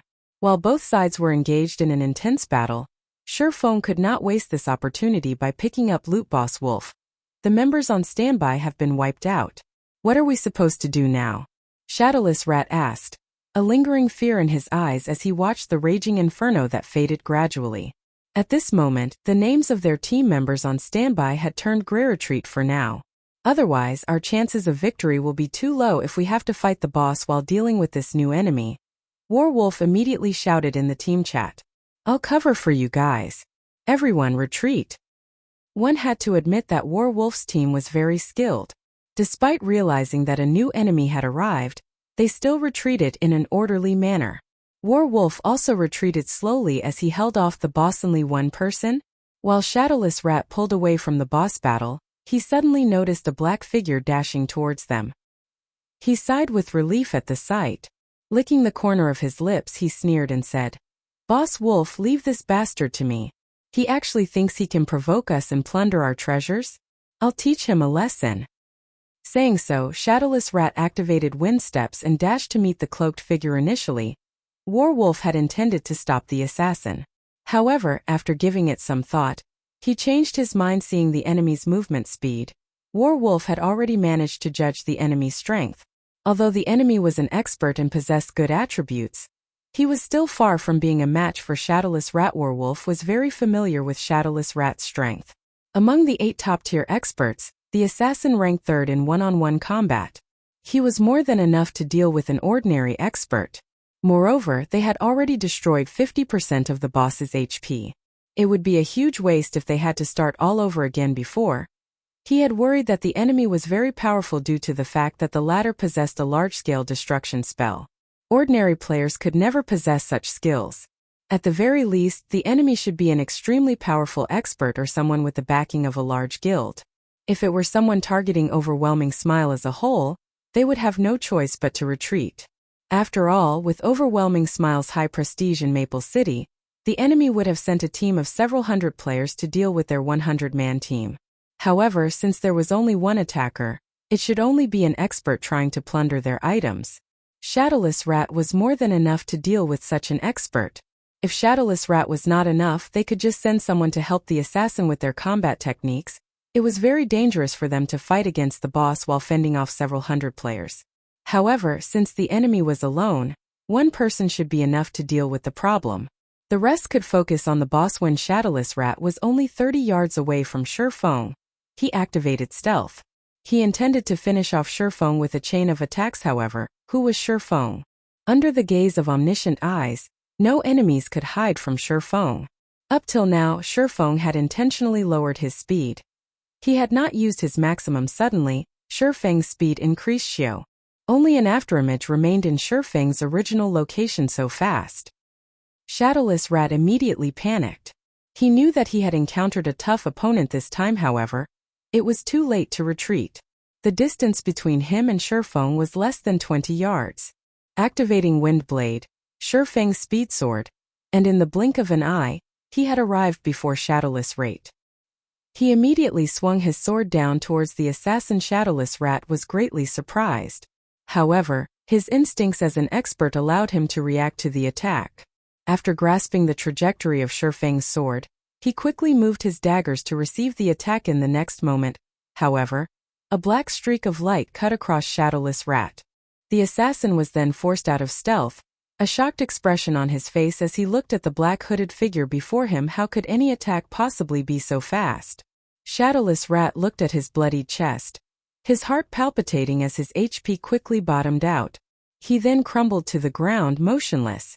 Chapter 523 Cooperation. Shadowless Rat's instant death stunned Warwolf and the others, who watched the entire encounter as his teammates. They were very familiar with Shadowless Rat's strength and skill. Moreover, Shadowless Rat was a Tier 1 assassin who had grasped Omnivision. He could easily perceive his enemy's attack trajectory and respond appropriately. In addition, the majority of his equipment consisted of level 25 fine gold equipment, his total HP being over 4,400. Even Warwolf would have to expend a significant amount of effort to defeat Shadowless Rat. If the assassin focused on escaping, Warwolf would be helpless against him. Yet now he had actually been killed with a single hit. Meanwhile, they didn't even know what had happened exactly. They only saw the pitch-black sword in the enemy swordsman's hand transform into a streak of light, and in the next moment, Shadowless Rat was dead. How could they not be shocked? After killing Shadowless Rat, Shurfeng did not stop. Turning, he dashed for Warwolf and the others. This time, however, he did not hold back as he sprinted at full speed. In the dead of night, his cloaked figure looked like a ghost. He was extremely difficult to locate. He hid his strength. All those who aren't Tier 1 classes fall back. I'll hold off the boss. The rest of you delay him. Maintain your distance. His sword is extremely fast, so do not approach him no matter what. Warwolf shouted his orders in the team chat. Although Warwolf's instructions had been appropriate, he still felt as if something were off about this situation. Why had such an expert ambushed them? Moreover, based on the enemy's behavior, it was clear that he had aimed for them from the very beginning. This situation greatly confused Warwolf. Among the various teams in Overwhelming Smile, their team had always strived to maintain a low profile. They have never provoked anybody. They were an elite team that Overwhelming Smile had formed in secrecy to serve as the guild's trump card. And even the normal members of the guild did not know they existed. However, the enemy had clearly chosen the best possible moment to launch his attack. The ambusher's strength was the most usual aspect. He was definitely one of the rarely seen top-tier experts. Although the enemy had only attacked once, Warwolf could tell how powerful he was. Comparing basic attributes alone, this enemy was far superior to Shadowless Rat. Even if both sides fought without any combat techniques, Shadowless Rat would not have an easy time blocking that person's sword. Not to mention, there was also the attack that contained no excess movement. Being caught unaware, it was only natural that Shadowless Rat had been defeated. In fact, there was not the slightest bit of error with Warwolf's judgment. In front of absolute power, all tricks were futile. Shurfeng currently wore the Tier 1 Hurricane set equipment. He also possessed the epic ranked 7 Luminaries ring, and the fragmented legendary ranked Heavenly Dragon's Breath. With one hand, he wielded the top-tier Dark Gold ranked Purgatory's Shadow, and with the other, he wielded the magic weapon, Abyssal Blade. He was a Tier 1 Blade Saint, and his one-handed sword mastery had reached the level of a sword master. In terms of basic attributes, he was leaps and bounds above Shadowless Rat. Even though Shadowless Rat had already reached the threshold of the refinement realm, in the face of absolute power, all combat techniques were useless. Not to mention, as an assurance, Shurfeng had even used flowing water acceleration in his attack. How could Shadowless Rat possibly block an attack with that kind of speed? However, Shadowless Rat's bad luck was partially to blame for Shurfeng's ability to kill him with one hit. Even with Shurfeng's powerful basic attributes, it was still impossible for him to eliminate over 4,400 HP, killing the assassin with a single hit. At the very least, he needed 2 hits to finish off the assassin. However, the attack that struck Shadowless Rat had triggered a triple critical hit. Even death would find it difficult to avoid the assassin at that point. In the span of a few breaths, the remaining 6 experts in Warwolf's team had already managed to block Shurfeng's advance. Among these 6 players, 3 were melee classes, with 1 being a swordsman and 2 being berserkers. The remaining 3 consisted of a cleric, an elementalist, and a ranger. All 6 players were Tier 1 classes. A party of ordinary Tier 1 players would be more than enough to deal with a 20-man elite team, not to mention that these 6 Tier 1 players were true experts. Their coordination was certainly something to behold. I refuse to believe that the 6 of us cannot defeat one of you, a level 27 male berserker in silver armor said irritably as he watched Shurfeng dash towards his team. It's better to be careful. This person's attack power is very high. Even plate armor classes like you will not survive more than a few hits. Focus on pinning him down. Leave the attacking to us ranged classes. The tall and slender level 26 female elementalist suggested. No, relax. Another level 26 male berserker in black armor laughed. They were very confident that they could deal with Shurfeng normally. They often held practice PvP matches against each other. As long as the 3 melee classes worked together, even their boss Warwolf would suffer defeat. They also had 3 ranged classes on their side. They refused to believe that the black-cloaked swordsman before them could turn the tide of the battle by himself. The Tier 1 ranger then fired a series of frost arrows, sealing off Shurfeng's movements. Meanwhile, the Tier 1 elementalist used a combination of ice spear and ice wall. Both the ranger and the elementalist had grasped omnivision, so they could see through Shurfeng's actions and send their attacks ahead of time. Under the combination attack, Shurfeng was forced to stop his advance temporarily and evade the incoming attacks. Take this. Seizing the opportunity, the silver armor berserker tightened his grip on his greatsword and used flame charge on Shurfeng. Flame charge could force the target into a fainted state for a slightly more than 1 second. As long as they incapacitated Shurfeng for 1 second, under everyone's focus fire, even his 10,000 plus HP would not last. The black-armored berserker had also used charge on Shurfeng, though he purposely timed his skill's activation so that he would reach Shurfeng a moment after the silver-armored berserker. Even if Shurfeng activated a skill to defend against the silver-armored berserker's charge, he could only defend against the first charge and not the second one. Most importantly, both berserkers attacked Shurfeng's sides, making it even more difficult for Shurfeng to force his way through the attacks. There were also the 3 ranged classes blocking off Shurfeng's paths of retreats. If Shurfeng tried to evade, the attacks would strike him. Die. The black-armored berserker readied his battle axe as the silver-armored berserker attacked Shurfeng, waiting for the moment when Shurfeng used a skill to defend against the silver-armored berserker's charge. When that time arrived, it would then be his turn to finish Shurfeng off. Shurfeng's only choice was to evade the charge and in turn, sacrifice some of his HP by enduring the ranged class's attacks. That way he would at least keep his life. In the long run, however, he would only find death here. It was only a matter of time. Why isn't he dodging? The Tier 1 female elementalist muttered, confused, as she watched from afar. Even when the silver-armored berserker arrived before Shurfeng, the latter had not moved in the slightest. In the next moment, the silver-armored berserker swung down his greatsword with all his might. Dang!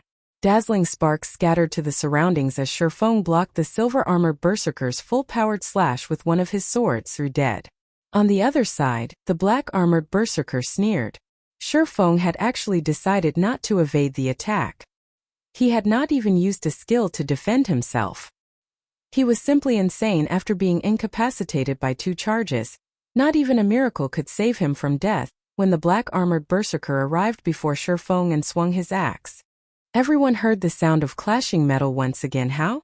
The black-armored berserker was shocked as he stared at Shurfeng blocking his axe with the Purgatory's shadow. Does he possess a skill that makes him immune to control effects for a short time? The 2 robust berserkers standing beside Shurfeng had failed to inflict any damage. Even an immunity skill won't save you. Shouting angrily, The silver-armored berserker's body increased slightly in size. It was obvious that he had used a berserk skill, allowing his strength to grow. He then used cross-slash. The other black-armored berserker used whirlwind slash. It should be my turn now, right? Shifeng asked softly. Chapter 524 Ganging Up. Before the fight with Warwolf's team had even begun, Shifeng had activated the aura of space on the 7 luminaries ring, becoming immune to all control effects, whether it was the Tier 1 Elementalist's Ice Wall or the Tier 1 Ranger's Frost Arrows. Shifeng had intentionally dodged both the Tier 1 Elementalist's Ice Wall and the Tier 1 Ranger's Frost Arrows with the goal of tricking the 2 Tier 1 Berserkers into approaching him on their own accord, saving him the time of going after them. Himself releasing a low shout, Shifeng used the skill unique to the Hurricane set equipment, Sword Aura Release, dealing 300% weapon damage to all enemies within a radius of 5 yards and knocking all enemies back by 12 yards, stunning them for 1 second. Crap. The silver and black-armored berserkers immediately realized something was amiss and hurriedly activated block to defend themselves, swinging the great sword and battle axe. Boom. Both berserkers felt as if they had just been hit by a truck, their bodies flying backward and slamming heavily into the ground before either of them could react. Shifeng advanced. He could easily cross a distance of 12 yards with a single step in the blink of an eye. Shifeng appeared before the silver-armored berserker and sent a chop down on the man. Currently, both berserkers were in a fainted state. They could not defend against Shifeng's attacks at all. However, the instant Shifeng's sword descended, he immediately changed his weapon's trajectory, directing the chop behind him. Pung, pung, pung. Before anyone noticed, a Tier 1 swordsman had appeared behind Shifeng and similarly used chop. Hence, Shifeng had abruptly changed his target. When the swords of light collided, the impact sent the Tier 1 swordsman flying. 3 damages of over -400 points appearing above his head. How can someone possess such horrific strength? Is he a human-shaped lord? The Tier 1 swordsman stared at Shifeng in disbelief. He had flown over 6 yards and had only managed to stabilize himself after much difficulty. Even so, the hand he used to grip the sword that collided with Shifeng's blade was completely numb during this brief exchange between Shifeng and the Tier 1 swordsman. The silver-armored berserker recovered from his fainted state. Shock filled his heart when he saw a single hit send his swordsman companion flying. Immediately, he used whirlwind slash in an attempt to scare Shifeng away. When the silver-armored berserker used whirlwind slash, the elementalist and ranger at a distance promptly begun to launch cover fire. What a joke. Shifeng was capable of sending a level 26 Tier 1 swordsman flying with just 1 hit. If such an attack struck them directly, they would die instantly. Facing the barrage of attacks, Shifeng had no choice but to evade, opting to chase after the black-armored berserker. After all, not only were these attacks overwhelming, but they were also experts' attacks. If he really tried to take the silver-armored berserker's life, it was highly possible he would have to sacrifice his own. Seeing Shifeng retreat, the level 27 silver-armored berserker unconsciously released a sigh of relief. That was close. I nearly lost my life there. If he had not instinctively used block, allowing him to negate 1 instance of damage coming from his front, he would have lost his life during Shifeng's first attack, not to mention that alarmingly dangerous second attack. Despite being in a fainted state, he could clearly feel the killing intent, which was intimidating enough to cause one to freeze during battle, contained within Shifeng's attack. Even if he were not in a fainted state, he was not confident he could block that lightning-quick attack. Although he possessed high HP and defense as a berserker, his HP was just slightly more than 5,300. With Shifeng's frightening attack power, even a plate armor class would die from a single hit. Only a brief second had passed since they had begun fighting Shifeng. However, this was the first time in his life the silver-armored berserker had experienced such a long second. His life very nearly flashed before his eyes. When the black-armored berserker saw Shifeng come for him, without hesitation, he turned and fled. He had also experienced Shifeng's power.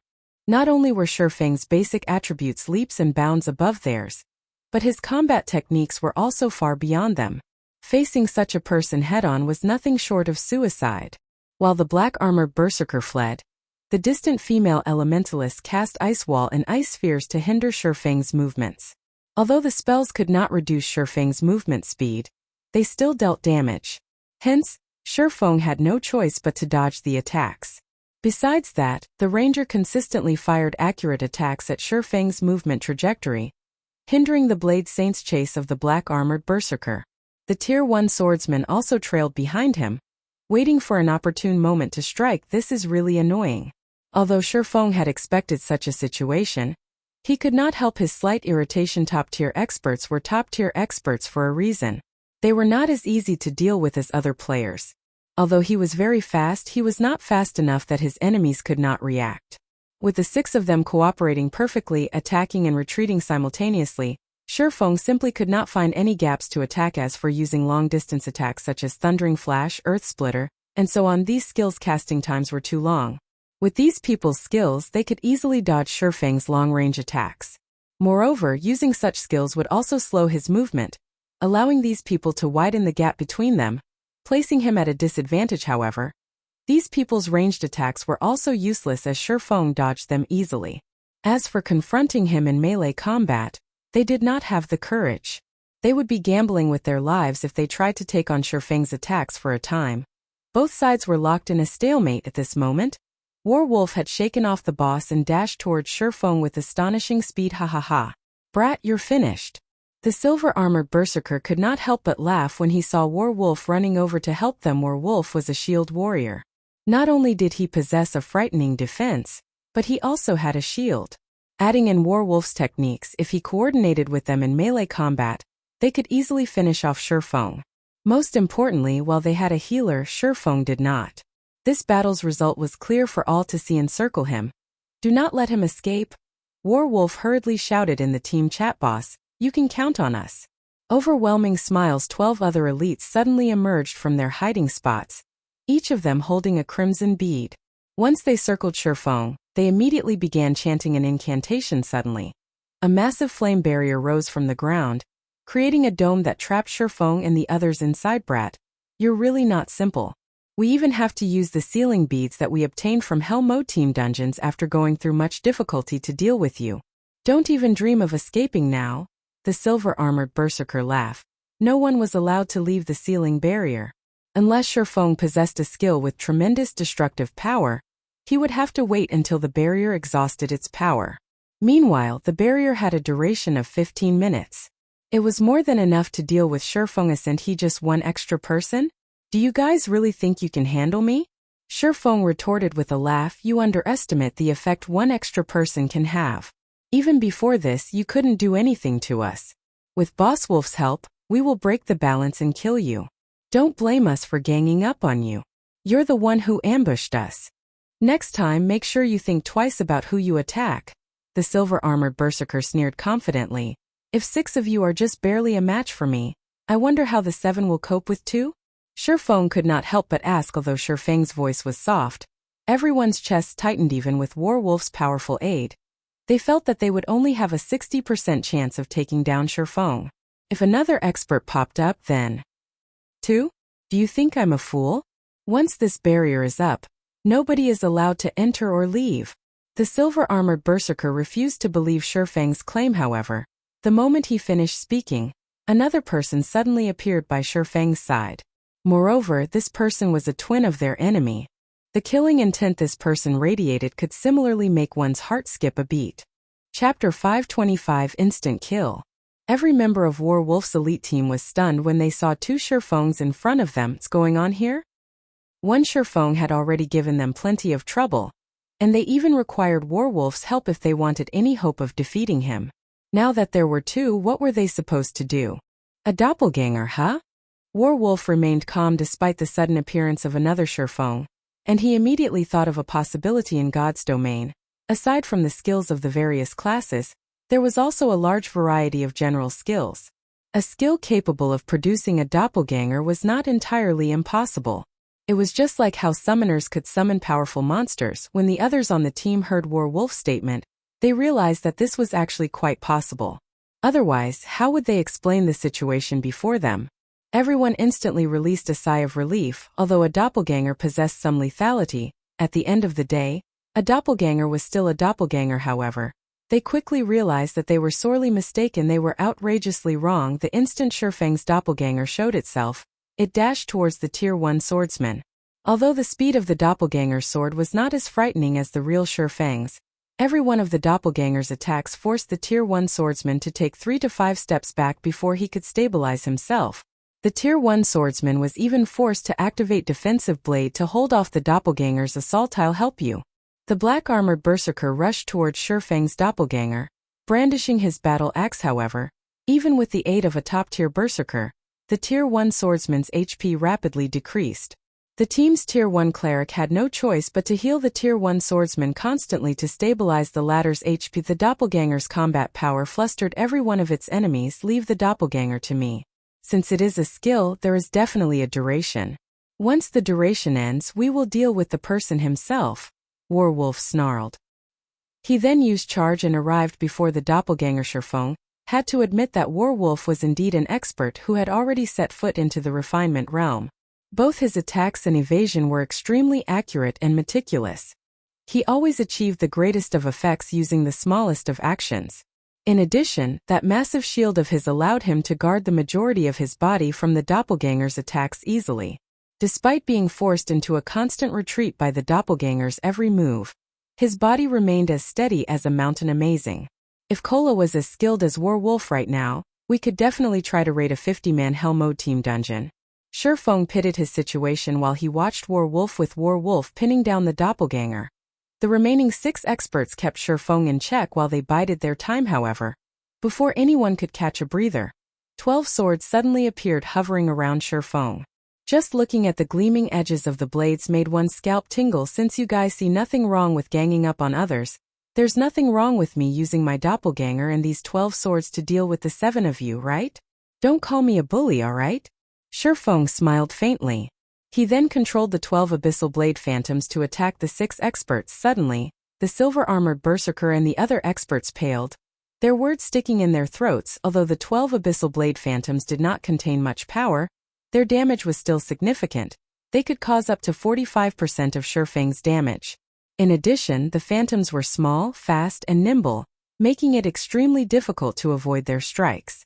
While the melee classes could cope, but barely, with the phantoms, the same did not hold true for the ranged classes. It was especially true for the cleric. Preserving his own life had become an arduous task, much less doing so and healing his team after fighting for only a short moment.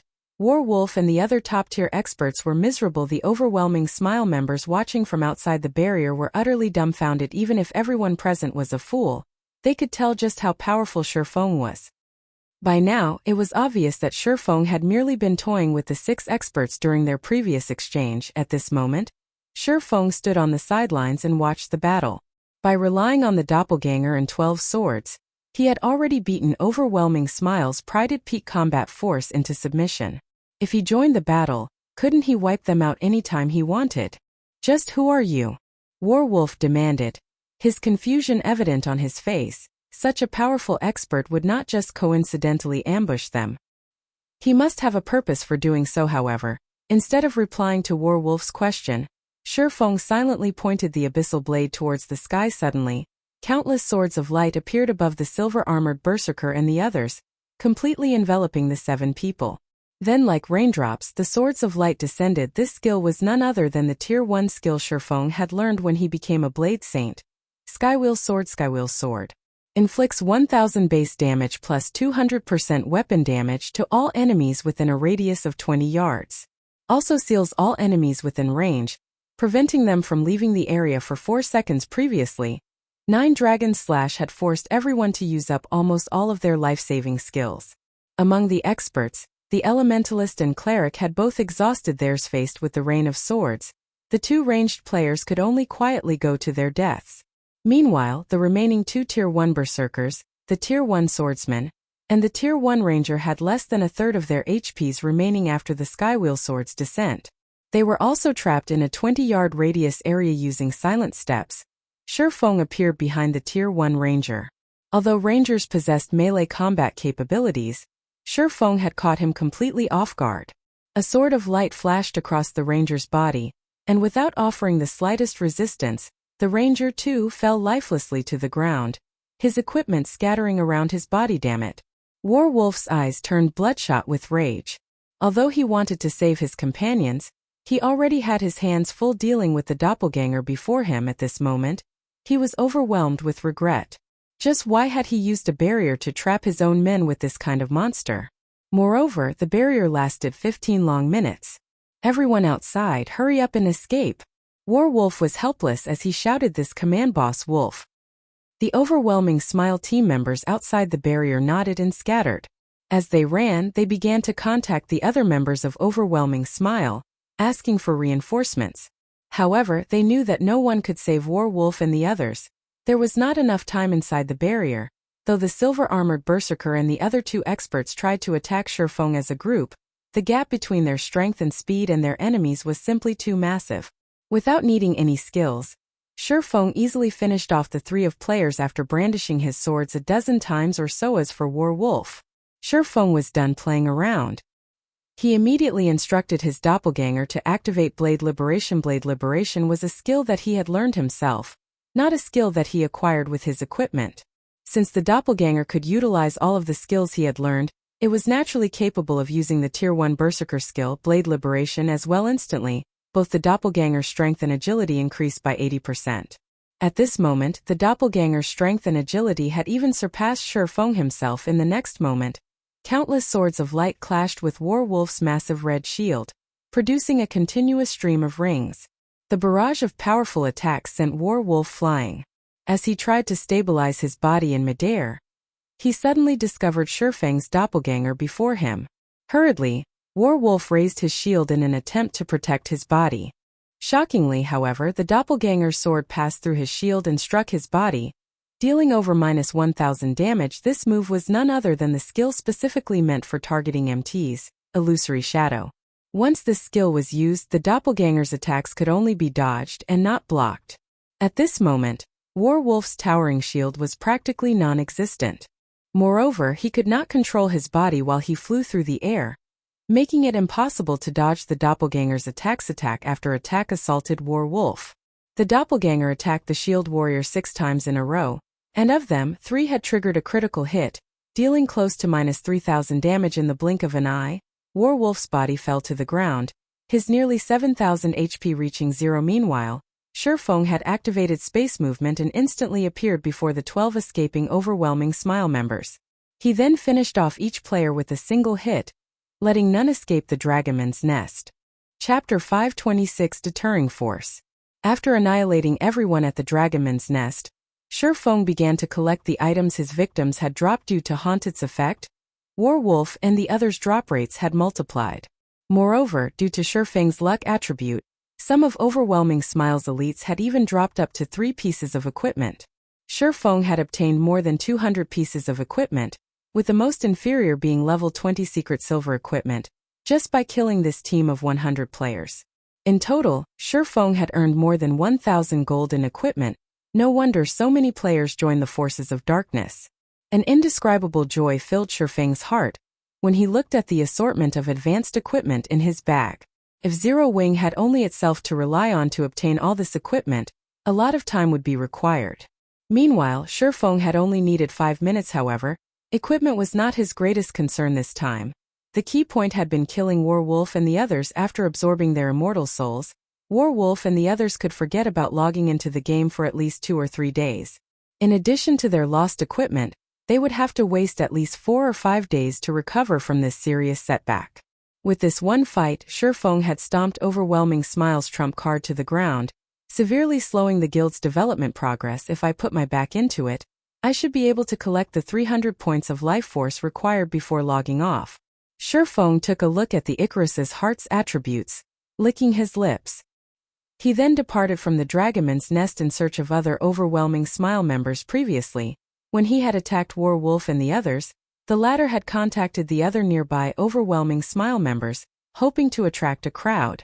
After all, Overwhelming Smile was the overlord of Maple City. Now that someone had dared to provoke the guild, they wanted to openly display what the consequences were for such actions. As this concerned the guild's reputation, Overwhelming Smile would take action to serve as a deterrence for others. Hence, this was the perfect time for Shifeng to hunt Overwhelming Smile members. Time gradually passed just as Shifeng had predicted. While he had killed Warwolf's team, The overwhelming Smile members in Dragon Ridge began to rush towards his location. There was actually someone who dared kill their allies while in their territory. Before this, nobody had dared to kill any members of Overwhelming Smile. Now that someone had emerged, naturally they needed to retaliate. Filled with rage, the members of Overwhelming Smile rushed over to the Dragonman's Nest where Warwolf's team had fought, hoping to teach Shurfeng a lesson. Unfortunately, only an endless abyss awaited them. The majority of the reinforcements that arrived consisted of 20-man teams, and very rarely would a 100-man team appear. Although all of these teams consisted of elite players, compared to Warwolf's team, they were significantly inferior. Whenever Shurfeng discovered one of these teams, he would immediately use Firestorm. As for those that were fortunate enough to be outside the skill's effective radius, Shurfeng would rush over and finish them off quickly. Each battle usually lasted around 5 or 6 seconds. These Overwhelming Smile members did not even have the time to contact the other teams. They could only watch as Shurfeng devoured them, one after another, becoming life force for the Icarus's heart. After slightly over half an hour, Shurfeng had collected a total of 300 points of life force, evolving the Icarus's heart to secret silver rank. The luck attribute the necklace provided increased from the original 7 points to 9 points. Although it was a minor increase, it had significantly increased items drop rates. Meanwhile, if Shurfeng wanted to upgrade the Icarus's heart to fine gold rank, he needed double the previous requirement, 600 points of life force. Originally, Shurfeng had wanted to log out of the game to rest. However, thinking that this was a rare opportunity, he continued to massacre the endless stream of Overwhelming Smile members that stormed over to help their companions. Currently, Overwhelming Smile's members still had no idea of what was occurring at the Dragonman's Nest. They also did not know that many of their companions had already died. After all, players who had lost their immortal souls could not log into the game even if they wanted to, so it was not possible for them to notify their allies even if there were a way to make contact. That would only happen after the upper managers of Overwhelming Smile discovered that the dead could not log back into the game. Who knew how long that would take? If Shurfeng waited until everyone from Overwhelming Smile reacted to the situation, searching for Overwhelming Smile members would become far more difficult since news of his slaughter would get out sooner or later. Shurfeng intended to go all out and kill as many as he could ignorantly. The members of Overwhelming Smile who wanted to teach Shurfeng a lesson continued to run to their deaths. Every team that came to the Dragonman's Nest died. The 100-man teams were no exception. Meanwhile, inside Overwhelming Smile's guild residence in Maple City, "Miss Yulan, what's going on with you? Why are you in such a hurry to see me?" A handsome middle-aged man seated on the guild leader's throne asked. Laughing, this middle-aged man was none other than Overwhelming Smile's true guild leader, Laughing Heaven. Laughing Heaven had tanned skin and a pair of deep black eyes. His entire person radiated a sense of majesty and gave others the impression that he was one who had experienced the vicissitudes of life. Although Overwhelming Smile was only a second-rate guild, it had only been established a short time ago. Meanwhile, Laughing Heaven was the person responsible for nurturing Overwhelming Smile from the ground up.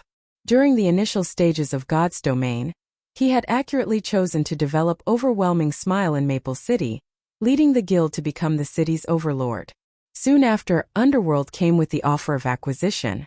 Not only had Underworld supplied the guild with significant funds, but it also supplied many experts, allowing Overwhelming Smile to become a guild capable of rivaling first-rate guilds. However, what shocked Laughing Heaven the most were the experts Underworld had sent.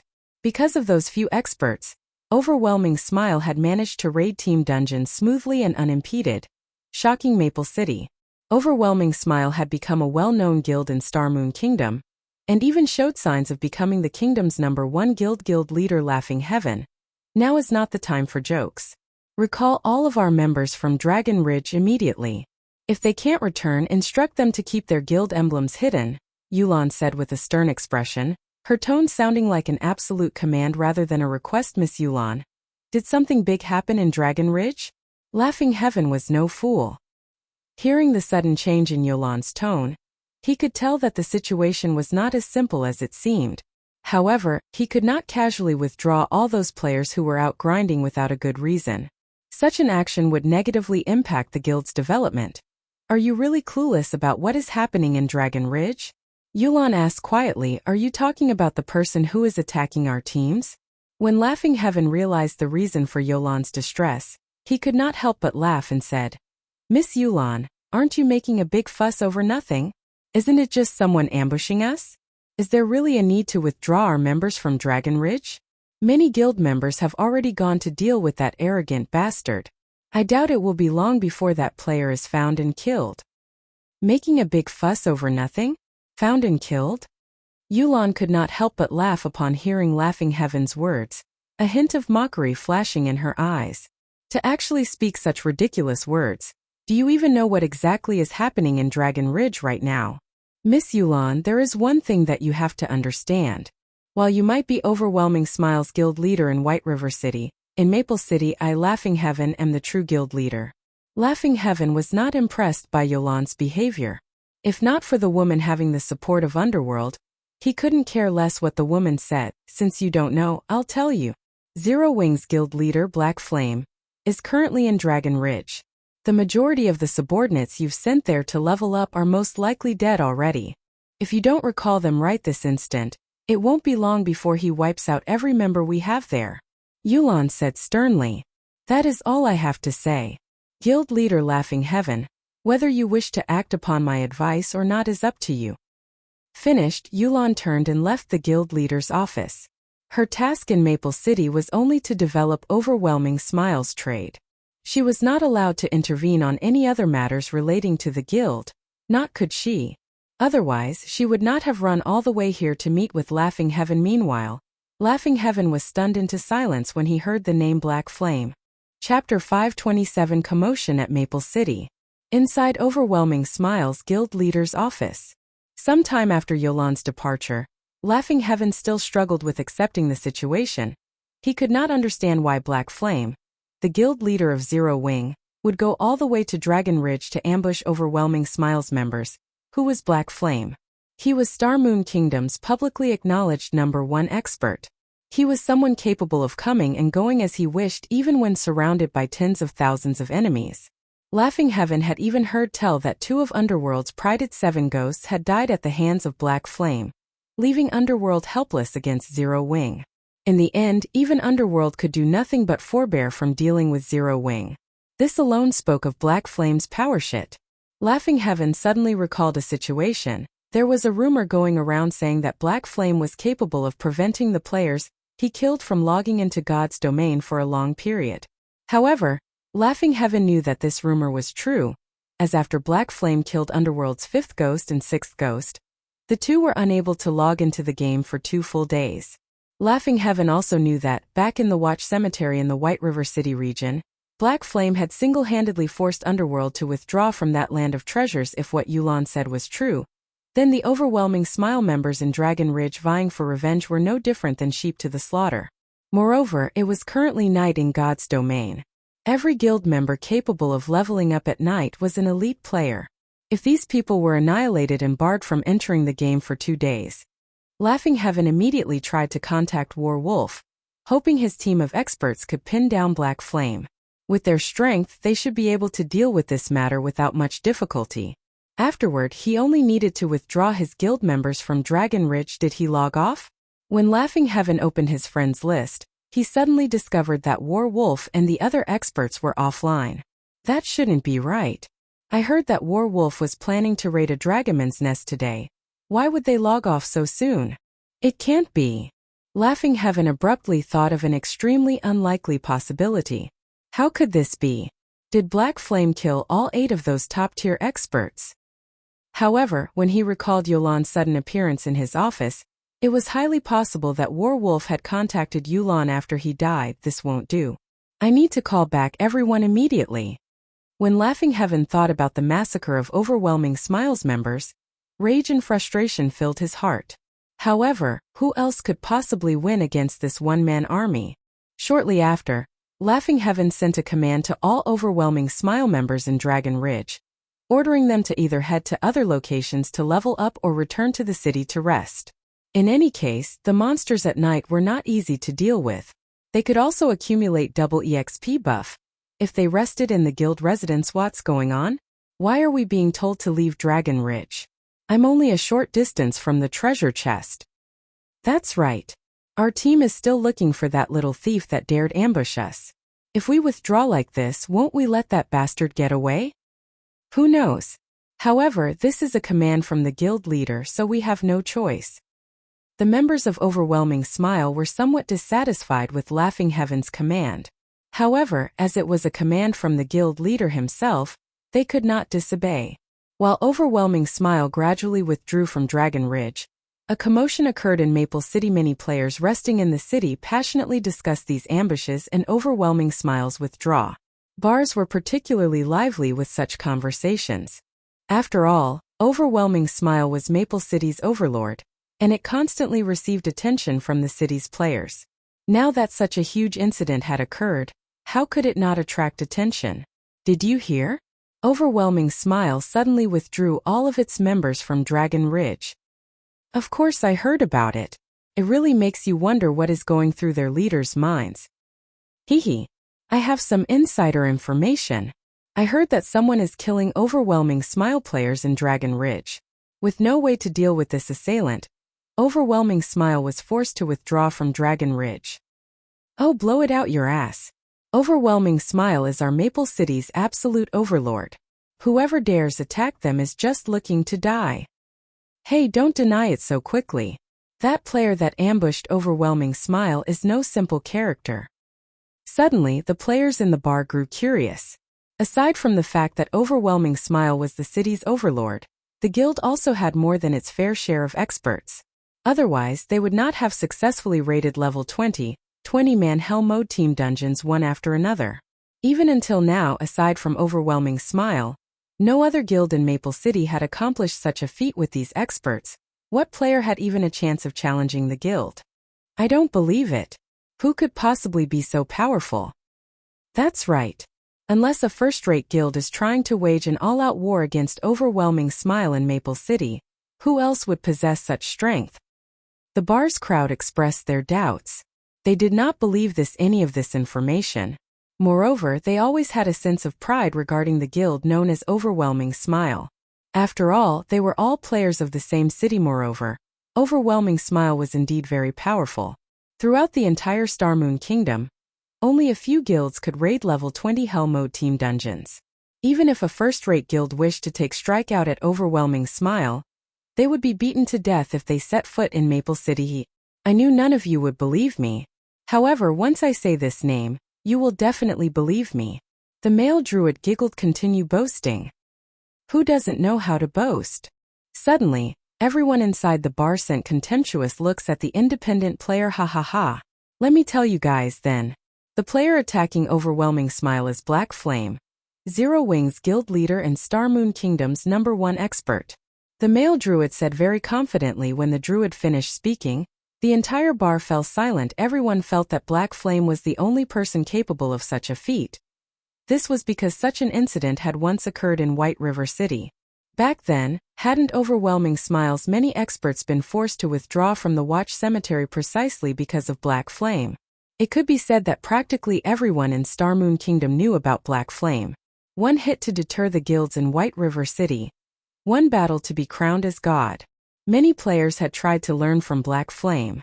If they could learn even a fraction of his skills, they could become experts. Meanwhile, Black Flame's title as the one-hit Azura was something that excited countless players. The leader of a guild. Moreover, he is the overlord of White River City. Why would he come all the way to Maple City to cause trouble for Overwhelming Smile? Someone suddenly asked. How should I know? Maybe Black Flame plans to lay his hands on Maple City as well? The male druid joked. Silence overtook the entire bar once more. When they thought about it, there was indeed a small possibility of such a situation. After all, Zero Wing was already White River City's overlord. Why would such a powerful guild be satisfied with ruling just a single city? It had to expand sooner or later. Thinking up to this point, everyone could not help but grow excited. Meanwhile, seated in a corner of the bar, a middle-aged man in his late 30s was greatly shocked when he heard this news. This man was none other than Liang Chan, the person who bought land on behalf of Shifeng. Sure enough, the winds of Maple City are going to change. Liang Chan sighed. In all of Starmoon Kingdom, most likely, only an expert like Black Flame was capable of deterring the overlord of an entire city by himself. Chapter 528, Characteristic Skill. The news regarding Black Flame quickly spread throughout Maple City. Overwhelming Smile and Zero Wing had been waging an all-out war against each other. No one was surprised that Black Flame had taken his killing all the way to Maple City, considering it perfectly reasonable. Regarding this situation, everyone's opinion of Zero Wing was still quite optimistic. Normally, Overwhelming Smile occupied all the high-resource areas located within the Maple City region, and many players were not happy about that. However, these players would not dare voice their anger as Overwhelming Smile was Maple City's overlord. Now that someone capable of taking out Overwhelming Smile members had emerged, these players would cheer and support them. However, as news of Shurfeng's hunt spread, another event had occurred that excited players in Maple City. Another player-owned shop had emerged in their city, and this shop was the Candlelight trading firm. The Candlelight trading firm sold a wide variety of goods, with the most precious item being the basic strength and armor kit. Many players had never even seen the basic strength and armor kits before. Hence, the moment Maple City's players laid their eyes on the kits, they rushed to purchase their own. As a result, business at the Candlelight trading firm was far better than what the Overwhelming trading firm enjoyed naturally. While there were some who celebrated the Candlelight trading firm's new establishment in Maple City, there were others who grew worried. Although the city's players were overjoyed by this situation, Yulan, who was currently inside the Overwhelming trading firm, was incensed. Candlelight trading firm. Yulan ground her teeth. She had truly not expected that the Candlelight trading firm had been preparing to set up a shop in Maple City. Furthermore, Candlelight had managed to obtain a plot of land in the central district of the city. However, this was still not the most infuriating aspect. The most detestable thing was that the Candlelight trading firm had actually set up its shop relatively close to the Overwhelming trading firm. Due to the Candlelight trading firm having the advantage regarding available products, many of the Overwhelming trading firm's original customers had shifted their attention towards the Candlelight trading firm. Boss, what are we supposed to do now? If this continues, Candlelight will snatch all of our remaining customers, a shop manager asked, concern filling his voice. We don't have a choice. Our only option is to start a price war. Reduce the prices of all goods, Yulan said, sighing helplessly. She did not have any good ideas about how to deal with this situation. Unless they could get their hands on some exclusive items, there was simply no way to compete with the Candlelight trading firm. Fortunately, unlike in White River City, the Overwhelming trading firm possessed some capital in Maple City, and their two trading firms had started with the same benefits around the same time. In addition, Maple City was their home ground. The cost of harvesting materials was significantly lower here, resulting in a lower production cost. They definitely had a fighting chance against the Candlelight trading firm in God's domain. Shops in different cities, but owned by the same player, shared products. However, while there was no city tax for consigning products to shops in the player's home city, there was a small 8% city tax charged for items consigned to sell at shops in other cities. This was a protection mechanism of sorts implemented to protect the player-owned shops of each respective city. In other words, since the Candlelight trading firm's main headquarters was in White River City, there was an invisible cost added to the items they sold in Maple City. To the Overwhelming trading firm, this was an advantage sure enough. After the Overwhelming trading firm reduced its prices, other than players wanting to purchase products unique to the Candlelight trading firm, players quickly returned to shopping at the Overwhelming trading firm. Meanwhile, in the Dragon Ridge, Shurfeng was currently having the time of his life with wave after wave of Overwhelming Smile players marching towards their deaths. Shurfeng had finally managed to upgrade the Icarus's heart to Dark Gold rank. He was only a short distance away from upgrading the necklace to Epic rank. Now Icarus's heart necklace, Dark Gold rank, can be evolved. Equipment requirement: all attributes 120. Level 20, level 80. Currently level 30. All attributes plus 27. Luck plus 14. Additional characteristic skill: Divine Providence. Temporarily increases player's luck by 32 points for 30 seconds. Cooldown 40 minutes. Luck duration and cooldown can be increased, prolonged, and reduced by sacrificing life force. Maximum of 100 points of life force per sacrifice. Evolution condition: absorb the life force of 5,000 players to evolve to Epic rank 748/5000. The base luck alone provided 14 points. That was significantly higher than the initial 5 points. However, that was not the improvement that excited Shurfeng the most. Rather, it was the change that had occurred to the Divine Providence skill. Divine Providence had evolved from an ordinary skill to a characteristic skill. Characteristic skills were different from normal skills in which the skill's effects would undergo a transformation when certain conditions were met. The skill now allowed the sacrifice of life force to enhance its effects. Meanwhile, depending on the number of life force points sacrificed, the effects would also vary, with a maximum sacrifice of 100 life force points currently. Shifeng had 748 life force points stored in the Icarus's heart. In other words, Shifeng could enhance the Icarus's heart's effects to its maximum 7 times. Since the cooldown has already completed, this is a good chance to test its effects. Shifeng could not contain his excitement when he looked at the bright gemstone around his neck. He could receive 46 points of luck before he had even sacrificed any life force points. This was the highest amount of luck Shifeng had ever seen in either life. If he sacrificed life force points as well, his luck would reach frightening heights soon. Shifeng retrieved over a dozen Twilight treasure chests from his bag, laying the chests out neatly in front of him. He then activated Divine Providence and chose to sacrifice 100 life force points instantly. His luck rose to 66 points, with the duration of Divine Providence increasing to 40 seconds and cooldown decreasing to 30 minutes. Hurriedly, Shifeng began opening the Twilight treasure chests, with each chest requiring 3 seconds to open. Shifeng just barely managed to open 12 treasure chests in 40 seconds. Losing a few seconds when switching to the next treasure chest was inevitable, although Shifeng felt slightly disappointed about the time he had lost. When he thought about the additional effects gained from sacrificing life force, his mood instantly brightened again. If he applied that 66 points of luck when killing monsters, the drop rate would be astounding. The rarely seen jackpot might even occur, multiplying the number as well as increasing the quality of the items dropped. Unfortunately, such a powerful effect came at the cost of 100 life force points. He had only managed to kill so many players today due to catching overwhelming smile unprepared. However, after they set up certain precautions, it would not be as easy to harvest 100 life force points anymore. Of course, Shifeng absolutely refused to commit random murder.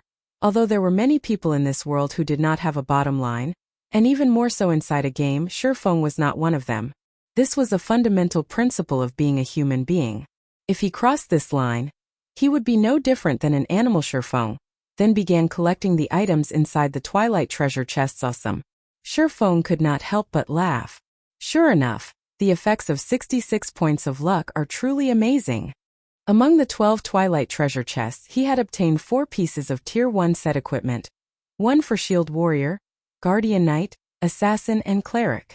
Among them, the Tier 1 set equipment for Shield Warriors and Guardian Knights were the most difficult to obtain. Yet, Shifeng had actually obtained 1 piece for both classes. Up until now, Shifeng had collected 4 of the 5 set pieces of the Yin-Yang Walker set equipment for Guardian Knights. He only lacked the boots now. Currently, he had 3 pieces of the Mana Storm set equipment for Tier 1 Elementalists. As for the Dark Melody set equipment for Tier 1 Assassins, like the Yin-Yang Walker, Shifeng now had 4 pieces. He was only missing the head slot. He had 3 set pieces of the Forest Guard set equipment for Tier 1 Rangers. He now had 3 set pieces of the Brave Heart set equipment for Tier 1 Shield Warriors. He had 2 set pieces of the Ghost set equipment for Tier 1 Cursemancers. He also had 3 set pieces of the Angel Wings set equipment for Tier 1 Clerics. By now, Shifeng was close to completing the Tier 1 set equipment for the majority of the available classes. It would not be long before he completed them. At that time, if he led a team of players geared in Tier 1 set equipment into a large-scale team dungeon, who could possibly compete with Zero Wing to obtain first clears? Just the thought excited Shifeng. With such equipment, they could steamroll through even a 100-man team dungeon, let alone a 50-man team dungeon. Just as Shifeng was arranging his new items, he suddenly discovered a glowing purple tablet inside his bag, his chest constricting upon this discovery. Chapter 529 Shop Promotion. Shifeng quickly took the purple tablet from his bag. The tablet displayed a single word: promotion. However, this promotion order was not a guild residence promotion order in God's domain. All promotion orders were extraordinarily valuable, and among them were guild residence promotion orders and promotion orders for other specific establishments. However, of these promotion orders, the rarest was the shop promotion order. The tablet in Shifeng's hands right now was none other than the shop promotion order. All shops set up by players in NPC cities began as 1-star shops without exception, regardless of whether it was a 300 gold shop or a 1000 gold shop. Only, a 1,000 gold shop was far more luxurious, and it had a few more available functions. However, after a shop was promoted to 2-star status, it would undergo a qualitative change. In particular, the benefits a lifestyle player received would be significantly enhanced. It was extremely difficult to obtain a shop promotion order. Unlike a guild residence promotion order that could be obtained from dungeons, a shop promotion order could only be obtained through certain special quests. The only other option was to gain one from treasure chests. However, not just any ordinary treasure chest would drop the promotion order. The treasure chest could not be below level 40, and it must be fine gold rank or above. There was also a certain probability to obtain one from rankless treasure chests such as the Twilight treasure chest. However, the chances of obtaining a shop promotion order were simply too minuscule. Normally, players would obtain it through a challenge quest. However, since it was a challenge quest relating to a shop's promotion, it was not so easy to receive or complete it. Such challenge quests were no less difficult than epic quests. Hence, there were extremely few shops capable of completing them. Because of this, the promotion orders obtained through treasure chests were extremely valuable, and countless businessmen would offer astronomical prices for one. Sherfong had only obtained this item due to a stroke of luck. With this item, I can finally monopolize White River City's trade with the Candlelight trading firm. Sherfong returned the shop promotion order to his bag and took out a return scroll. Since it was no longer easy to locate overwhelming smile players, he had no reason to remain here. Meanwhile, now that he had obtained a shop promotion order, he needed to go and promote his shop in God's Domain settings. Unlike in other virtual reality games where using one shop promotion order would promote every shop that player owned, players in God's Domain required one promotion order for every shop they owned should they wish to upgrade them all. However, Sherfong had long since made up his mind. Zero Wing's roots lay in White River City, so the shop promotion order must be used on one of the shops there. As for the shops in Starmoon City and Maple City, unless he had excess, he would not waste any promotion orders on these two cities. After using the return scroll, Sherfong returned to Maple City. However, Sherfong was in no hurry to return to White River City. Instead, he first went to investigate the overwhelming trading firm. Now, he had already heavily damaged Overwhelming Smile's hidden trump card, which would severely impact its dungeon rating process. He had also killed plenty of Overwhelming Smile's elite members, causing significant damages to the guild. Not to mention, due to a lack of resources, the development of Overwhelming Smile's branch in White River City had also been wounded. If this situation continued, the gap between Overwhelming Smile and Zero Wing would only grow as more time went by. The only fighting chance Overwhelming Smile had right now was the Overwhelming Trading Firm. If the Overwhelming Trading Firm developed successfully, Overwhelming Smile would have the coins required to fight a war of attrition against Zero Wing. In addition to its ample funds and enormous background, the guild's development speed would soar. After all, a massive organization such as Underworld possessed the mechanisms required to nurture experts. Only, everyone had yet to adapt to God's Domain fully. Once they did, however, with sufficient coins and funds in addition to experts giving out pointers, it would be very easy for Overwhelming Smile to nurture a large number of experts. Although Zero Wing seemed to prosper right now, in reality, it was still significantly inferior to other major guilds, particularly in terms of training mechanics for experts. God's Domain was mankind's second world. It was not a game with a short lifespan. A guild's strength was not determined by wins and losses. Instead, it was determined by how long the guild in question could remain in power. In the past, there had been many guilds that had prospered greatly for a period. However, after some time had passed, they still crumbled and eventually faded out of existence entirely. Based on this, one could easily tell the gap between guilds. This was why Shadow had remained a second-rate guild in the past. It was because the guild had only been recently established and did not possess the necessary mechanisms to nurture experts. Although the guild had succeeded in establishing such mechanisms during the middle stages of God's Domain, said mechanisms were far inferior to that of first-rate guilds.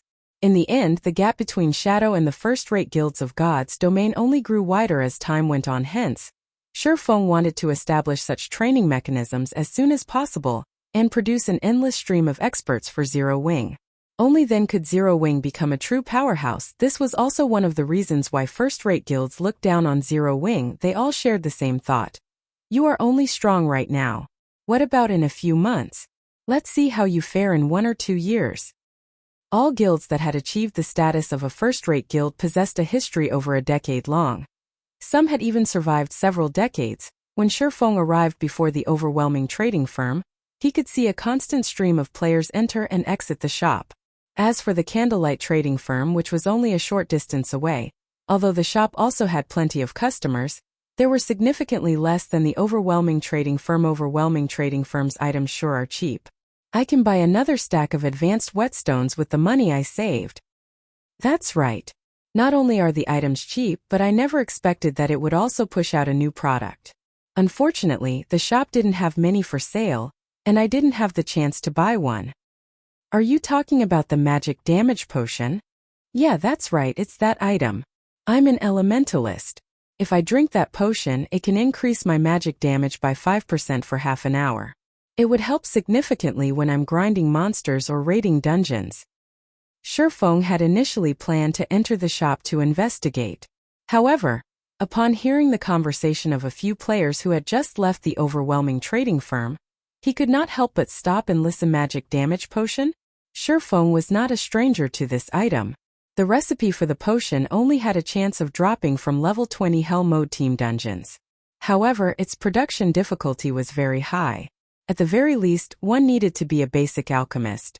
Even then, the success rate of crafting one hovered around 20% to 30%. Sure enough, I cannot underestimate Underworld.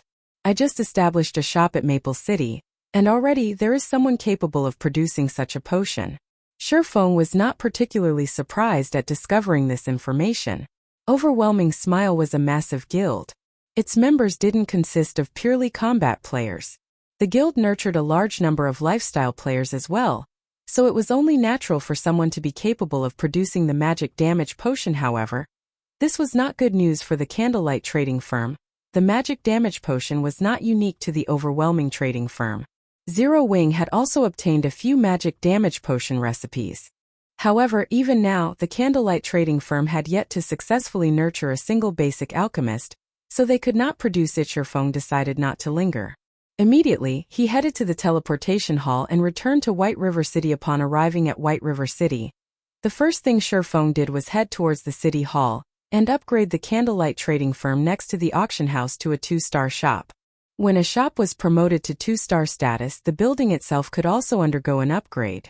However, a significant sum was required for the reconstruction. Without hesitation, Shifeng spent 1,000 gold to reconstruct the shop. The reconstruction did not take much time at all. It was done in just a dozen minutes or so.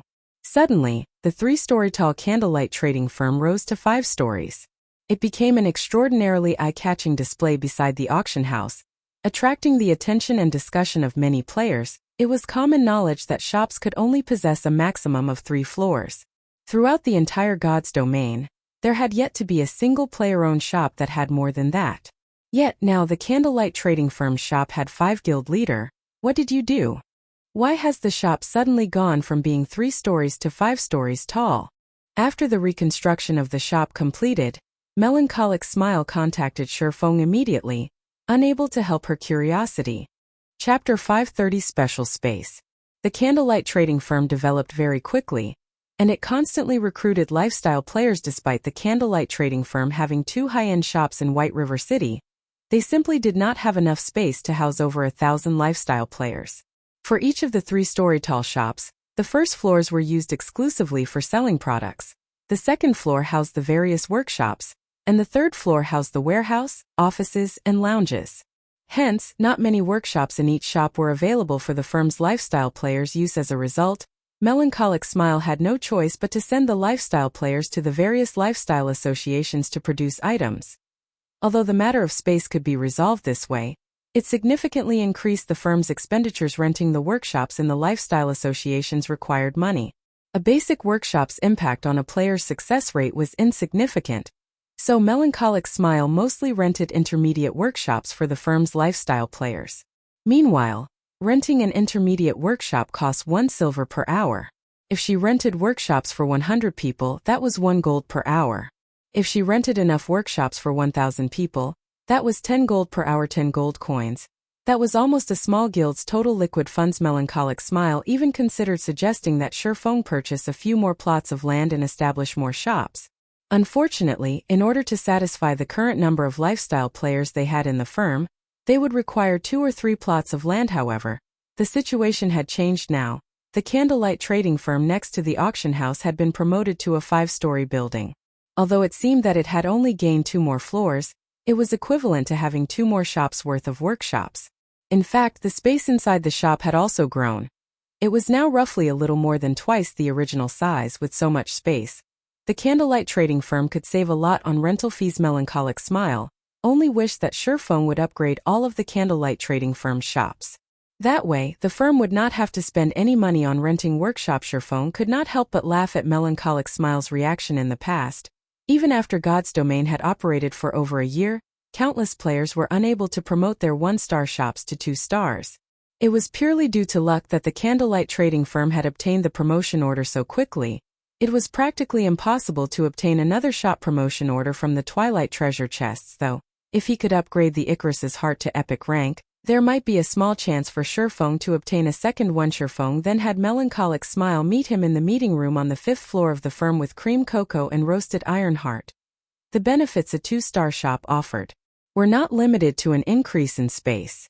Otherwise, there wouldn't have been so many players desperately trying to upgrade their 1-star shops to 2-star shops in the past, willingly spending tens of thousands of gold to obtain a shop promotion order. Meanwhile, the news of the Candlelight trading firm owning a 2-star shop spread quickly. After all of White River City knew of the Candlelight trading firm. A majority of the players residing in the city had shopped at the trading firm at least once before. Now that one of the shops had mysteriously grown, it would definitely attract a lot of attention. Young Master Feng, there is some movement over at the Candlelight trading firm. They have actually managed to establish a 5-story shop. When I went over to investigate, I found that the first floor has doubled in size. The number of items they can put on display has also significantly increased. A player specifically tasked to investigate the Candlelight trading firm reported 5 stories? Larger than before? Feng Xianyang could not help but sneer. The Candlelight trading firm is certainly ambitious. While producing lightstones, they also expanded their shop to prepare for the new sales. What a pity. Truly a pity. So what if they have a larger space? Now that I have stolen the 3 of the advanced forging apprentices capable of producing the lightstones, that shop will only have empty shelves to show off. He still felt the sting from the large amount of money he had spent to poach those 3 advanced forging apprentices. However, the thought of how the Candlelight trading firm could no longer produce the lightstones soothed the pain in his heart. Right. How are we developing in Maple City? Feng Xianyang asked the somewhat chubby man beside him. I heard that the Candlelight trading firm has set up a shop close to the Overwhelming trading firm. This should have significantly impacted the Overwhelming trading firm's business. Young Master Feng, please rest assured. Although the Candlelight trading firm is impressive, Maple City is our home ground. Moreover, Miss Yulan has succeeded in inviting that great personage to help us. The magic damage potions they have produced have single-handedly driven the Overwhelming trading firm's business. Candlelight has no chance against us. It won't be long before the Overwhelming trading firm stabilizes its status as Maple City's #1 trading firm. Also, when that great personage's alchemy proficiency advances or when we obtain an item that increases success rate, he will be able to produce that item. At that time, not even the Candlelight trading firm in White River City will be a challenge, the chubby man said, giggling good. It's as expected of the woman who the higher-ups favor. As long as the Overwhelming trading firm conquers White River City, my status will rise along the tides. At that time, my succession of the household will be set in stone. Feng Xuanyang's eyes suddenly glowed. He truly never expected that Yulan would successfully recruit that great personage from Underworld. That great personage was only a lifestyle player. However, by relying on his superb talents, he had profited Underworld in many virtual reality games, and gradually throughout the years, he had become a force to be reckoned with in the organization. Even Underworld's upper managers tread carefully when around him. Although Feng Xianyang had thought of trying to invite that great personage before, he simply did not qualify to do so. Meanwhile, the fact that Yulan had recruited that great personage's help showed just how capable she was. It seems that I'll have to rope that woman in the future. Feng Xianyang licked his lips as he pondered.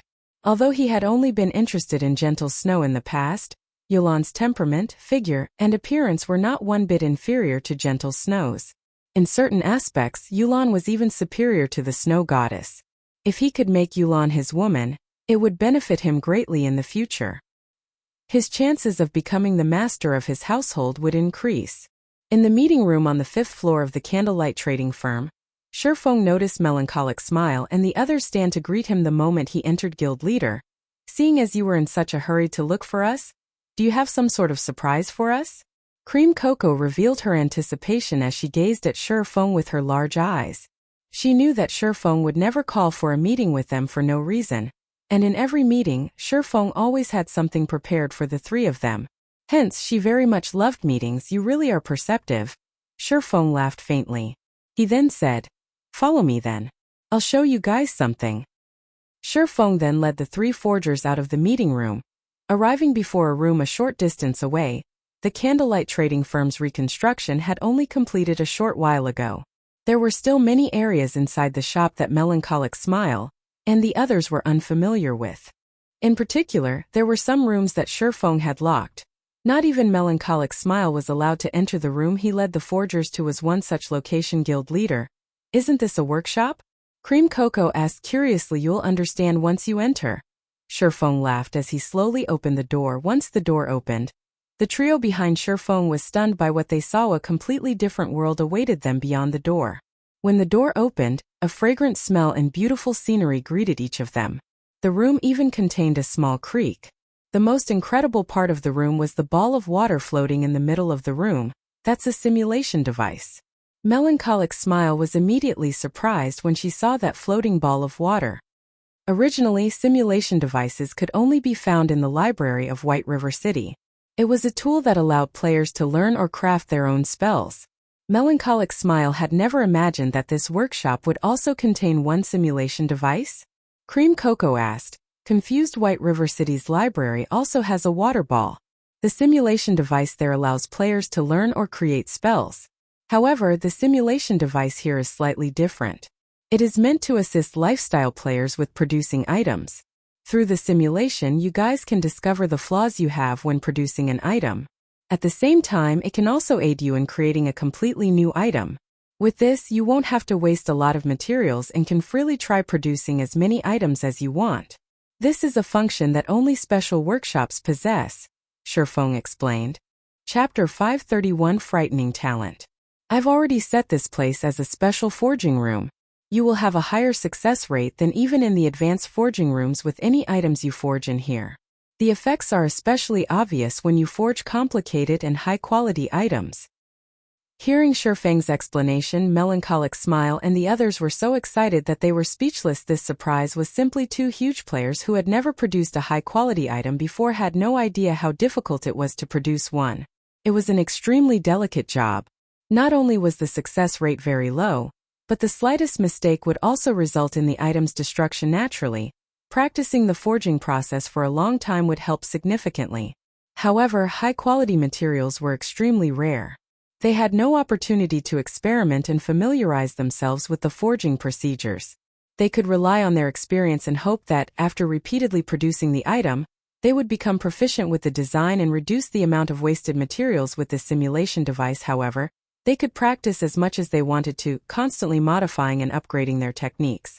This would be of immeasurable help to them. Moreover, after players became forgers in God's domain, if they wished to become a master forger, they had to create their own items. Otherwise, it would not be possible for one to become a master forger at all. Hence, players normally began to accumulate experience of creating items when they became basic forgers. By the time they became advanced forgers, they would attempt to create new items constantly. However, with this simulation device, they could save a significant amount of time and effort. Of course, this did not come without a price. The simulation device needed energy to run, and magic crystals supplied that energy.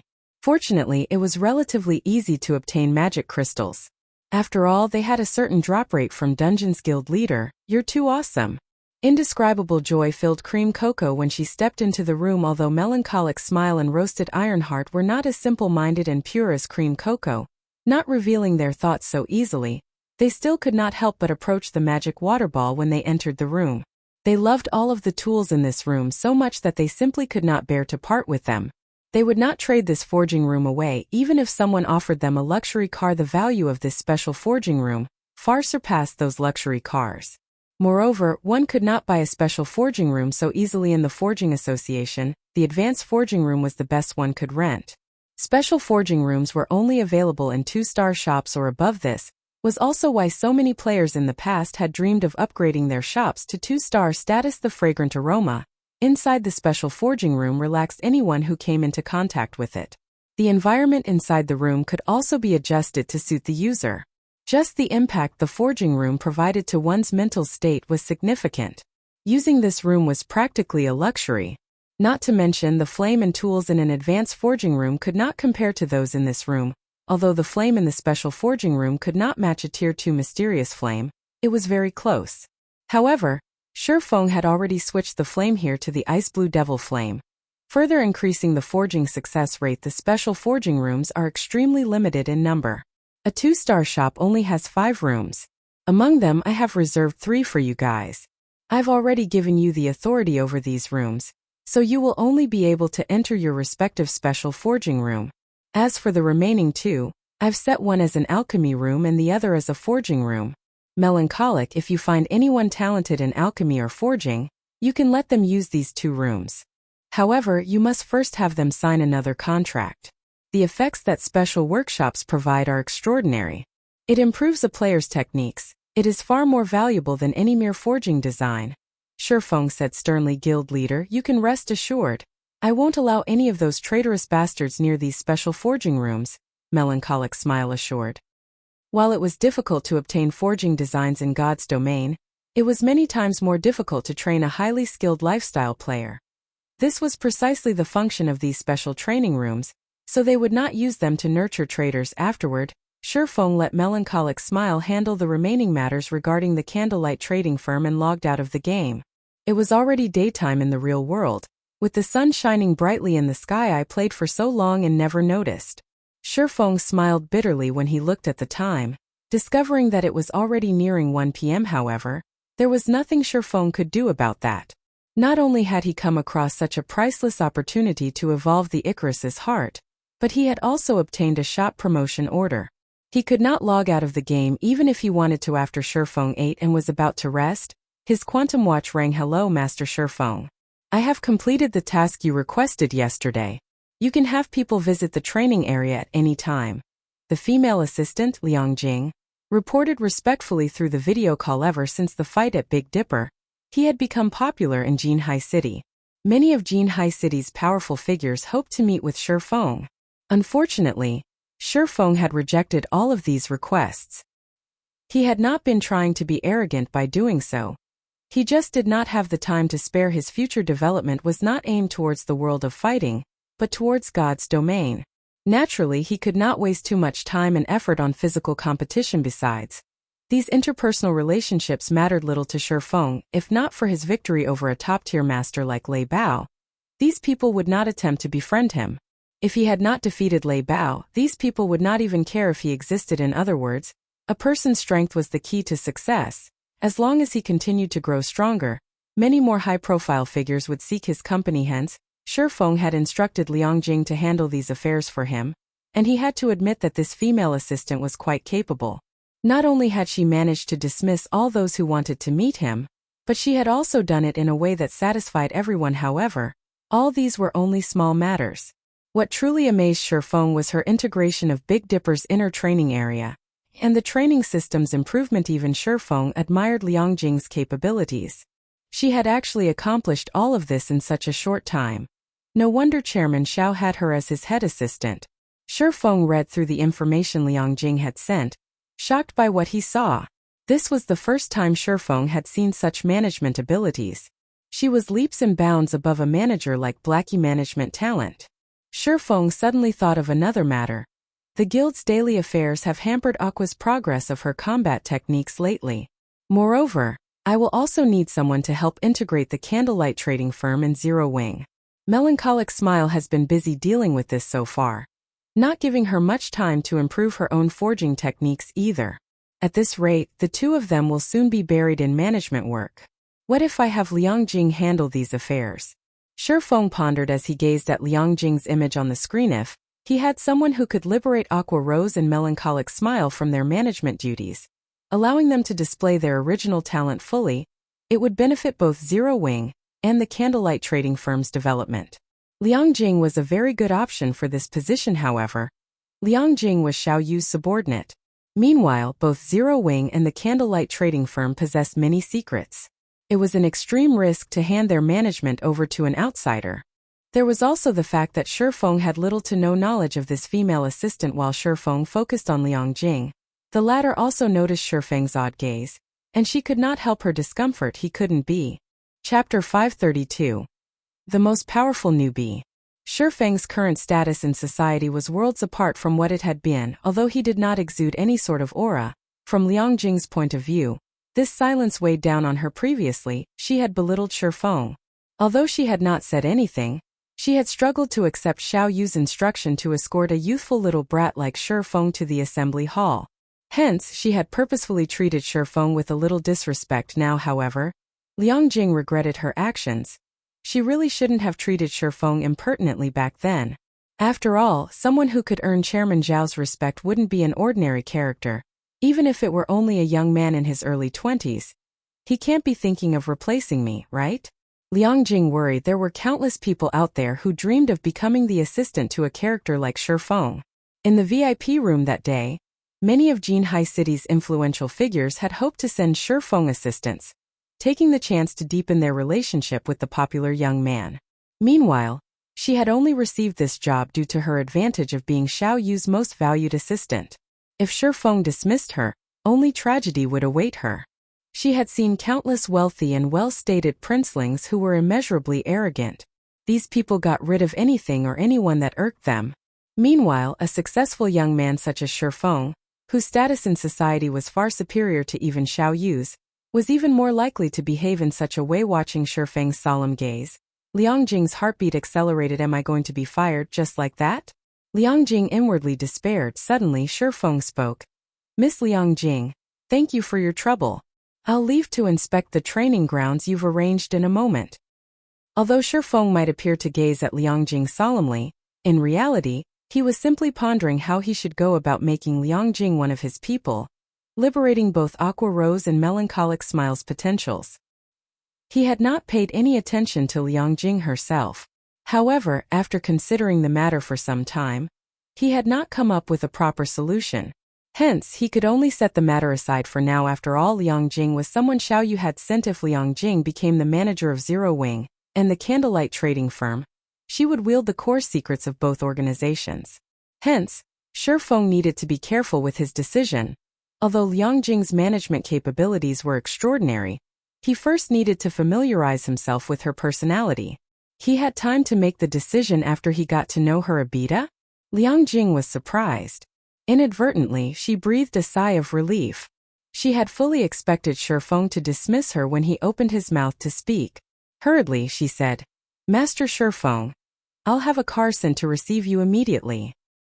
Meanwhile, at the Big Dipper Training Center, the situation had undergone a massive transformation. The training center's employees were all in an extraordinarily good mood. Even the guests who frequented the training center were in a fiery mood. The training center had regained its past popularity by now. Everyone had heard the news that the Big Dipper Training Center had finally recruited a top-tier master to serve as an instructor. In this age, where mankind focused on personal fitness, everyone placed great importance on their own physical condition. Only through proper training and the assistance of medicine could one significantly improve their lifespan. In the past, people who had survived past the age of 100 were extremely rare. In today's society, however, many were easily capable of living past 120 years old. In addition, they could retain their youth for a long period. In the past, one would practically lose all semblance of youth past the age of 50. Now, however, even after reaching 70 years old, some still possessed their youthful vigor and appearances as if they were in their 40s.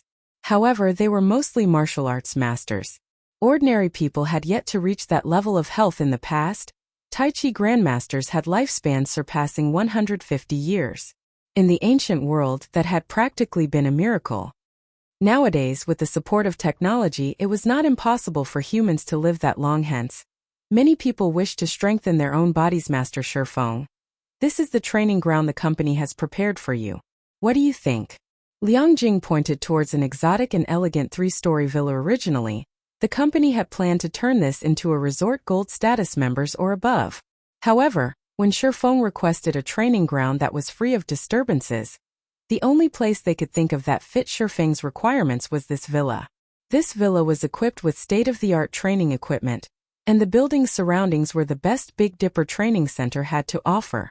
There was even a gravity training room in the villa that could fit up to several hundred people at a single time. When Liang Jing heard that the company had assigned this area to Shifeng, she was greatly shocked. This Greenwater villa was Big Dipper's treasure.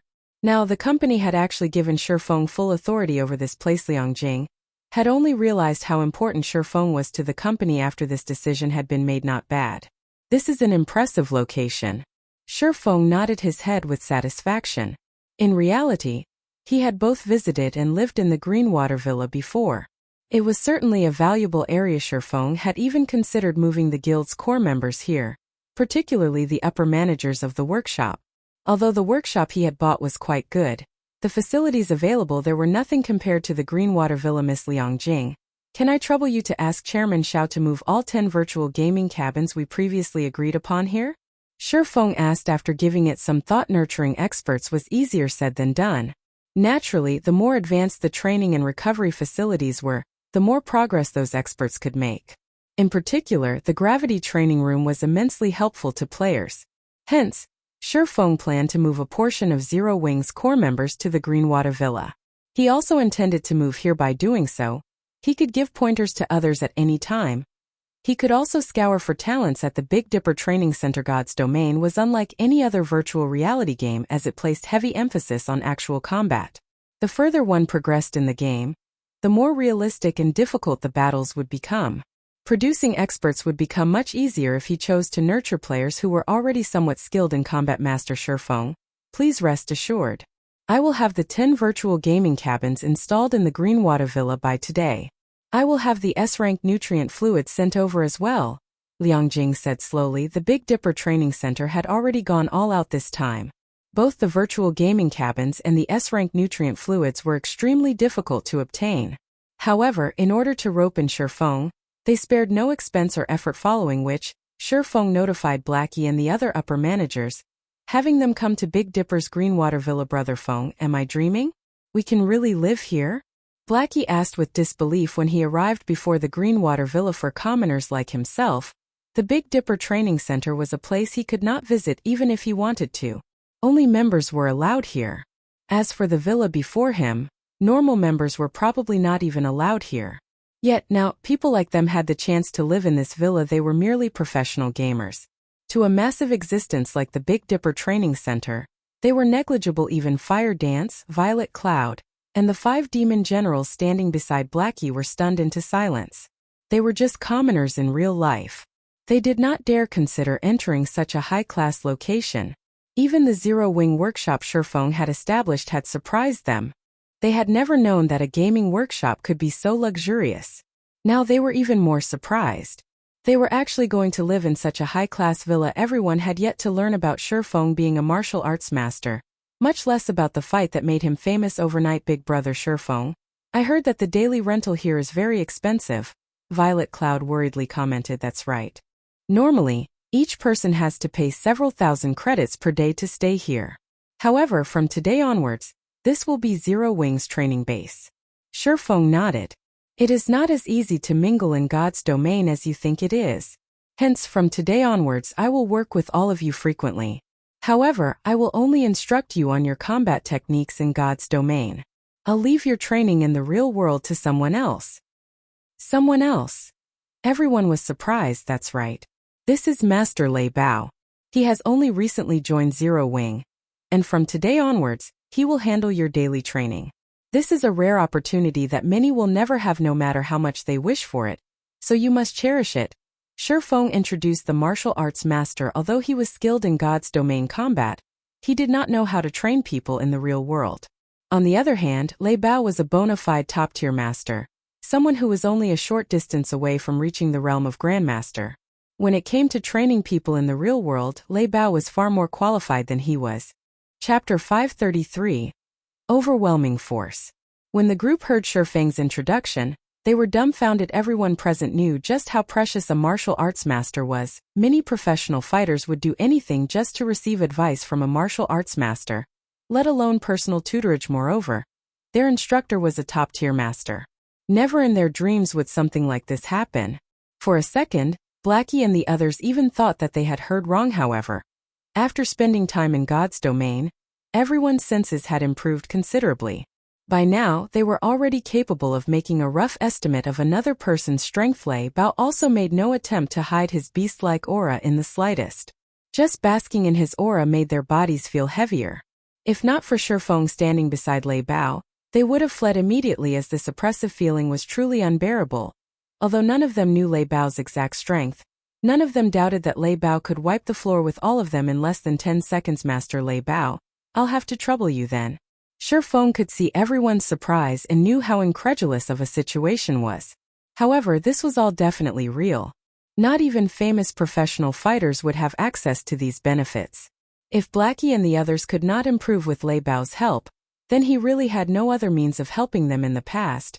Under Shadow's arrangement, Shifeng had sought out many masters to learn from. He had not been as lucky as Blackie and the others. Being stood up by a martial arts master after several weeks of waiting was a normal occurrence to Shifeng. As for personal tutorage, that was just a dream. No problem. Since we agreed upon this beforehand, I will hold up my end of our bargain. Lei Bao nodded. He then shifted his gaze to Blackie and the others. Faintly smiling, he said, "All of you follow me. I'll have a look at your foundations before planning your training." Under Lei Bao's watchful gaze, everyone felt their hair stand on end. They all had a bad premonition about what was to come. Unfortunately, with Lei Bao's personality, even if they did not want the training, he would not show any mercy. Guild leader. The group sent pitiful looks towards Shifeng. However, Shifeng only waved them off with Lei Bao's training. Shifeng hoped that they could learn how to control their bodies more efficiently. Once they learned that control, they could display frightening combat power in God's domain. When it came to control over one's body, Lei Bao had reached perfection. That he had reached the standard of tiger roaring showed that Lei Bao knew a unique method to train his physical control. Otherwise, he could never train his body to the degree of merging his internal and external power. Compared to a half-baked martial arts master like Shifeng, Lei Bao was a powerhouse. While Lei Bao trained Blackie and the others, Shifeng did not remain idle as he headed towards the Greenwater Villa's gravity training room. Now that Shifeng's brain activity had significantly improved, if he wished to control the lock on his physical power completely, he needed to possess sufficient strength. Otherwise, his body would crumble, unable to withstand the sudden release in power. Lei Bao, on the other hand, was different. He was a true martial artist, someone who had trained in the arts since he was young. Even if he released the limiter his brain had placed on his body could easily handle the additional power. The gravity training room would help enhance physical toughness immensely. There were also various medicine and healing cabins available for one to recuperate as they needed. Since Shifeng had access to these facilities, he had to train as much as he could. After Shifeng had spent half the day training, Liang Jing had finished with her tasks at the Greenwater Villa. Currently, every Zero Wing member had a virtual gaming cabin in their room, coupled with an unlimited supply of A-rank nutrient fluids. However, the most valuable item was still the S-rank nutrient fluids. Each person had received one bottle. With it, everyone could fully replenish their brain's energy. Such expenditure had left even Liang Jing, someone who had seen various aspects of high society before, stunned. Not only was there a top-tier martial arts master serving as an instructor, but everyone had also been provided with a bottle of S-rank nutrient fluids. How was this supposed to be training for professional gamers? Those who did not know better might even think that these youths trained to participate in the national fighting competition. Was such extravagance necessary just to play a game? Shifeng could very much relate to Liang Jing. The chances of a single guild currently spending so much to nurture their experts were nil. The same could be said even for super guilds. However, that was simply because no one had realized the importance of a top-tier expert yet. Moreover, God's domain had only recently become popular, so its influence over the real world was still very faint. However, with the passing of time, God's domain's popularity would grow, and soon it would become a part of everyone's daily life. becoming a true second world of mankind. People had the chance to live a different life in God's domain. They could explore all the mysteries this new world had to offer and perform feats that were normally impossible. The wealth one could earn in the game was immeasurable, and various fighting competitions would come to God's domain. These competitions were even more exciting than the fights in the real world after Shurfeng instructed everyone on their combat techniques in-game. He retired to his room and logged in, beginning a new day in God's domain the moment Shurfeng logged in. He began to open Twilight treasure chests without hesitation. He activated Divine Providence and sacrificed 100 life force points inside the quiet forging room. The 12 Twilight treasure chests on the floor released a dazzling aurora that filled the room. It can't be, right? It's possible to obtain this too? Shurfeng looked at the golden book in his hand. Shurfeng was already relatively happy about being able to obtain several more pieces of Tier 1 set equipment from the 12 treasure chests. However, upon seeing this glowing golden book, his joy became utter shock. The Book of Gold. This was the best possible item a lifestyle guild could obtain from the Twilight treasure chest. This book was not any ordinary item. It was a consumable item that would vanish after use to an individual lifestyle player. This book's effects were not particularly significant. To a lifestyle guild, however, it surpassed even that of an epic item. Book of Gold, consumable. Permanently increases the proficiency of a single player's lifestyle skill by 1 rank to a maximum of master rank. Can also be used to increase the proficiency of 100 players' lifestyle skills by 1 rank to a maximum of advanced forger. For 2 days with this item, I can temporarily promote those advanced forging apprentices to basic forgers and promote Cream Cocoa and the others to intermediate forgers, significantly increasing their production speed and success rate. Shurfeng could already imagine just how frightening the Candlelight trading firm would become with a sudden influx of so many basic forgers. Although there was only a gap of 1 rank between a basic forger and an advanced forging apprentice, it was a massive gap. Using the Lightstones as an example, while advanced forging apprentices only had a success rate of 20% to 30%, basic forgers had a success rate of 60% or higher. Not to mention, many items required one to be at least a basic forger to craft them. Until now, there were only 3 basic forgers in all of White River City. Melancholic Smile and the other 2. Other cities might not even have 1 basic forger, let alone 3. If the Candlelight trading firm had 100 forgers, its impact on the market would be astronomical. Most likely, even if one added together all the forgers throughout Star Moon Kingdom right now, that number would not even reach half of the Candlelight trading firm's. Melancholic, contact all trustworthy advanced forging apprentices immediately, and have them gather in the 5th floor meeting room. Shurfeng did not wish to leave the Book of Gold unused. Chapter 534. Fire Dragon Potion. Maple City. Overwhelming trading firm. Master Aspiration. May I know if you are satisfied with the overwhelming trading firm's advanced alchemy room? Yulan asked softly as she watched the white-haired old man standing beside the workbench. Currently, this old man held a purple glass bottle and gently swirled it around. Yulan was extra careful when dealing with this old man, Master Silent Aspiration, treating him with more respect than even Feng Xuanyang. Although this white-haired old man was already past 70 years old, even Underworld's upper management had to show this man great respect. Much less a young woman like herself. Before Yulan had even been born, this old man had explored virtual reality games for many years. And throughout all these years, he had focused fully on the art of alchemy. In this day and age, nobody in the virtual gaming world's alchemy industry did not know the name Silent Aspiration. Old man Silent Aspiration was already a basic alchemist. Meanwhile, if Shurfeng could see the potion this old man was concocting right now, he would find it both shocking and familiar. The potion in the glass bottle was a fire resistance potion. However, it was not just any fire resistance potion. It was a modified variation. In the past, this potion had been known as the Fire Dragon Potion, and it had been extremely famous throughout God's domain. Not only did it provide more fire resistance than a basic fire resistance potion, but its duration was also much longer. Most importantly, the Fire Dragon Potion increased a player's strength by 10 points during its duration. The Fire Dragon Potion's effects could also stack to a maximum of 50 strength and 100 fire resistance to an ordinary player. 50 strength was a significant increase, not to mention experts. Not bad. I never expected that you little girl could actually obtain such a good bottle. This has finally allowed me to complete my newly developed potion. Silent Aspiration smiled at the red liquid inside the purple bottle. Satisfied, he said, "Sure enough, it is as I surmised. Not only will the fire resistance stack, but the strength bonus will also stack. Seeing as the basic version of the potion already possesses such wonderful effects, let's call this the Fire Dragon Potion. Little girl, consider yourself lucky." Master Aspiration, you truly are amazing. You are actually capable of producing such a powerful potion. May I know the success rate for this Fire Dragon Potion?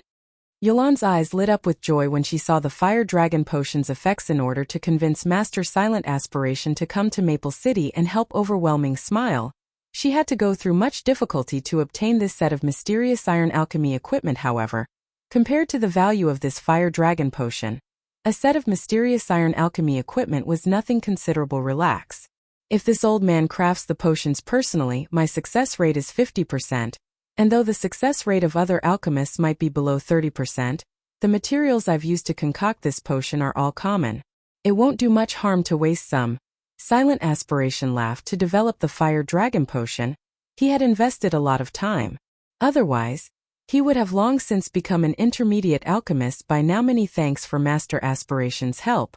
Now that we have the Fire Dragon Potion, as long as we nurture a large number of alchemists, the Candlelight trading firm will no longer be a problem, Yulan said confidently. As the creator of the Fire Dragon Potion, Silent Aspiration could distribute its recipe to as many people as he wanted. It would be extremely easy for the Overwhelming trading firm to develop a small army of alchemists. Moreover, the Overwhelming trading firm would have exclusive rights to sell the Fire Dragon Potion. It was far more precious than any rare forging design or recipe. It was impossible for anyone outside the trading firm to produce it. With this potion, who could possibly challenge the Overwhelming trading firm? I've already produced what you requested. Little girl, if you wish to keep me here, you need to remember the secret silver equipment you promised me. Silent Aspiration reminded her. To this old man, nothing was more valuable than refining his alchemy.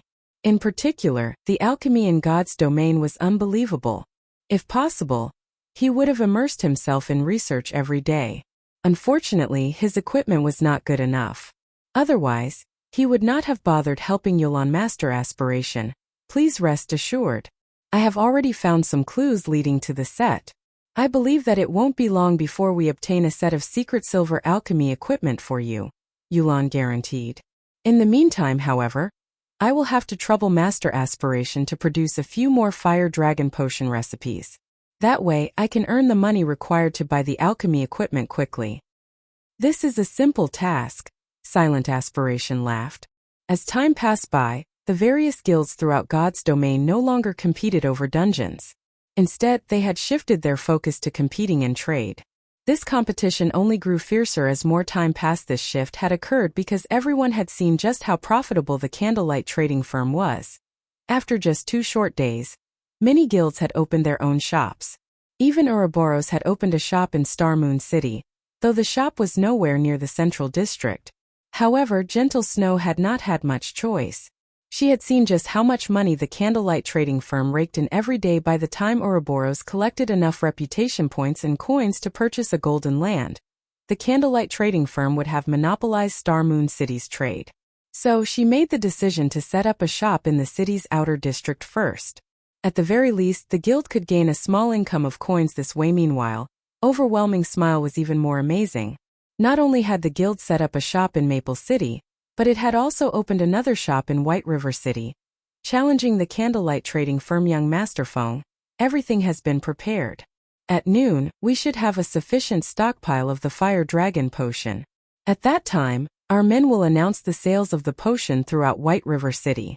Even if the Overwhelming trading firm is not situated in the golden areas, everyone will still swarm the shop. Moreover, the Candlelight trading firm only has 3 people capable of producing the basic strengthened armor kits. When the time comes, it will fall to the Overwhelming trading firm. Excellent. Yulan, you've done splendidly this time. You were actually able to obtain something as valuable as the Fire Dragon Potion. With this potion, the Overwhelming trading firm will lure a large number of players. We'll reduce the prices for the other products as well. I want to see just how the Candlelight trading firm plans to compete. Feng Xianyang said gleefully. Underworld had money and manpower. They could easily obtain a large stock of materials. In addition to Silent Aspiration's unlimited supply of Fire Dragon potion recipes, each additional basic alchemist they nurtured would be one more capable of producing the Fire Dragon potion. Currently, the overwhelming trading firm already possessed 6 basic alchemists. As more time passed, that number would only increase. On the other hand, the Candlelight trading firm had no way to increase the number of forgers who could craft basic strengthening armor kits, no matter how many basic forgers they hired. Meanwhile, Candlelight's unsatisfied customers would naturally run to the overwhelming trading firm after all. Many level 25 dungeons required players to have fire resistance. One could say that the Fire Dragon potion was more valuable to players than the basic strengthened armor kits. Moreover, every player only possessed limited funds. As the Fire Dragon potion was cheaper than the basic strengthened armor kits, when comparing the benefits one could gain from the two, players would prioritize the Fire Dragon potion. While Feng Xianyang fantasized about monopolizing White River City's trade with the overwhelming trading firm, Shifeng's work was in full swing to maximize the benefits of the Book of Gold. Shifeng allowed all trustworthy advanced forging apprentices to become basic forgers and had them produce light stones ceaselessly for 2 days. As for Shifeng himself, after becoming a forger, he had unlocked the forging design for the intermediate mana armor kit. Hence, throughout the duration of the Book of Gold, he focused on forging intermediate armor kits without rest. In addition, during this time, Shifeng had secretly recruited Gentle Snow's help to establish a few Candlelight trading firms in several other major cities, particularly the major cities in Star Moon Kingdom's eastern region. However, as Shifeng's money was limited, he had only established basic shops in these cities' outer districts. To establish these shops, Shifeng had invested all of the money he had earned during this time. He even spent the money the guild had earned through guild quests. Guild leader, we have met out intended goal. We can begin operations at any time, Melancholic Smile reported. Although she was somewhat tired, excitement filled her eyes. Chapter 535 Difference in Background. Begin selling them in the shops then. Shifeng nodded. During the past 2 days, Shifeng had nearly 100 basic forgers produce lightstones constantly. Their stock of lightstones was enough to supply multiple cities. In addition, the proficiency gained during this period had allowed many advanced forging apprentices to earn the promotion to basic forgers. With this, they could meet the public's demand even after their current stockpile ran out. Guild leader, how much should we sell them for? Melancholic Smile asked. Previously, she had focused on her work fully, giving no thought as to how much they should sell the lightstones, for the materials used to produce the lightstones were very common. A 20-piece stack of lightstones cost less than 3 silver to craft. Factoring in a basic forger success rate, which was just slightly above 50%, the total cost would be around 6 silver per stack. Simple. Sell each piece for 1 silver and each stack for 19 silver. Shifeng stated directly. Unlike the basic strengthened armor kits, which were considered luxury items to most ordinary players, lightstones were commonly used items. So, its price was also very low in the past. The starting price for lightstones had also been roughly 1 silver per piece. Any higher and players would begin to feel cheated. However, as the number of players who could produce the item increased, the lightstone's price would eventually fall to 50 copper per piece and 10 silver per stack. What about the intermediate mana armor kits? Melancholic Smile asked. In reality, Melancholic Smile didn't believe that the lightstones were Candlelight trading firm's trump card. Rather, she believed that their success lay in the intermediate mana armor kits. Only Shifeng could produce the intermediate armor kit, as nobody else had the design. This was the Candlelight trading firm's greatest advantage. Others might not realize this, but the reason behind Star Street trading firm's fierce competitive edge was the basic mana armor kit. Even now, the basic mana armor kits were still highly sought after by elite players. Intermediate mana armor kit can be made into either physical or magical. Intermediate armor kit bound to character after equipping. Intermediate physical armor kit. Defense plus 200. Strength plus 10, Endurance plus 12, Agility plus 10. Maximum binding limit per character, 3. Can only be bound to level 25 equipment or above. Intermediate magical armor kit. Defense plus 60. Intelligence plus 10, Endurance plus 12, Vitality plus 10. Maximum binding limit per character, 3. Can only be bound to level 25 equipment or above. If a player equipped 3 intermediate mana armor kits, the total attributes they received would be the equivalent of wearing an additional piece of level 25 dark gold equipment. One could not buy level 25 dark gold equipment through the market even if they had the money. Many people offered prices of 20 gold or more for non-MT dark gold equipment, not to mention dark gold weapons and equipment for MTS currently.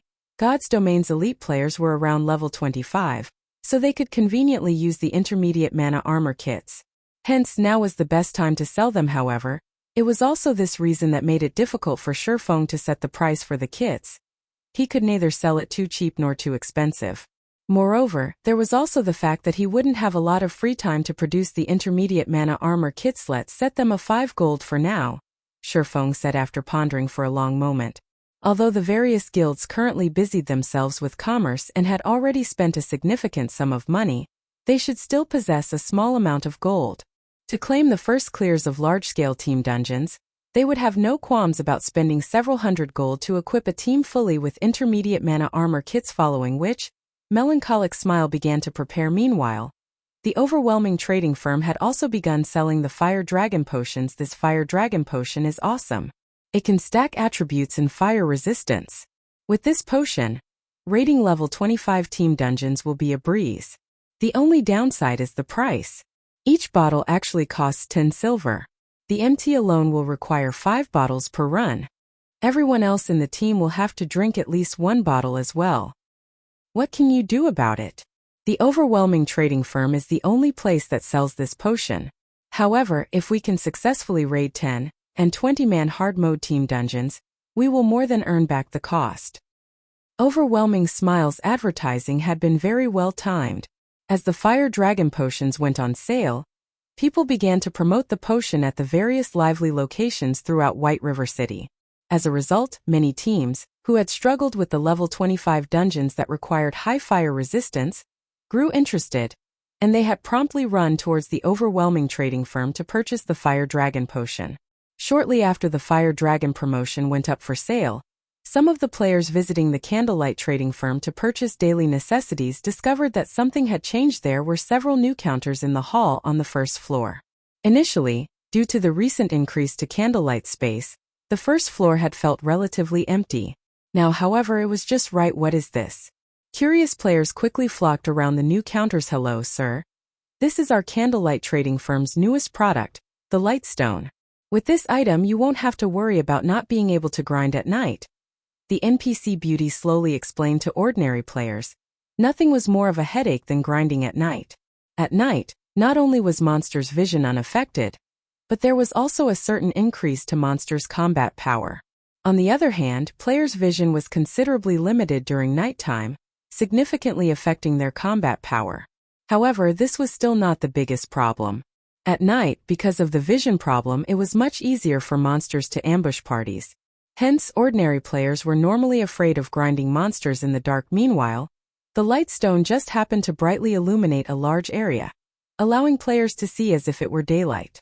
With this item, not only would monsters' strength remain unchanged, but it was also easier for players to avoid ambushes. Since players would be able to see as normal, they could also fight with their usual combat power, so grinding monsters would be as easy as it was during the day. Crap, there's actually such a good item available? How much is it? A player asked. As this is a new product, we are selling each Lightstone at the low price of 1 silver coin. You can also buy a stack of 20 at a discounted price of 19 silver coins. The NPC beauty smiled brightly as she spoke. It's so cheap. I want 1 stack. Wait, I want 2 stacks. Oh. Suddenly, the players inside the hall began to purchase Lightstones madly. Although ordinary players did not make a lot of money, they normally formed parties when grinding in the fields.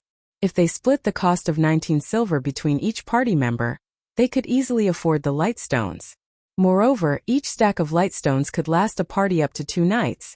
As long as one casually tallied up the accounts, the majority of the independent players would not miss out on this opportunity. An ordinary party could definitely earn more than 19 silver coins from 2 nights of grinding. Not to mention an elite party. Very quickly, news of the Lightstones spread. Players who received the news immediately disregarded whatever they were currently doing and hurried to the Candlelight trading firm. For a time, the Lightstones became far more popular than the Fire Dragon potion. What? You're saying that the Candlelight trading firm is selling Lightstones in large quantities? Feng Xianyang was baffled when he heard this latest report from his subordinate. How is that possible? We even have to limit the number of Fire Dragon potions we sell each day. How could they possibly afford to sell lightstones in large quantities? Where are they finding so many people to produce them? He had spent more than 50 million credits just to poach the 3 people capable of producing the lightstones from the Candlelight trading firm. Yet now the trading firm was still able to offer so many lightstones. How could he possibly believe such a ludicrous report? Wasn't that item extremely rare and precious? How could there be so many lightstones suddenly popping up? Even if the 3 forgers of Candlelight focused on producing lightstones without rest, it would not be possible to produce so many. Young Master Feng, this information has been verified. It is real. Based on our initial estimates, more than 1,500 stacks of lightstones have already sold. Even so, the Candlelight trading firm continues to sell them without limit. Now, many of the overwhelming trading firm's customers have already run to the Candlelight trading firm to shop. Shit! They scammed me of more than 50 million credits. They will pay for this. At this moment, Feng Xianyang finally came to a realization. The previous 3 advanced forging apprentices had been a trap set by the Candlelight trading firm. He had lost over 50 million credits, just like that. Moreover, it had all been his own money. Instruct someone purchase lightstones immediately. Buy as many as you can. I don't believe that they have an unlimited supply. Feng Xianyang commanded furiously. Chapter 536 Unshakable. Under Feng Xianyang's command, Yulan, who was currently in Maple City, gave a new command: reduce their prices further. Miss Yulan, we won't earn much money if we reduce our prices any more than this. A female assistant cautioned. I don't want this either. Yulan shook her head helplessly. The Candlelight trading firm's new move is simply too effective. It actually obtained such a valuable product. Both ordinary players and elites require this light stone. Although our fire dragon potions are also very useful, only elite teams and various guilds can afford to buy them. Meanwhile, our stock of fire dragon potions is very limited. As a competitive edge, it stands no chance against the light stone at all. If they wanted to lure players to the overwhelming trading firm, their only option was to do so with their common products. Right from this moment onwards, halt all sales of the fire dragon potion in White River City. Yulan said after giving it some more thought. Their supply of fire dragon potions had already been insufficient to meet the demands of Maple City. Now that they had opened a shop in White River City as well, their stock had stretched even thinner, further reducing the overwhelming trading firm's competitive edge. Moreover, there was a city tax imposed for selling the fire dragon potions in White River City. This was also a considerable expenditure. So now their best option was to maintain the overwhelming trading firm's competition in Maple City above all else. Understood. The female assistant then left the meeting room. Overwhelming trading firm's price reduction on its common goods had indeed attracted more ordinary players. Common items such as whetstones and advanced whetstones, various food and beverages, regeneration potions and mana recovery potions, basic scrolls and more were must-have items when grinding in the fields. Now that the overwhelming trading firm offered a 40% discount on these items, many ordinary players ran to its shops to purchase these items. For a time, the weakened overwhelming trading firm in Maple City suddenly stood on equal footing with the Candlelight trading firm. The Candlelight trading firm had the basic strengthened armor kits and the light stones. The overwhelming trading firm possessed the fire dragon potion and discounts on common goods. This situation overjoyed Maple City's players. While the Candlelight trading firm did not possess too large of an advantage in Maple City, in other cities, however, it was an entirely different story. The trading firm was like the sun at high noon in these cities. Because of the light stones, a large number of players swarmed the Candlelight trading firm's shops.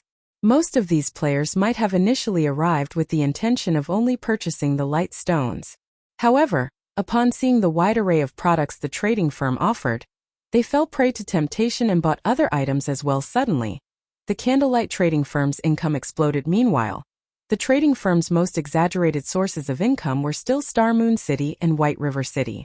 As the Candlelight trading firm had set up its shops on these two cities' golden lands, it had instantly become an unshakable player-owned trading firm there. The traffic other player-owned trading firms enjoyed was nothing compared to what the Candlelight trading firm saw. Star Moon City and White River City were Star Moon Kingdom's first and second most populated cities, respectively. Naturally, the income they could offer was astonishing. In a short few hours, the Candlelight trading firm had earned over 1,000 gold guild leader, Why don't we set up a few more shops in other cities? Melancholic smile suggested when she saw the trading firm's profits. This was only the income from 7 cities. If they set up a shop in every city throughout Star Moon Kingdom, there is no rush. Right now, we are relying on the lightstones produced by almost 100 basic forgers to barely meet the demands of these 7 cities. If we expand any further, it will do more harm than good. We should focus on nurturing a large number of forgers and alchemists, Shifeng said with utter calm. As for the income of over 1,000 gold in just a few hours, Shifeng did not consider it odd in the least. However, players only purchased the lightstones in large quantities at the moment due to their lack of the item. Once they had their own stock, they would only need to purchase them to resupply. Hence, the Candlelight trading firm's income would decrease gradually as more time went by. Regardless, it would still be a frightening amount of money. Guild leader, what about the intermediate mana armor kits? Melancholic smile asked previously. Shifeng had told her to hold off on offering the kits for sale, confusing her. Have you not noticed that someone in White River City is buying lightstones in absurd quantities? Shifeng laughed. There seems to be someone like that. When I examined the statistics, I discovered that someone had purchased 500 stacks in one go for a total of 95 gold. Afterward, 2 others had purchased 300 stacks and 400 stacks, respectively. Even if these people bought the lightstones for their own guilds, they should not need to buy so many. Melancholic smile nodded. Someone is intentionally trying to clean out our stock of lightstones. If we push out the intermediate mana armor kits right now, what would we do if that person stops buying our lightstones? Since someone is willingly purchasing our lightstones in large quantities, who are we to stop them from giving us their money? Shifeng laughed. The production of lightstones was very fast. If a basic forger crafted them, the process for each stone would typically take around 6 to 8 seconds.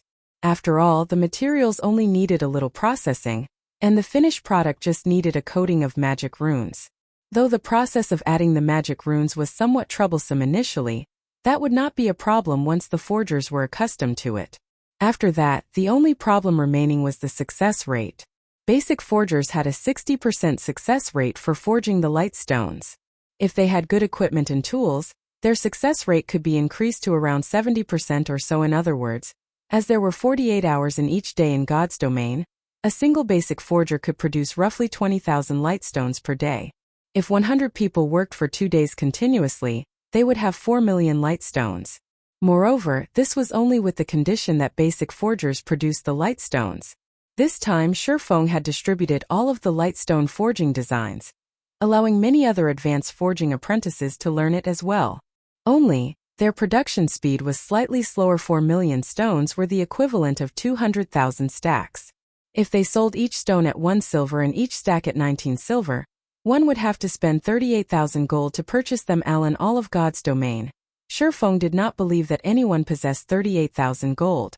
And even if someone did, nobody would be so stupid as to spend it all on lightstones. They would have long since invested it into buying lands. Currently, Yin-Yang sat at one of the open-air tables in a high-class restaurant. He held a lightstone in his hand, admiring it. This item's effects are truly impressive. If we buy out all the Candlelight trading firm's stockpile, they will have no choice but to limit the amount they sell. At that time it will be the overwhelming trading firm's time to shine. Yin-Yang laughed coldly. It would be just like the basic mana armor kits. Back then, the supply of the basic mana armor kits had been too limited. As a result, the kit's price had risen from 20 silver to 40 silver when other players resold it. Even then, plenty of people still purchased them. As soon as the Candlelight trading firm began limiting the amount of lightstones it sold, he could turn around and sell the lightstones he bought at an increased price. At that time, even if he sold them at 1.5 times the original price, a large number of players would still buy them. He would not have to fear a lack of customers. Young Master Feng, after using all the coins we bought with credits, as well as the coins earned through the overwhelming trading firm, we've purchased over 4,000 stacks of lightstones. However, the Candlelight trading firm shows no signs of limiting its sales. The slightly chubby middle-aged man reported worriedly, wiping the sweat from his forehead. What are you worried about? Now that we've purchased so many, they can't possibly have much left in their inventory. It won't be long before it is our time to shine. Yin-Yang comforted the man, utter confidence filling each word. He had already asked the 3 advanced forging apprentices he had previously poached, So he knew that advanced forging apprentices had less than a 30% success rate for producing the light stones. Moreover, each stone required more than a dozen seconds to craft. Even if the Candlelight trading firm had over a dozen people forging light stones constantly, it could not accumulate a large stock over a few days. After they had purchased so many stacks, even if the Candlelight trading firm was not currently at its limit, it soon would be now. All he had to do was wait. Chapter 537 Legend Resurfaces. Inside the Candlelight trading firm's serene and quiet special forging room, after spending a long time planning for the trading firm's future, the sound of his communicator ringing suddenly entered Shifeng's ears. He sure is fast. Shifeng's lips curled up when he looked at the name of the caller. The person contacting him this time was none other than Everlasting War, the person who had invited him to participate in the dark arena before. Shifeng promptly removed the demon mask's disguise, returning to his appearance as Yifeng. He then accepted the call and said, "Brother Everlasting, long time no see. It seems that your strength has risen significantly once again." He could not see Everlasting War's current level through the screen, but judging from the change in the other party's equipment, he could tell at a glance that Everlasting War had undergone quite an improvement. The last time Shifeng saw the Guardian Knight, Everlasting War was geared in a mix of fine gold and dark gold equipment, with the latter numbering only 3 or 4 pieces. Now, however, the majority of his equipment was giving off the glow effect of dark gold equipment. One could easily imagine how much his combat power had increased. "Everything I am wearing right now came from the corporation. As long as Brother Yifeng officially joins the battle team, the corporation will naturally give you their full support as well." Everlasting War laughed. He was delighted with the equipment he was wearing right now. Otherwise, he would not have purposefully revealed their special effects in reality. His objective in showing off his equipment was to display to Shifeng the strength of the corporation sponsoring their battle team. Such strength was indeed not something the guilds that one could find in the game could compare with. Take level 25 dark gold equipment for example. In the current god's domain, such an item was scarce, and every piece could sell for an astronomical amount. Moreover, even if one could afford it, there was no guarantee that they would have a chance to buy one. Even first-rate guilds only possessed several pieces. On the other hand, the majority of Everlasting War's equipment was level 25 dark gold equipment. The force backing him was evidently powerful. The time and venue for the test have already been set. It will be held 4 days from now in the Beast Empire's capital city, Beast City. At that time you only need to come to the underground arena of Beast City. I will be waiting for you there, Everlasting War said, his expression suddenly turning serious. I hope that Brother Yifeng treats this matter seriously. During these 4 days, try to improve your equipment's quality as much as possible.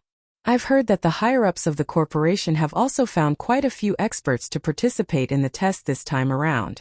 Among them, a few even possess powerful backers themselves, and they are mostly apex experts of the virtual gaming world. The competition this time is sure to be very intense. However, as long as you manage to pass it, the treatment you will receive will surely exceed your imagination. Thank you for your reminder. I will make sure to arrive on time, Shifeng laughed, not bothering to add anything else as for Everlasting War's advice for him to upgrade his equipment. Shifeng had previously thought about doing so before. However, how could epic equipment possibly be that easy to obtain? Epic equipment? Shifeng could not help but ponder at this point. He had already used up all the excess life force points he had saved up in the Icarus's heart. If he wished to upgrade the necklace to epic rank, he would have to collect the full 5,000 life force points required. However, after using that many life force points to open Twilight treasure chests, he had also obtained quite a harvest currently. He had also completed the Tier 1 set equipment for Shield Warriors and Guardian Knights. There were even a few extra set pieces for a second set. He had also completed the Tier 1 set equipment for Assassins, Elementalists, and Clerics. As for Berserkers, Rangers, and Druids, he was still missing 1 set piece for each class. He also obtained 2 extra set pieces for Swordsmen other than these Tier 1 set equipment. He had also obtained plenty of level 30 fine gold and dark gold equipment. Overall, his harvest was quite bountiful. It's been some time since I last targeted Overwhelming Smiles members. If I go for them again right now, they should not be too on guard against me. Shifeng licked his lips. There weren't many Twilight treasure chests remaining. If he could upgrade the Icarus's heart to epic rank and obtain another shop promotion order, At that time, the Candlelight trading firm would truly become unstoppable. Saying so, Shifeng immediately went into action. After leaving the special forging room, he immediately headed towards the teleportation hall. Although it was somewhat inconvenient to take action during daytime with his standards, he would have no problems ambushing a bunch of elite players. Just as Shifeng arrived at Maple City, Melancholic Smile called him guild leader. That group of people has finally stopped buying lightstones in bulk. Do we begin now? Melancholic Smile asked with anticipation. It had been quite some time since the lightstones first went on sale. Now, the Candlelight trading firm's income was gradually decreasing as the enthusiasm of players began to cool down. If they added more fuel to the fire at this moment, they were bound to deal the other player-owned trading firms a significant blow, as well as solidify the Candlelight trading firm's position further. Okay. Since we've wrung them dry already, begin selling then. Shifeng nodded. The reason why he chose not to sell the intermediate mana armor kits until now was his concern that some people would intentionally purchase them in bulk. Then, when the Candlelight trading firm's supply of the kits ran out, these people could take advantage of the situation to deal with the Candlelight trading firm, as well as earn a fortune while they were at it. Hence, Shifeng planned to utilize the lightstones first, to deplete the funds of these people soon. Another new counter appeared simultaneously in the first-floor halls of the various Candlelight trading firms. Why was another counter added to the Candlelight trading firm? A berserker who had come to purchase lightstones asked curiously, "Hello, sir. This here is our Candlelight trading firm's latest product, the Intermediate Mana Armor Kit. This item will greatly increase your attributes. Moreover, you can equip up to 3 kits at a time." The beautiful NPC saleswoman explained. What? This is the Intermediate Mana Armor Kit. The berserker was stunned. The basic mana armor kits had long since become a legend in the city. Currently, each kit sold for 50 silver. Even so, many still wished to buy it.